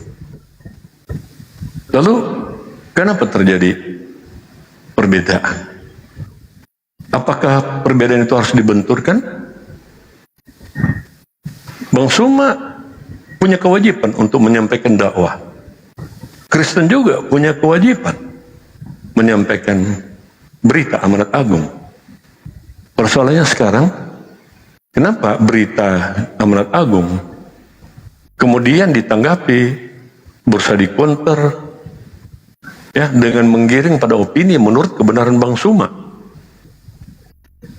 Saya pikir tidak ada orang Kristen yang melakukan itu. Mencoba menyampaikan apa yang diyakini oleh Islam, kemudian dikatakan Islam itu keliru, Islam itu salah. Kebenaran betul perlu diuji, Bang Suma. Tetapi dari kacamata apa? Dari teropong mana yang dipakai untuk menguji kebenaran itu? Sangat tidak fair apabila, saya ulang ya, sangat tidak fair apabila kebenaran Kristen mau diuji oleh kebenaran Bang Suma sebagai Muslim. Sangat tidak fair juga apabila saya menguji, ya, kebenaran Islam dengan kebenaran Kristen. Nggak akan ketemu, Bang. Tetapi, nah, ada tetapinya, Bang. Kalau itu kita sampaikan, ya, sebagai pernyataan, ini loh kebenaran saya, Bang Suma mendengar. Kemudian Bang Suma menyampaikan kepada saya, ini loh kebenaran saya. Dan begitu. Di dalam rangka untuk memahami. Tujuannya apa? Kita supaya mendapatkan edukasi. Ketika Bang Suma menyampaikan kebenaran menurut Islam, oh saya ngerti, oh gini ternyata Islam ya. Ada keindahan di dalamnya. Tetapi jangan dibenturkan sehingga menjadi satu tidak keindahan lagi, menjadi rusak. Demikian juga saya menyampaikan tentang kebenaran Kristen. Kalau di dalam rangka seperti itu kita berdialog, maka akan sangat keren. Sekarang orang mau percaya tidak, kan gitu kan, Bang Suma? Silakan yang mendengarkan gitu. Itu adalah pilihan, karena di dalam beragam tidak ada paksaan. Gimana, Bang Suma? Betul. Tidak ada dalam paksaan untuk beragama, kan? Iya. Kita tidak tinggal sampaikan, Bang Suma menyampaikan, saya menyampaikan. Jika sudah ada perbedaan yang tajam, kita tidak perlu untuk memaksakan itu. Hasilnya sia-sia, Bang. Tetapi poinnya apa? Saya mendapati pemahaman dari apa yang Bang Suma sampaikan. Demikian juga sebaliknya. Oke? Baik. Silakan Bang Suma. Baik. Jadi sebuah kebenaran itu adalah sesuatu nilai. Nilai yang pasti sumbernya absolut, itu kebenaran. Tuhan itu satu, itu mutlak absolut, tidak bisa kita ragukan.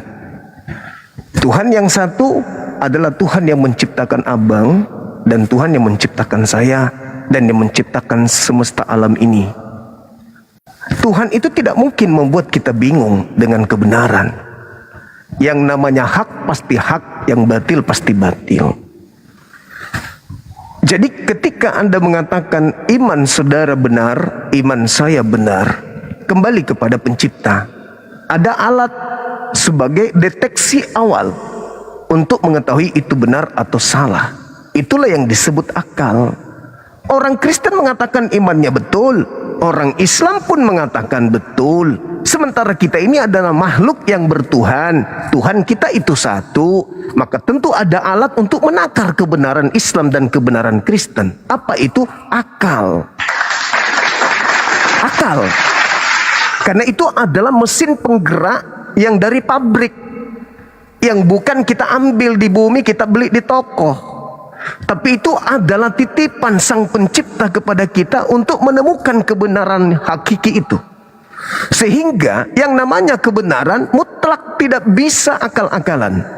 Yang disebut firman Tuhan mutlak tidak boleh bertentangan dengan akal. Yang disebut kebenaran sudah pasti itu tidak mungkin terseret oleh perkembangan zaman, ilmu pengetahuan dan seterusnya. Maka solusinya Bang, ketika Anda menyambut analogi saya tadi dengan masakan istri saya tidak bisa mengatakan masakan istri Anda itu tidaklah lebih enak daripada makanan istri saya. Bila mana akal saya menjadi takarannya dan kebenaran serta kejujuran sebagai simbol agama saya harus katakan. Contoh, ketika saya menemukan masakan istri saya asin, tidak enak, masakan istri Anda enak, sebagai seorang muslim, mutlak wajib hukumnya saya mengatakan masakan istri Anda jauh lebih enak daripada masakan istri saya. Maka yang terjadi, saya harus membina istri saya supaya beliau juga bisa masak dengan enak. Masalahnya sekarang bukan di situ. Masalahnya adalah ketika istri Anda menyajikan menu kepada saya untuk saya santap, dia mengatakan ini adalah nasi. Sampulnya ditutup dengan tulisan nasi putih. Begitu saya buka ternyata isinya adalah sayur kangkung. Enak, betul enak. Tapi dari awal sudah terjadi penipuan. Istri saya menyajikan ini ikan, ini sayur, ini nasi. Saya buka, betul. Tapi ketika istri Anda menyajikan itu, begitu saya buka, lain yang tertulis di penutup, lain isi dalamnya. Lain isi dalamnya. Masuk ke dalam ranah agama. Anda mengatakan Yesus disalib berdasarkan nubuatan untuk menebus dosa manusia. Begitu dikaji isi dalamnya, ternyata Yesus disalib hanya untuk karena faktor politik. Bagaimana saya bisa mengatakan agama Anda benar kalau dasar pijakannya sudah tidak benar? Coba. Orang-orang Kristen 2000 tahun mengajarkan Yesus disalib untuk nebus dosa. Tanya kepada pelaku, benarkah kalian menyalib Yesus untuk tembus dosa? Tidak Bang, kami takut bangsa kami dirampas oleh orang Roma, maka kami harus membunuh Yesus. Kita tanya Kristen, apa dasarnya Yesus disalib? Oh, untuk menggenapi dosa-dosa kita untuk ditebus. Bagaimana saya mau mengatakan masakan Anda bagus, sementara itu isinya cuma dusta? Saya kira begitu abangku. Jadi tema ini saya buat hanya untuk orang-orang Kristen yang bisa paham, jujur dalam menjabarkan keyakinan, bukan akal-akalan demi untuk kepentingan pribadi.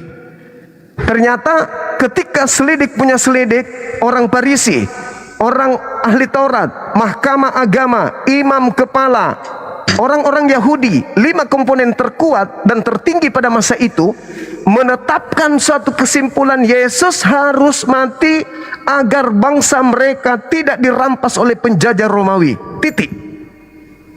Kristen muncul beberapa saat kemudian mengatakan disalibnya Yesus karena dosa waris. Nah, inilah ketimpangan yang saya katakan. Masakan istri Anda memang bagus, Bang Suma, sebentar. Sayangnya, maaf saya potong. Ya, silakan. Boleh? Silakan Bang, silakan. Biar diskusi kita terarah. Saya harap juga Bang Suma fokus pada pokok bahasan. Tadi Bang Suma bicara tentang penyelamatan, kan gitu. Siap. Jadi jangan loncat ke topik yang lain. Kalau Bang bicara mau tentang Tuhan, oke, kita bicara tentang Tuhan. Kalau bicara tentang penyelamatan Yesus oleh Tuhan, it's okay. Fokus membawa diskusi ini supaya terarah. Lanjut Bang. Iya, itu tadi 5 kekuatan yang ada di Bani Israel pada masa itu berkongkoh, bersepakat melakukan muhtamar yang pada kesimpulannya adalah Yesus harus mati untuk menyelamatkan bangsa mereka dari perampasan hak dari Romawi. Bukan karena dosa waris, bukan karena kutukan di Taman Eden, bukan karena permusuhan antara keturunan iblis dan keturunan Adam, bukan. Tapi semata-mata karena mereka bangsa Israel takut bangsanya dirampas oleh Romawi. Nah ini, bagaimana saudara saya menyikapi ternyata selama ini 2000 tahun. Halo, Bang Suma agak putus-putus saya. Iya, kurang bagus apa? Iya, silakan. Halo, monitor silakan, Bang. Iya, cek. Ya, agak putus. Sudah, Oke, Bang Suma, saya sudah dapat poinnya. Jadi gini, Iya, silakan Bang. Bang Suma ini mulai gas ini sudah Enggak, ini materi mulai dari tadi ya, kelihatan Bang. Suma ini ya. Silakan. Oke, no problem. Jadi gini Bang Suma ya. Saya kurang setuju kalau Bang Suma gini. Saya kurang setuju kalau Bang Suma menganalogikan ya keyakinan dengan masakan. Pertama, dari segi kepantasan aja ya. Tidak mungkin Bang Suma dapat menilai masakan istri tetangga ya. Istri tetangga dengan masakan istri abang sendiri. Karena apa? Karena setiap hari Bang Suma disuguhi oleh menu yang sudah sangat kental di dalam lidah Bang Suma. Sudah tahu persis kadar garamnya ya. Bagaimana mengolahnya Bang Suma. Jadi sudah tahu persis gitu loh. Sudah dikenal, boleh dikata sudah menyatu dengan lidah Bang Suma. Nah, tetapi kemudian Bang Suma mencoba mengecap istri tetangga menurut selera lidah Bang Suma. Nggak akan ketemu di situ Bang. Pasti nggak akan enak menurut Bang Suma karena itu bukan kebiasaan menu yang disajikan oleh istri Bang Suma.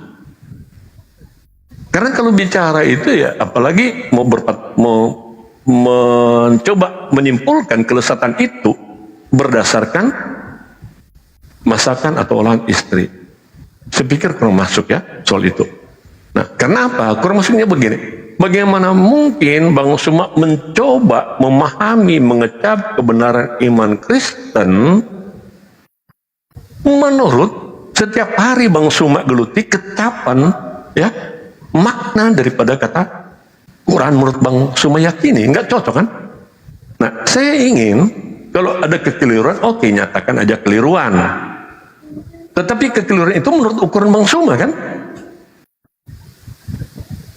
Dan kalau itu ukuran Bang Suma, bukanlah berarti kekeliruan itu menjadi benar menurut Bang Suma. Kalau Bang Suma menanggapi itu, saya pikir kurang bijak. Tetapi kalau dalam rangka kritik tekstual, it's okay, mari kita mencoba memberikan pendapat di dalam kritik tekstual. Tetapi kalau selera jangan Bang, nggak sama itu saya pikir ya. Kalau selera Anda mau sama-sama makan dengan istri tetangga nggak bisa kan. Rumah makan bisa berbeda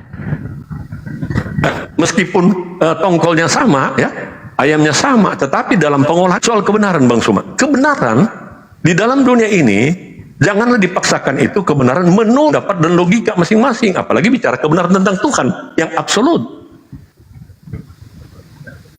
Berarti kalau bicara kebenaran yang absolut, tidak mungkin dapat dibantah. Kalau itu dibantah, itu mah.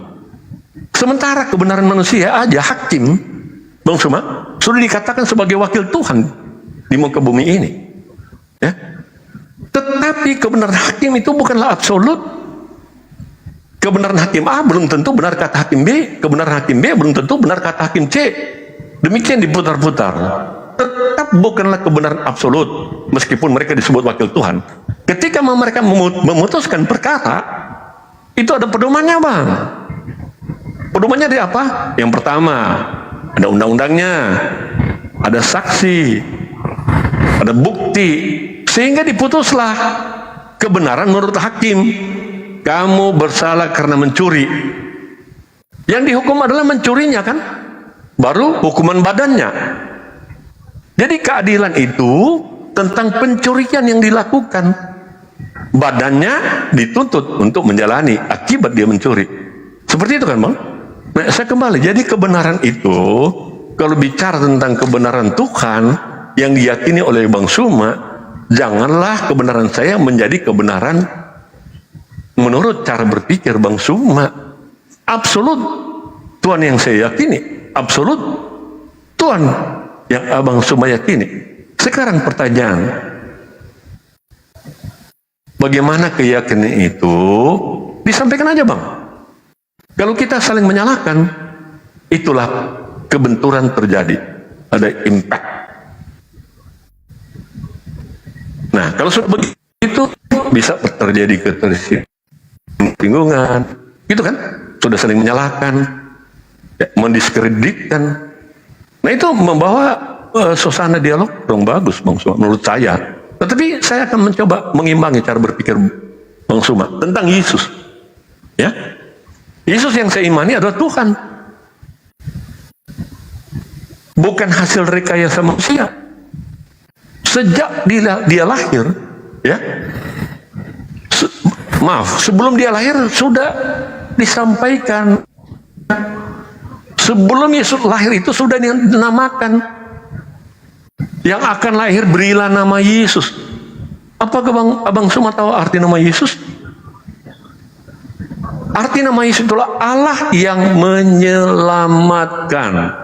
Nanti kalau Bang Suma ingin mengerti, saya akan mengurai itu. Yesus Allah yang menyelamatkan. Yang saya paham juga Bang Suma kan percaya dia disebut Al-Masih. Ya, Yesus Allah yang menyelamatkan. Bagaimana Allah menyelamatkan? Bagaimana kita tahu Allah itu penuh kasih? Bagaimana kita tahu Allah itu penuh cinta? Bagaimana kita tahu Allah itu ada?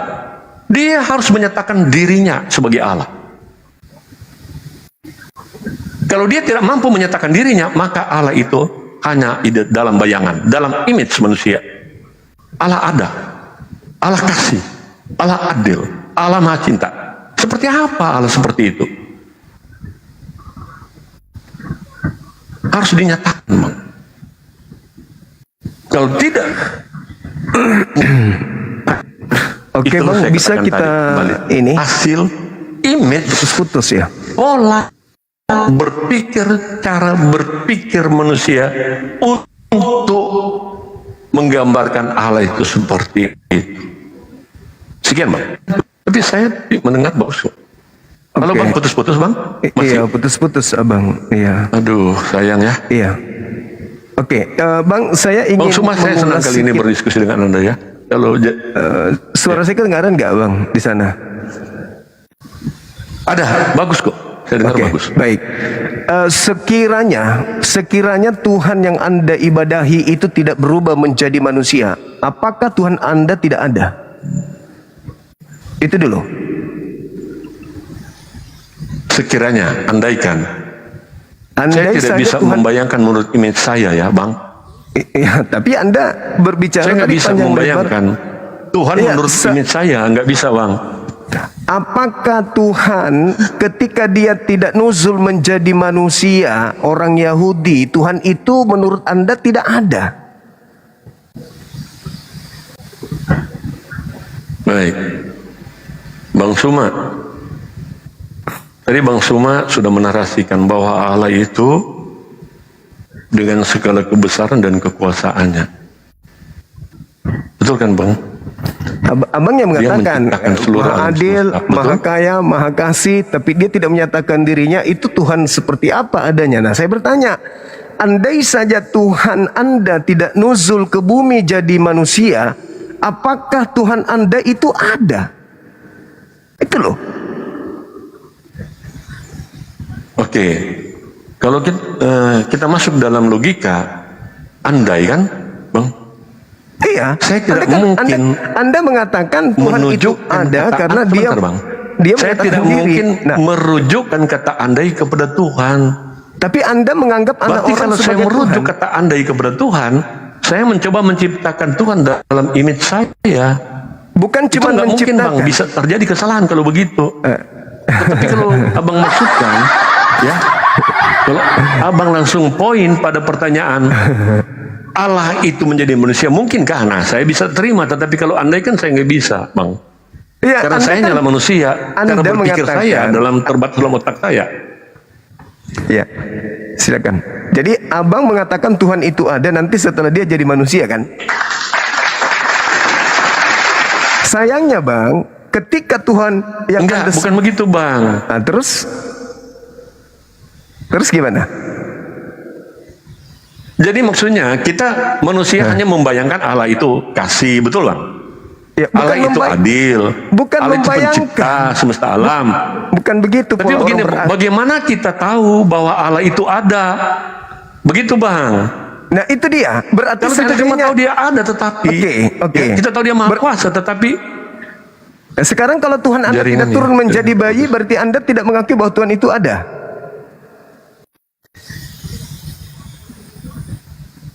Tidak tahu seperti apa Allah itu, Bang. Sekarang tidak mungkin kita mencari Allah menurut image kita, kan? Betul kan, berarti, Bang? Apa Bang Suma mencari Allah menurut image Suma? Berarti sebelum Tuhan Anda turun ke bumi, Tuhan itu nggak ada. Ayo. Begini Bang, bukan soal itu, Bang. Tadi Bang Suma bicara tentang kebenaran absolut. Gimana? Sekarang absolut kan, Bang? Andai saja Yesus yang Tuhan Anda itu tidak turun ke bumi menjadi bayi, selama itu juga Tuhan nggak ada bagi Anda. Ayo. Jadi gini, Bang. Abang tadi bilang kan, ya, tentang Allah yang maha besar itu. Itu mundur berapa langkah nanti tadi, Bang? Anda kan mengatakan Bang Suma menyatakan itu. Iya, kemudian Anda Bang mengatakan berikutnya Bang Suma mencoba menganalogikan dengan makanan. Ya enggak ke situ lagi karena Anda enggak nyambung dengan analogi saya. Jadi gini, ketika Anda mengatakan Tuhan itu absolut ada, nanti setelah dia turun menyatakan diri, berarti Anda tidak mengakui adanya Tuhan sebelum turun jadi bayi. Ini agama apa ini yang kayak begini nih? Sementara pencipta langit dan bumi, bahkan Yesus sendiri sebagai hamba Tuhan, ketika turun ke tengah-tengah kaumnya, dia mengajarkan bahwa untuk memperoleh hidup kekal, dia harus diyakini sebagai rasul. Aduh. Gitu abangku, ya. Jadi terlalu kecil skala Tuhan yang Anda sajikan ke saya, dan itu tidak masuk dalam ranah logika. Nah, sekarang, halo Bang Suma. Halo juga.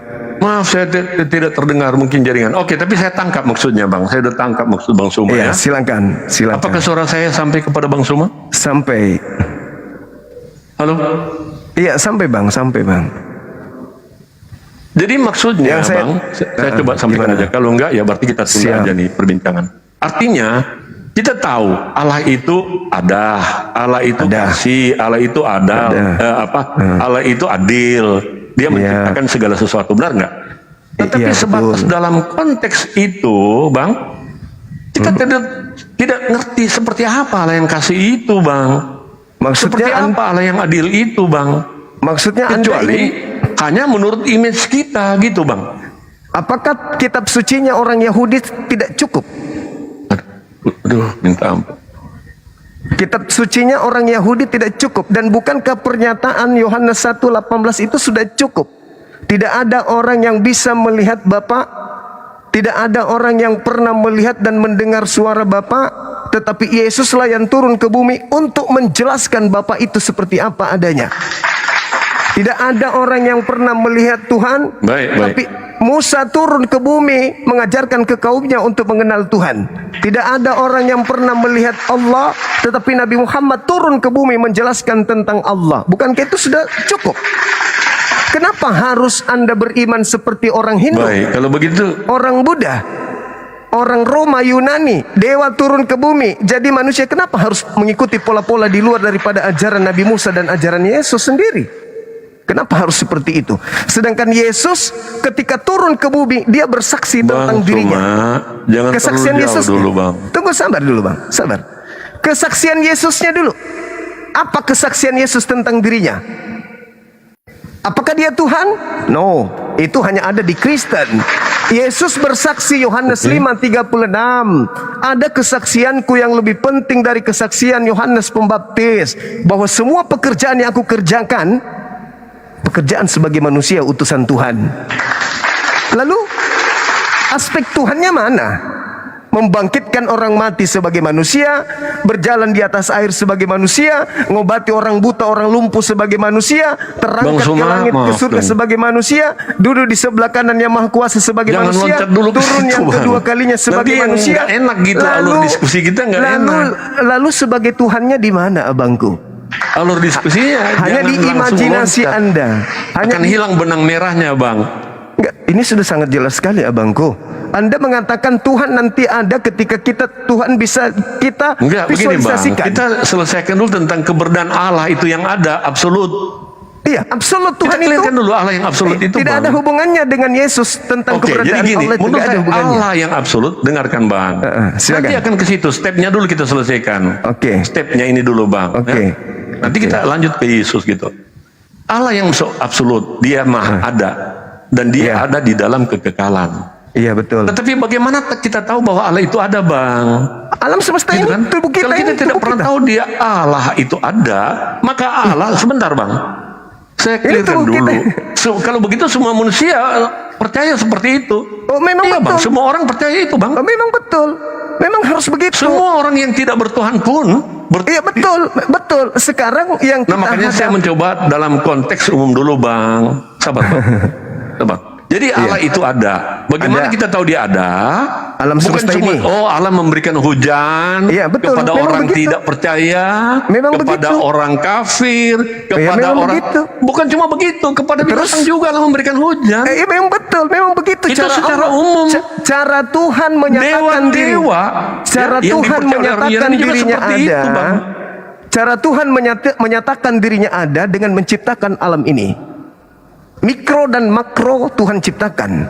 Nah, lalu diutuslah nabi-nabi, termasuk Nabi Mikro Yesus. dan makro Bang. Ya, betul. Mikro dan makro. Iya, makrokosmos alam semesta ini. Jadi menurut mikro adalah badan kita ini yang kecil ini.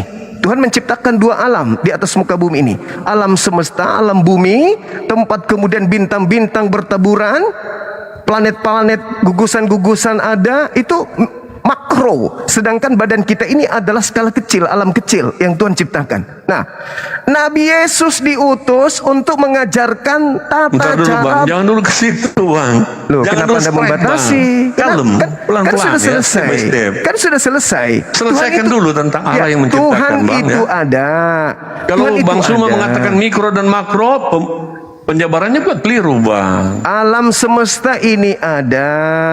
Diri kita sebagai makhluk ada. Bukti Tuhan itu ada. Titik.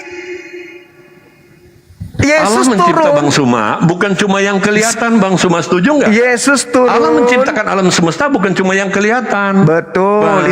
Itu sudah tidak yang dibahas tidak lagi. kelihatan pun Allah ciptakan. Sekarang Yesus Ya, Bang Suma. turun. Jadi jangan bilang makro dan Yesus mikro. turun. Yesus Keliru. turun ke bumi bukan untuk mengatakan aku Tuhan. Yesus turun ke bumi untuk mengajarkan kaumnya Bani Israel tata cara beribadah menyembah Tuhan yang tak terlihat itu.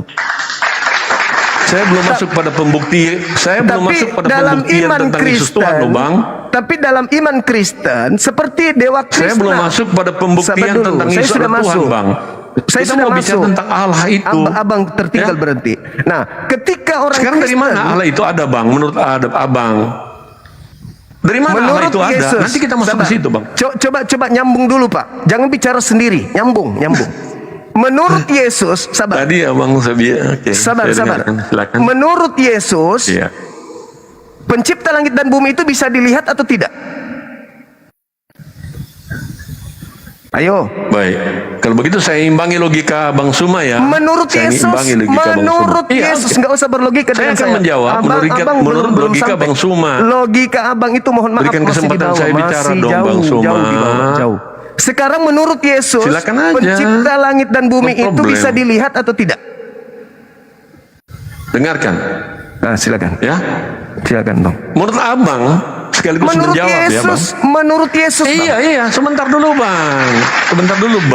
Menurut Abang Yesus, mau strike sih, tetapi pencipta langit dan bumi itu bisa dilihat atau tidak? Menurut Yesus. dengar dulu Bang. Jangan langsung strike begitu. Makanya nggak akan pernah nyambung Bang. Ya, karena Anda saya akan mau mengarah tanya. ke sana. Tuhan Alam itu semesta ada. ya. Nanti Tuhan itu saya bawa ada. ke Yesus Bang.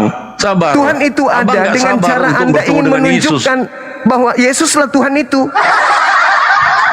Gini. Sekarang Bang, menurut Bang Suma, Yesus, dengarkan. Kondusif dong, gantian. Kalau mau kondusif, Gantian, Bang abangku, Suma. jawab pertanyaan saya. Itu kalau mau kondusif. Saya jawab. Nah, sekarang menurut Saya Yesus, jawab bagaimana saya mau jawab kalau apakah abang ngoceh terus? pencipta langit dan bumi itu bisa dilihat atau tidak? Menurut Yesus, silakan. Baik. Nah, gitu Ya. dong. Lanjut. Oke. Alam semesta ini diciptakan oleh apa? oleh firman. Aduh, jangan masuk ke doktrin. Jangan masuk ke doktrin. Saya paling tidak suka kalau saya diajak berlogika, ujung-ujungnya doktrin. Anti saya, Pak. Anti saya. Kita berlogika katanya. Orang-orang terdidik, orang terpelajar, ilmiah, akademisi, ujung-ujungnya doktrin. Bapak, sekali lagi saya menghargai. Menurut Yesus, apakah pencipta langit dan bumi ini bisa dilihat atau tidak bisa dilihat? Silakan. Silakan saudaraku. Jangan bawa doktrin, jangan sama saya. Abang sih nggak sabar ingin ketemu dengan Yesus Sekali gitu Anda loh. berbicara so ilmiah Sabar, dengan Bang, untuk saya, ketemu Yesus jangan sabar. masuk karena doktrin. Karena saya ini ilmiah. Jadi Anda yang ingin saya koreksi mendoktrin. itu ya. Jadi bicara Anda tentang mau doktrin ketuhanan, di tetapi mau gereja, dianggap Abang. selera makanan nggak cocok, apalagi dengan istri tetangga. Ini berbicara Nggak mengenai cocok, Bang. keyakinan. Makanan itu mengenai keyakinan, Abang. Istri Anda menyajikan begini, Bang. Istri Anda Tadi menyajikan Abang makanan ke saya. menganalogi dengan selera. Katanya nasi, tapi ternyata saya Ya, kangkung. jadi jangan Sudah anggap melakukan keyakinan penipuan Kristen gitu. menjadi selera Abang. Masalahnya Kristen mengatakan ini Tuhan, tapi ternyata dia manusia. Tadi Abang menganalogi dengan selera, masakan. Oh, nggak bisa. Ini takarannya akal. Bang Suma Akal. mencoba Akal. membuat selera kekristenan menjadi selera istri Abang. Saudaraku, Di mana tadi di logikanya, awal saya Bang? mengatakan, dengar, saya mengatakan bahwa Nggak iman cocok, Kristen, Bang. Kristen mengatakan imannya betul, Islam mengatakan imannya betul. Takaran kebenaran itu akal. Istri Anda datang menyatakan ini nasi, begitu saya periksa ternyata sayur kangkung. Iya, jadinya artinya Abang mencoba mengukur selera itu bukan menurut masalah selera istri Abang. Ini bukan masalah selera, Bang. Ini Nggak bukan masuk masalah dong, Bang, selera. logikanya, Bang. Ini bukan masalah Ayo, selera. Bang. Ini Bagaimana bukan masalah Abang selera. mengatakan selera itu di dalam itu aja pengajaran terus. Kristen Sayang sekali. harus Sayang Bang Suma sekali. kecap menurut selera istri Abang. Nggak masuk, Sayang Bang. sekali. Tetapi Sayang kalau mau sekali. berpandang Sayang begini, sekali. Bang. Sayang sekali, sangat disayang. Ya gimana, Sangat Bang? disayang. Diskusi begini. Sayang, Apa yang Abang sayangkan? Boleh dikatakan. Anda mencoba untuk membawa saya untuk berdiskusi akademis. Saya kebetulan pendebat, abangku. Saya pernah juara lintas kampus untuk berdiskusi debat ilmiah. Jadi tidak perlu Saya Anda nggak perlu ngajarin menyatakan saya. itu siapa saya, Bang. Ketika Nggak perlu saudara saya menyatakan siapa saya. Seketika Anda Nggak perlu, mengajak Bang. kita berdiskusi ilmiah, yuk kita ilmiah, jangan masuk ke ranah doktrin. Justru saya jadi Abang kan yang membawa logika itu pada saya. Ya, nah sekarang Anda Kebenaran, menjawab Bang. Katanya diuji. Ya, Makanya kebenaran saya diuji. uji kebenaran Abang dengan logika tadi. Oleh karena Kan itu nggak masuk, Bang. Selera Apanya yang nggak Abang masuk? pada istri Abang, tetapi mengatakan tidak enak selera masakan Anda orang lain. pura-pura, Itu kan logika Abang. Anda pura-pura atau gimana nih? Jangan Saya menghindar, mengatakan, Bang. Jujur bagaimana lah. saya mau mengharapkan mengatakan begitu kedewasaan Abang. Bagaimana saya bisa mengatakan masakan Anda, istri Anda bagus? Di awal dia sudah menipu saya. Dia mengatakan ini nasi, padahal Di situ begitu saya salahnya, Bang. nyata-nyata sayur kangkung kok. Kenapa, Bang, salah? Karena Abang Sayur mengukur selera si istri tetangga itu sayur dengan kangkung. parameter Sayur istri Anda. kangkung. Sayur kangkung dibilang Nggak nasi. masuk, Bang. Sayur kangkung Ya sudah, dibilang nasi. biar yang mendengarkan yang menilai gitu aja ya. Anak orang Soal dibilang selera, Tuhan. ya. Anak orang dibilang Nah, Tuhan. jauh, Bang. Jauh gimana? Nggak nyambung itu namanya, Bang. Itulah dibutuhkan intelektual ketika beragama, abangku. Istri Anda menyajikan ini nasi ya, Bang ya. Begitu saya buka Bang kangkung, Suma. keyakinan Anda mengatakan ini Tuhan. Begitu dia lihat, oh manusia dibilang Tuhan. Oke. Ada gangguan nih. Sekarang saya Ada tanya gangguan. deh ke Abang. Jujur jawab ya. Abang Iya. mengatakan tidak enak selera di sebelah kan, istri tetangga. Iya, betul. Parameter yang Abang gunakan apa? Tidak sesuai dengan apa yang disajikan. Dia mengatakan Disajikan oleh siapa? Istri Anda. Dia mengatakan ini nasi, Bang. Iya, Apakah nasi? parameter yang menjadi ukuran itu apa, Bang? Masa Abang mencoba mengambil ukuran dari istri pura-pura. tetangga? Anda Itu nggak pura-pura nyambung, tidak Bang. mendengarkan. Anda mengatakan pura-pura. gini, Bang. Anda Nggak pura-pura. logis gitu loh. Anda mengambil ukuran parameter yang memasak itu. Maksudnya di mana Istri logikanya? Anda Kalau Anda menyajikan. mengatakan tidak cocok, Karena Bang Suma mengambil selera standarnya istri Bang Suma. Saudaraku, Bagaimana mungkin Bang Suma mencoba mengambil ukuran dari istri tetangga? Nggak fair, Bang. Nggak fair itu. Jadi kalau abang mengatakan itu tidak enaknya dari mana? Masa dari ukurannya dari istri yang memasak itu? Tetapi kalau Bang Suma mengatakan saya tidak enak mengatakan karena tidak sesuai ikan, dengan parameter istri abang. Nasi. Gitu loh Bang, cara mengukurnya.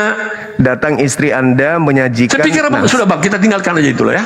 Alah, kita tinggalkan aja. Begitu. Ini karakter Kristen itu begitu. Enggak, udah ke abang pojok nggak masuk tinggalkan. logikanya Bang.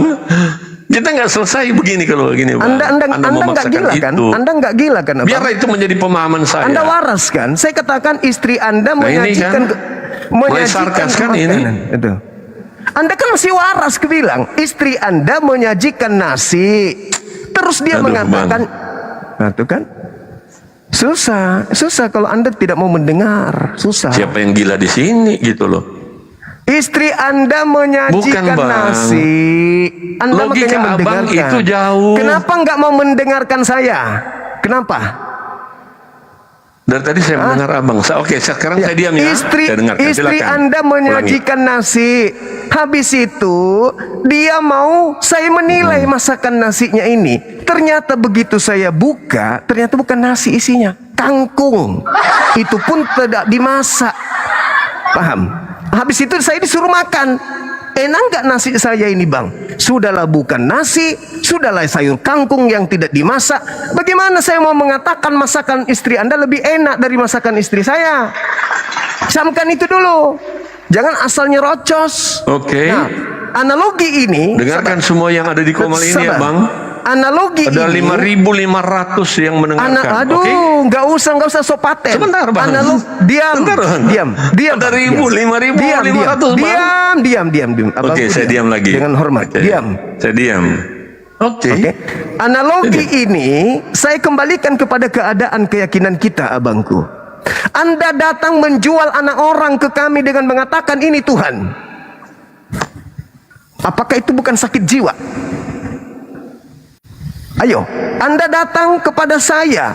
Nyata-nyata Maria manusia melahirkan anak manusia, lantas Anda mengatakan ini adalah Tuhan. Apakah itu tidak sakit jiwa? Itu analoginya. Itu analogi yang tak terpisah tuh. Makanya saya bertanya kepada saudara tadi, menurut Yesus, apakah pencipta langit dan bumi itu bisa dilihat atau tidak bisa dilihat? Gampang itu bang. Nah, silakan. Gampang. Jadi sekarang kesempatan saya bicara, oke? Silakan.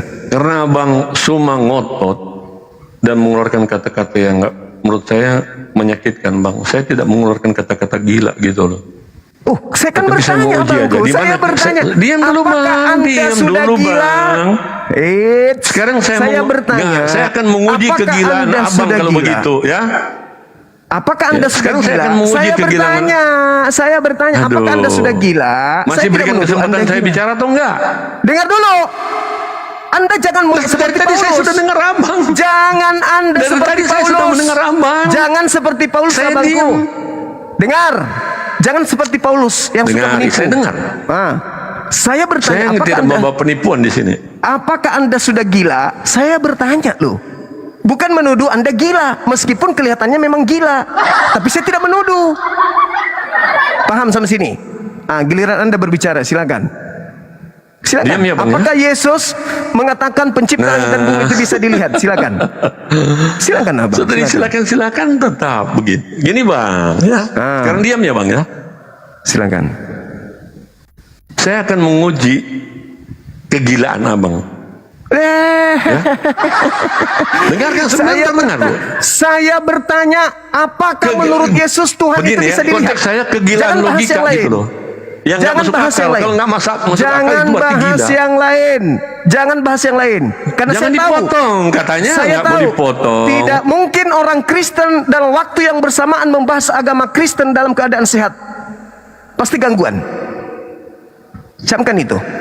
Sekarang coba Anda terangkan ke saya, oke, menurut Yesus, menurut saya Yesus, tidak jadi gini Bang. apakah pencipta Tadi langit sudah dan berapa bumi? kali Abang bilang silakan, tetapi nggak pernah diberikan kesempatan Bang. Saudaraku, Jangan makanya panik. pakai ini. Apakah Jangan panik, pencipta Bang. langit dan bumi? Dengar.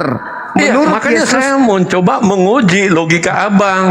Kegilaan Abang yang berpendapat itu, bukan Abangnya yang gila ya. Abang sehat kok. Kalau Abang apakah kurang waras, berarti Yesus nggak mungkin. menurut Yesus Nah, gimana nih Bang? Saya lagi menjelaskan. pencipta langit dan bumi itu bisa dilihat? Silakan. Jangan Yang sembunyi dari dilihat situ. itu adalah Jangan sembunyi. hasilnya, Bang. Hasilnya. Ketika Allah berfirman, dengar dulu. Ketika Allah yang Hasilnya. berfirman, maka semua itu jadi. Oke, Bang? Hasilnya berarti alam semesta ini. Iya, hasilnya. Bukti bahwa Tuhan itu ada. Sebentar dulu. Sudah. Sebentar. Abang sudah tidak sabar ketemu Yesus begitu, Bang. Saya jelaskan. Jangan dipotong. Tadi katanya jangan dipotong.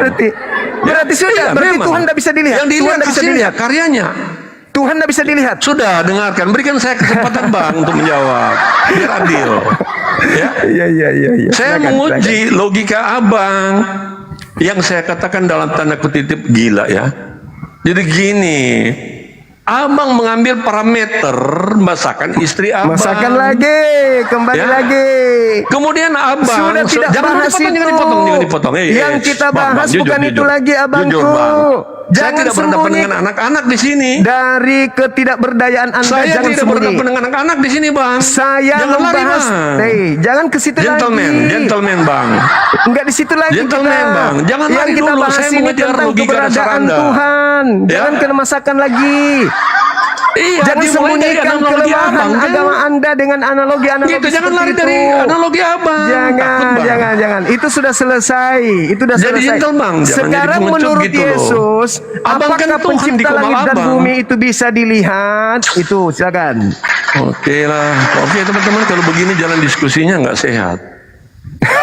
Nggak sehat. Jualan Cuma Anda nggak kamu laku, Tuhan di kepala abangku. kamu ini loh, Bang. Jualan Anda nggak laku. Iya, silakan aja mau nggak laku. Nggak laku jualan Mau Anda. tidak laku atau laku itu tergantung manusia yang punya akal sehat. Kalau berakal dalam sehat tidak mungkin mendengarkan itu, Kristen, ya. abangku. Bang, Tidak mungkin. apakah sehat? Dalam Masakan keadaan istri tetangga Kristen lebih enak? berbicara mengenai akidah agama, tidak mungkin orang itu dalam keadaan yang sama dia Diukur sehat. dengan Tidak istri mungkin. sendiri. Logikanya mungkin. sudah kabur, Nggak Bang. mungkin. Itu Nggak mungkin, bukan nggak cara mungkin. berpikir sehat.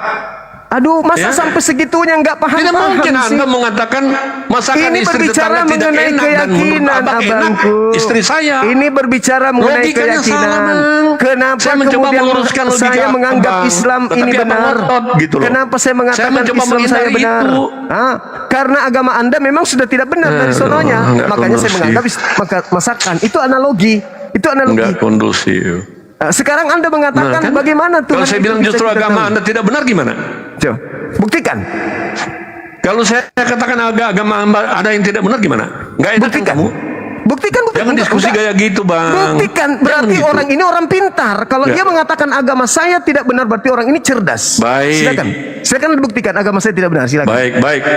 Nah, Abang, saya silakan. sering mendengar kata kun fayakun. Yes. Jadi kita tinggalkan ya analogi tadi, Bang ya. Ya memang. Istri Apa itu tetangga maksudnya? Itu tidak kan enak, yang enak istri sendiri. Oke? Kita tinggalkan itu kan analogi sudah, itu ya, Bang. Analoginya sudah jelas. Jangan Takarannya berkutat di adalah situ. akal. Salah itu, Bang. Takarannya adalah akal. Salah, Bang. Takarannya Logika yang akal. nggak waras di situ. Bagaimana bisa Tuhan mati dibunuh manusia? Ayo. Bagaimana bisa Jadi tinggalkan Tuhan dibunuh oke, manusia? kalau itu jelas makanya. Dengarkan, Bang. Makanya tadi dengan baik-baik saya bilang Pak kepada Abang, lebih baik strike aja pertanyaannya. Jangan saya bertitik bertanya bola pada tentang logika yang konsep keliru. Tuhan. Tentang Kalau konsep Tuhan Bang, tadi. gantian Bang. Kalau bertitik tolak pada logika dasar yang keliru, selanjutnya kan amburadul, Bang. Ya itulah Anda. Makanya saya nawarkan ke Abang, Bang. Itulah Anda. Keliru itu nggak usah, ya. Itu Strike logika aja Anda yang pertanyaannya. keliru. Itu lebih bagus, Logikanya, Bang. agamanya keliru. Gitu Udah, titik. loh. Udah, Sudah, titik. Bang. Ya, logika dasarnya silakan. salah, jangan dibangun terus gitu loh. Jadi gini, Silakan. Bang. Allah itu ada, membuktikan dia ada, maka dilihat dari ciptaannya kan? Betul tidak? Betul. Dia yang menciptakan segala sesuatu dengan kemahakuasaannya. Dengan apa? Saya sering mendengar kata kun fayakun. Saya pinjam dulu ya kata itu, Bang. Iya. Artinya itu juga segala ada di kitabnya sesuatu Yahudi. itu tercipta. Oke, Ya. sudah lu jangan lu potong, Bang. Ya kan Anda Jadi bertanya segala ke saya. sesuatu tertib. Oh iya, maaf, saya nggak akan bertanya lagi. Jadi segala sesuatu tercipta dengan kata. Ya, dari mana kata itu? Dari si pencipta. Kata itu adalah keluar dari isi otak, bukan seperti otak kita manusia ya. Karena Allah tidak punya otak seperti kita. Jadi artinya keluar dari kehendak pikiran Allah itu sendiri. Berfirmanlah dia, kun fayakun. Jadilah. Ingat bang, dia menciptakan bukan mikro dan makro. Itu aja sudah keliru. Dia menciptakan dari yang kelihatan dan yang tidak kelihatan. Ya, dari makroorganisme dan mikroorganisme. Mikroorganisme tidak bisa lihat apa lewat? Apa itu namanya? Mikroskop. Tetapi yang tidak kelihatan, ya itu roh. Yang abang katakan jin. Jin ini juga menurut budaya Arab, tetapi di Indonesia tidak ada jin. Gitu kan? Jadi Allah menciptakan yang kelihatan dan yang tidak kelihatan, termasuk roh. Bagaimana prosesnya? Dengan kata-kata. Oke? Kata-kata itu adalah pikiran kuasa Allah yang dinyatakan. Nah, itu kita tahu dia ada. Oke? Sekarang, step berikut, Bang. Allah itu penuh cinta. Allah itu kasih. Kasih itu harus nyata, Bang. Kita sering berteriak Allah itu maha kasih, tetapi jika kita tidak melihat kasih Allah seperti apa, itu namanya cuma di dalam image kita. Allah itu adil, tetapi kita tidak pernah menyaksikan keadilan Allah. Berarti itu keadilan cuma dalam image kita. Itu yang spesialnya, Bang. Kalau soal semua itu ya semua tahu. Ya, Bang. Nah, sekarang perwujudannya seperti apa? Bagaimana kita tahu Allah itu ada? Bagaimana kita tahu Allah itu adil? Bagaimana kita tahu Allah itu kasih? Tidak bisa kita kejar, kita cari dengan pikiran kita, Bang. Nggak mungkin. Makanya saya bawa kepada Yesus, Bang, ya. Bang Suma, saya bawa kepada Yesus. Oke? Ada korelasi dari kitab Kejadian dan Wahyu kepada Yohanes 1. Abang sudah hafal ayat ini, saya tahu, ya. Tetapi mari kita buka biar jelas, Bang. Ya, kitab Yohanes 1. Boleh, Bang? Perkenankan saya membukanya? Silakan. Puaskan diri Anda, silakan. Jangan dong. Kepuasan itu relatif, Bang. Enggak, maksud saya materi Anda biar sampai gitu. Supaya saya nanti setelah saya suka itu, Bang. Itu yang saya suka. Silakan. Sebenarnya Bang Suma, kamu tahu nggak? Saya kagum dengan logika kamu. Kadang-kadang mencengangkan saya. Tetapi saya digiring pada untuk memplesetkan. Padahal logika kamu keren, Bang. Saya harus puji. Oke, ya. Lanjut. Yohanes pasal 1, Bang. Bentar, Bang. Biar kita tidak bicara di awan-awan. Baik. Oh, maaf. Ini ada gangguan di jaringan. Maaf, Bang. Sedikit lagi ya, sabar. Yohanes. Oke. Tadi kita sepakat ya, bahwa alam semesta membuktikan ya, dia ada berarti ada yang mewujudkan. Hasilnya, Bang Suma sudah menyetujui. Nah, bagaimana cara dia menciptakan? Cara Allah menciptakan bukan seperti tukang roti menciptakan roti. Tukang roti untuk menjadikan roti dia perlu bahan, terigu, tepung, gula, minyak dan lain-lain. Diolah menjadi roti. Perlu bahan. Tetapi Allah menciptakan segala sesuatu dengan kun fayakun, tidak perlu bahan. Tidak perlu bahan. Maka ketika dia mengatakan kun fayakun, itu semua terwujud. Sepakat di situ. Nah, bagaimana cara dia mewujudkan itu? Itu dengan berkata-kata, Bang. Firman. Dan firman itu dikatakan oleh Allah. Saya sudah berkali-kali menyatakan kepada abang-abang di sini. ketika suara saya terdengar sampai kepada abang, ya, itu dari saya sendiri yang berkata-kata. Kalau suara saya bisa didengar oleh 6.100 orang yang mendengarkan, bukan berarti saya punya banyak mulut. Saya membelah mulut saya menjadi ribuan untuk berbicara dan sampai kepada orang-orang di tempat yang berbeda, waktu yang berbeda. Tetapi saya mampu melakukan itu. Suara saya itu adalah saya. Nggak mungkin suara saya menjadi suara abang. Nggak mungkin. Begitu juga lah. Allah yang berkata-kata menciptakan semua jadi, itu berarti Allah. Dia yang berfirman itu, bang. Dikatakan ayat 3. Segala sesuatu dijadikan oleh Dia, huruf besar, ya. Tanpa Dia tidak ada suatu pun yang telah jadi dari segala yang dijadikan. Kata-kata loh, ya bang. Disebut Dia di dalam Yohanes ini, ya. Nah, kemudian di dalam Dia ada hidup, bukan hidup secara biologis, bang, bukan. Hidup secara biologis pasti akan musnah, mati. Abang mati, saya mati. Tetapi hidup itulah yang menghidupkan dari yang memberi hidup, bang. Dia yang mencipta itu, ya. Oke. Kemudian dalam Dia ada hidup, dan hidup itu adalah terang manusia. Terang manusia, bukan terang dari matahari. Ya, terang manusia atau terang matahari bisa menjadi gelap apabila ada yang menghalangi terang matahari. Tetapi terang dari Dia, dari firman itu, menembus kegelapan. Karena Dia adalah cahaya ilahi, tidak dapat dibatasi oleh materi. Dan Dia itu namanya Yesus. Oke? Nggak sabar abang ketemu Yesus, ya. Oke, saya loncat aja, bang, sampai pada terang. Kemudian ayat 10, Ia telah ada di dalam dunia, dan dunia dijadikan olehnya. Huruf besar, bang. Dunia dijadikan olehnya, huruf besar, bang. Ya. Jadi, tetapi semua orang yang menerimanya diberinya kuasa supaya menjadi anak-anak Allah.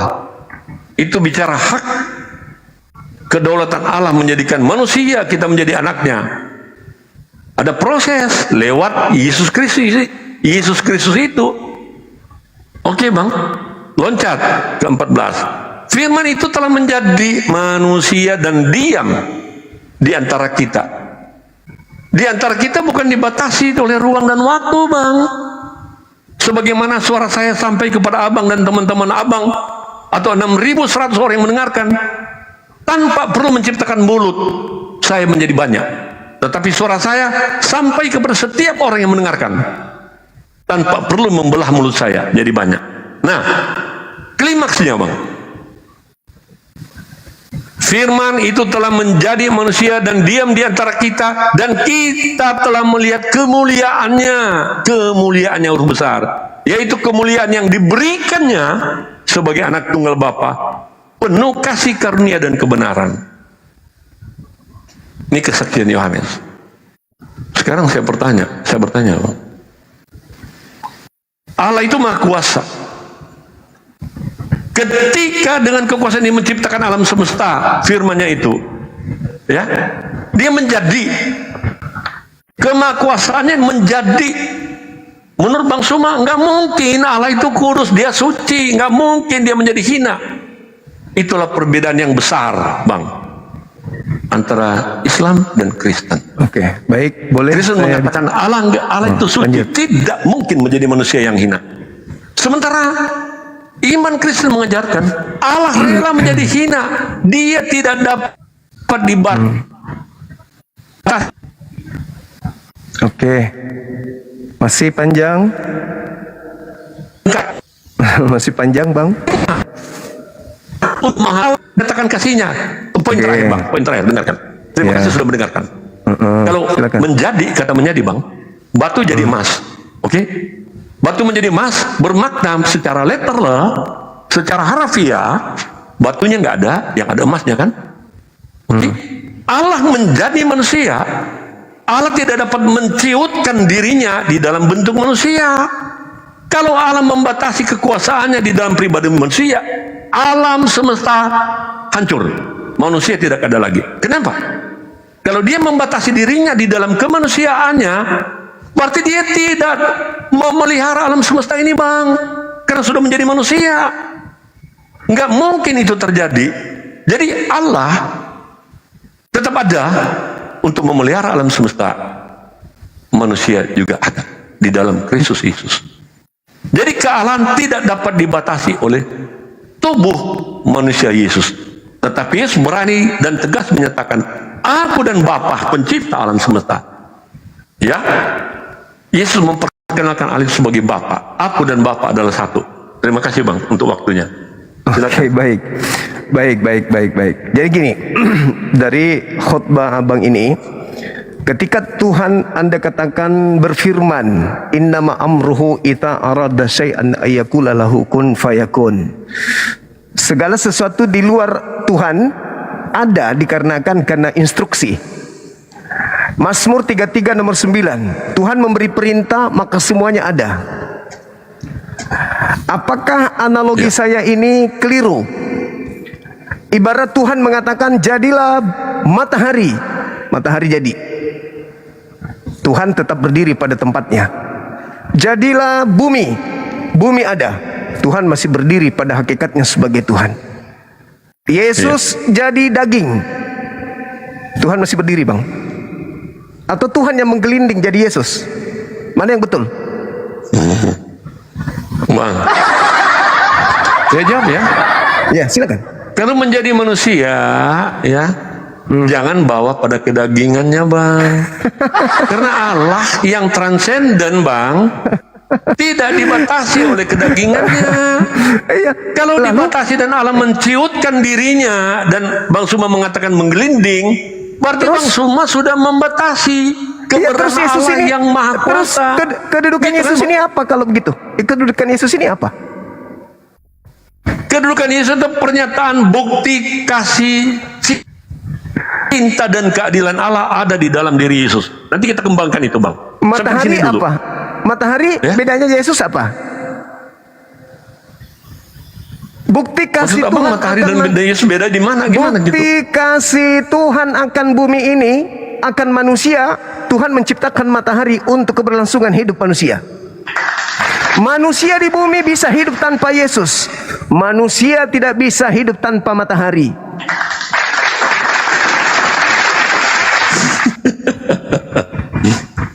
Matahari bukan berarti Allah menjadi matahari, Bang. Tadi Yesus salah memaknai, Bang. Yesus bagaimana? Bukan Allah Yesus menjadi bagaimana? matahari. Yesus Beda. bagaimana? Yesus Allah. Yesus gimana? Allah. Matahari bukan itu, Tuhan. Jadi siang, jadi terang, bukan Tuhan menjadi menggelinding matahari. Jadi Yesus bukan Tuhan menggelinding jadi Yesus. Manfaat kehidupan ketika firman menjadi matahari dengan firman menjadi Yesus. Matahari tempat keberlangsungan hidup alam semesta. Yesus pret. Bang, coba kondusif, Bang. Kondusif. Apa yang Anda ingin jual di sini? Bagaimana? Anda Saya tidak pernah mengatakan giliran Allah menjadi saya. matahari. Giliran saya, Bang. Ya. Giliran Allah saya. menjadi matahari, logikanya dari mana, Bang? Siapa yang bilang? Loh, saya mengatakan proses Allah yang berfirman. Saya tidak karena mengatakan. firman menjadikan, Bang. Saya firman tidak itu mengatakan. menyatakan diri di dalam manusia. Saya tidak Beda. mengatakan. Saya tidak mengatakan bahwa Tuhan jadi matahari. Saya membuat Anda berpikir segala sesuatu yang ada itu berasal dari firman. Matahari tadinya nggak ada, bumi tadinya nggak ada, Yesus tadinya nggak ada. Tuhan berfirman jadi matahari, keluar. Yesaya 55 nomor 11, apa yang keluar dari mulutku tidak akan kembali kepadaku dengan sia-sia sebelum apa yang aku inginkan itu terjadi. Catat itu. Mazmur 33 nomor 9, aku hanya memberi perintah maka semua jadi. Aku mengatakan ada maka semuanya ada. Innama amruhu ita arada syai'an ayakulahu kun fayakun. Ketika kemudian Tuhan mengatakan jadilah matahari, jadi matahari. Jadilah Yesus, jadi Yesus. Bukan Tuhan menggelinding jadi matahari, bukan Tuhan menggelinding menjadi Yesus. Sekarang ketika Yesus turun ke bumi menjadi daging, Yohanes 8:42, aku memang keluar dari Bapa, aku datang dari Bapa, tetapi aku datang bukan atas kehendakku sendiri. Bukan atas kehendakku. Berarti bukan Yesus yang adalah Bapa. Posisi Yesus dengan matahari persis sama, cuman fungsi matahari jauh lebih bermanfaat bagi kehidupan manusia daripada Yesus. Yang kedua, dengarkan baik-baik. Kalau Anda menganalogikan Tuhan Anda yang tak terlihat turun ke bumi nuzul menjadi Yesus, lalu kemudian Anda mencoba untuk melakukan manipulasi dengan mengatakan bahwa Tuhan Elohim tidak turun seketika jadi daging. Oke, tapi Anda manipulasi, jelas itu. Sekarang Anda coba lihat di dalam Filipi 2 nomor 6, nomor 7, nomor 8. Theos tidak mempertahankan keteosannya. Jangan dulu kemana-mana bang, clearkan dulu ini bang, jangan loncat-loncat. Sabar dulu, supaya Anda sadar Anda telah bagus gitu loh. Jangan ganggu saya bang, jangan ganggu saya dulu. Jangan ganggu saya dulu. Saya tidak ganggu Anda tadi ketika Anda melakukan manipulasi yang sangat luar biasa menurut Anda. Dengar, Anda dibantah oleh Paulus ketika Anda mengandalkan Yohanes 1:1-14. Paulus datang menampar Anda dengan menggunakan surat Filipi 2 nomor 6, nomor 7, nomor 8. Apa kata Paulus? Theos tidak mempertahankan keteosannya, melainkan mengosongkan diri, turun mengambil rupa manusia, menjadi hamba, menjadi manusia, lalu taat sampai taat mati di atas tiang salib. Menurut Paulus, yang turun menjadi manusia adalah Theos. Ini kenapa ini Anda mendapatkan pelanggaran? Kenapa ini bang? Menurut Paulus, Theos turun ke bumi mengambil rupa daging, menjadi manusia. Lantas Anda ingin mengatakan apa? Anda katakan apa tadi? Allah tidak turun ke bumi, tapi Allah masih berkuasa pada kuasanya. Dia masih tetap bertata untuk menjaga alam semesta. Bullshit. Paulus mengatakan Tuhan Anda, dewa Anda mengosongkan diri, tidak mempertahankan kedewaannya, melainkan turun ke bumi menjadi manusia, bahkan mati sampai taat sampai mati di atas tiang salib. Jangan Anda menipu. Karena kenapa? Anda terpenjara dengan pengakuan Paulus dalam Filipi 2 nomor 6, nomor 7, nomor 8. Itu saudaraku. Jadi Anda mau kemanapun larinya ke doktrin, Anda dihantam sama Bible. Ketika Anda mengatakan Yesus itu firman, sang firman, segala sesuatu yang diciptakan oleh pencipta langit dan bumi, kedudukannya sama seperti Yesus. Bedanya fungsinya. Fungsi matahari jauh lebih hebat daripada fungsi Yesus. Yesus fungsinya hanya skala kecil, hanya untuk orang-orang Yahudi, sebagai petunjuk, sebagai jalan orang Yahudi kembali kepada Elohim. Itu doang. Tapi matahari jauh lebih berfungsi. Tanpa matahari alam semesta ini tak bisa ngapa-ngapain. Tanpa matahari Yesus tidak bisa hidup di bumi ini. Begitu abangku. Terima kasih. Ini kenapa Anda dapat pelanggaran ini? Kenapa ini? Abang dapat pelanggaran, emang beliau merokok? Teman-teman, tadi abang kita merokok dia.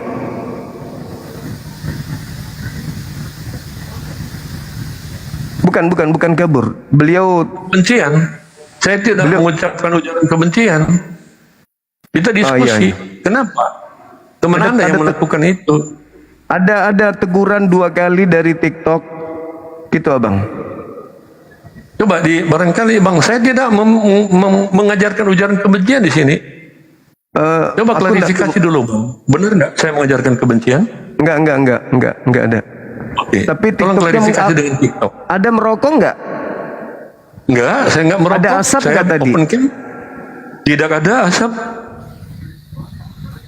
Oh iya. Clear di sini bang. Oke. Tadi TikToknya Clear, yang tiga kali melakukan pernyataan itu.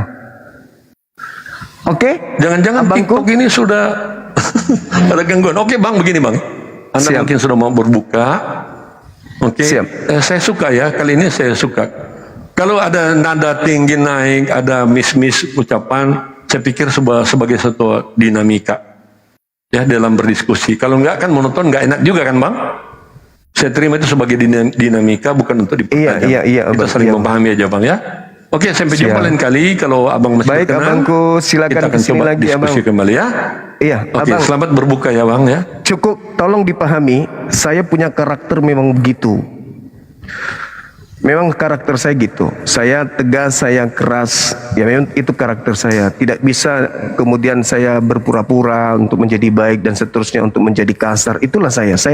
Saya apa adanya, abangku. Jadi tolong saya dimaafkan kalau ada kata-kata saya yang kurang berkenan, ada kata-kata saya yang tidak mengenakan untuk abang. Ini juga saya dapat peringatan juga ini, bang. Oke, terima kasih abangku ya. Ya, Sampai jumpa di kesempatan berikut bang ya. Saya senang. Baik, Bang Leo, salam hormat saya buat abang. Terima kasih. Halo, saudara James Simanjuntak. Ya halo, terima kasih Pak. Iya, sudah menaikkan. Iya Bang Juma. Tadi kita tanggung ya. Iya, yang mana itu Bang? Yang tadi waktu Bang Juma mau sholat itu. Ya, apa itu? Silakan. Tadi waktu Bang Juma live saya masuk. Terus begitu masuk kita bicaranya diskusinya tanggung karena Bang Juma mau ibadah tadi sholat. Oh siap. Oke. Silakan Bang. Tapi rupanya Silakan. sudah lanjut lagi. Saya juga baru lihat tadi, jadi ikut-ikut tadi lihat Leo itu. Oke. Boleh buka kameranya Bang? Biar saya ingat materi. Iya, silakan. Siapa Bang? Abang saya rupanya. Oke, sip. Tapi waktu saya nggak lama Bang ya. Kita udah mau buka, soalnya kita di Sulawesi Selatan. Oke. Iyalah, terima kasih banyak. Saya mungkin cuma saran. Tadi saya lihat diskusinya dengan Pak Leo, kalau memang sudah tidak kurang nyambung atau apa ya, mungkin nggak usah terlalu diperlama-lama begitu. Kasihan karena banyak sekali yang mau diedukasi ya, mau diajarin sama Bang Juma begitu. Tapi mungkin kita juga tanggung ya kalau kita mulai sekarang begitu.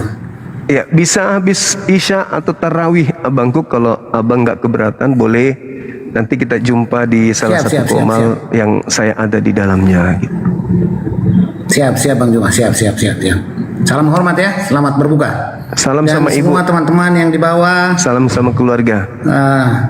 Iya, salam hormat, salam balik. Iya, Oke, terima kasih Bang Juma ya. Sama-sama. Kasih. Baik teman-teman sekalian, di kota kita, kota Makassar, sudah sedikit lagi mau buka puasa. Teman yang minta permintaan ada Bang Delex, Mike Salomo, Arsi, Ayah Audia. Mohon maaf kalau tidak sempat diskusi ya. Mudah-mudahan besok hari Jumat, insya Allah besok kita jumpa lagi, atau sebentar malam kita jumpa lagi di komal-komal teman-teman kita Muslim yang buka, yang masih mau menguji data dan juga menguji logika sehat. Silakan naik, kita berdiskusi. Tujuannya adalah untuk edukasi, kita menegakkan sesuatu menegakkan sesuatu yang memang sudah pada keadaan benar, dan kita mengatakan sesuatu salah itu memang pada keadaan yang salah. Fa'alhamaha fujuraha wa taqwaha. Memang manusia itu ada dua posisi ini. Jadi kita nggak usah memaksakan sesuatu yang menurut kita abu-abu. Saya tegas karena saya yakin apa yang saya sampaikan itu benar, berdata, tidak bertentangan dengan kitabnya saudara kita Kristen itu sendiri. Begitu. Jadi sekali lagi terima kasih sudah menemani Bang Suma satu hari ini untuk melakukan dialog, diskusi sama dengan teman-teman kita non-muslim. Sekali lagi teman yang tidak saya sempat, Al-Fikri Siregar, dunia otomotif, Gelanter dan Khairul Siddiq, silakan sebentar malam kalau masih ingin berdiskusi dengan saya. tema saya rasa masih penting tema ini kita ulas terkait dengan latar belakang adanya ide penyaliban.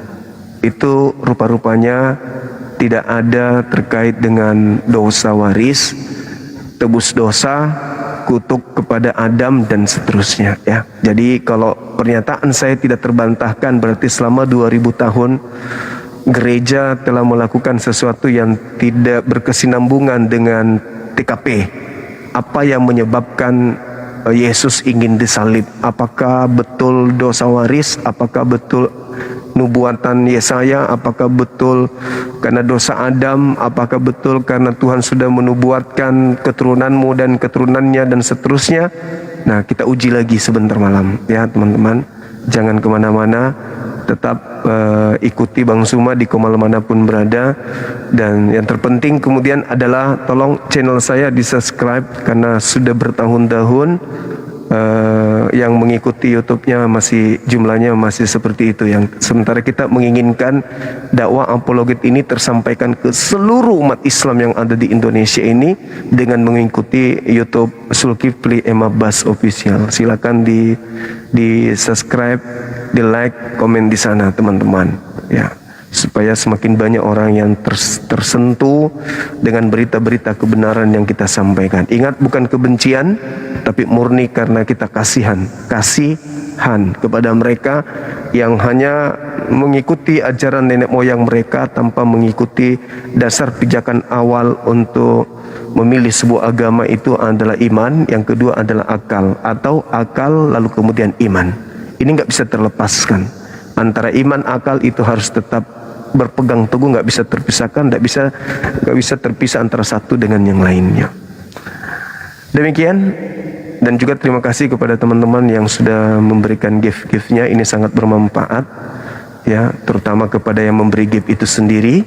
Mudah-mudahan Allah memberkati, Allah memberikan rezeki yang melimpah, kemurahan rezeki, dimudahkan urusannya, kesehatannya terjaga, umur panjang, bahagia bersama keluarga di dunia dan lebih-lebih nanti di akhirat. Demikian, saya mohon diri untuk mundur, nutup. Subhanakallahumma bihamdi, asyhadu an la ilaha illa anta astaghfiruka wa atubu ilaih.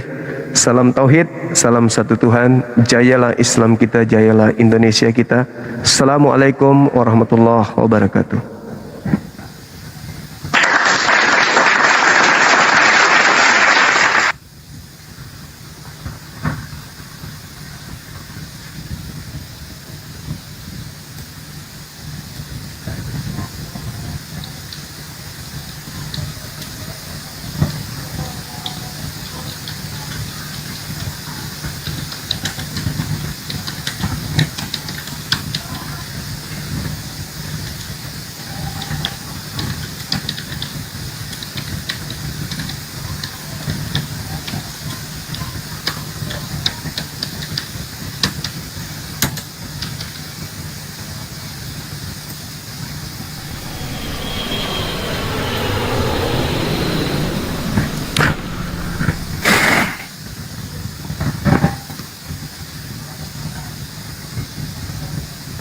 Oh iya teman-teman, sebelum saya turun, saya ingin membisikkan sesuatu.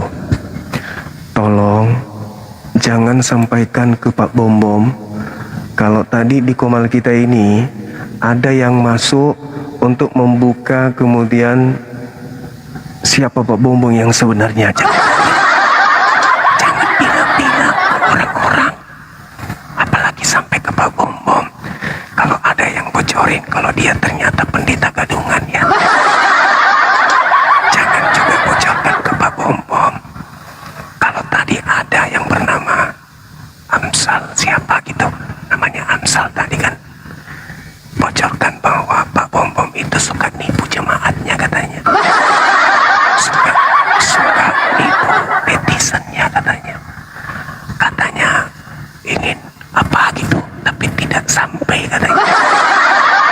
Tapi cukup kita aja yang tahu.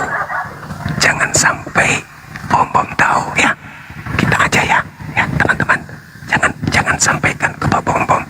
Kalau dia sudah ketahuan kalau dia itu pendeta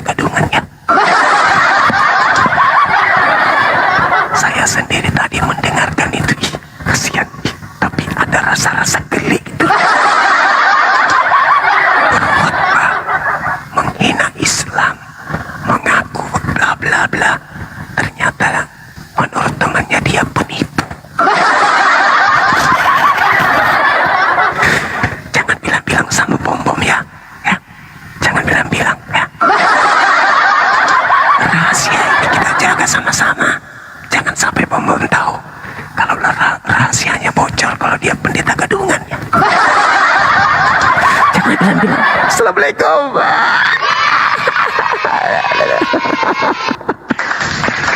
Dadah. Allahu Akbar, Masya Allah.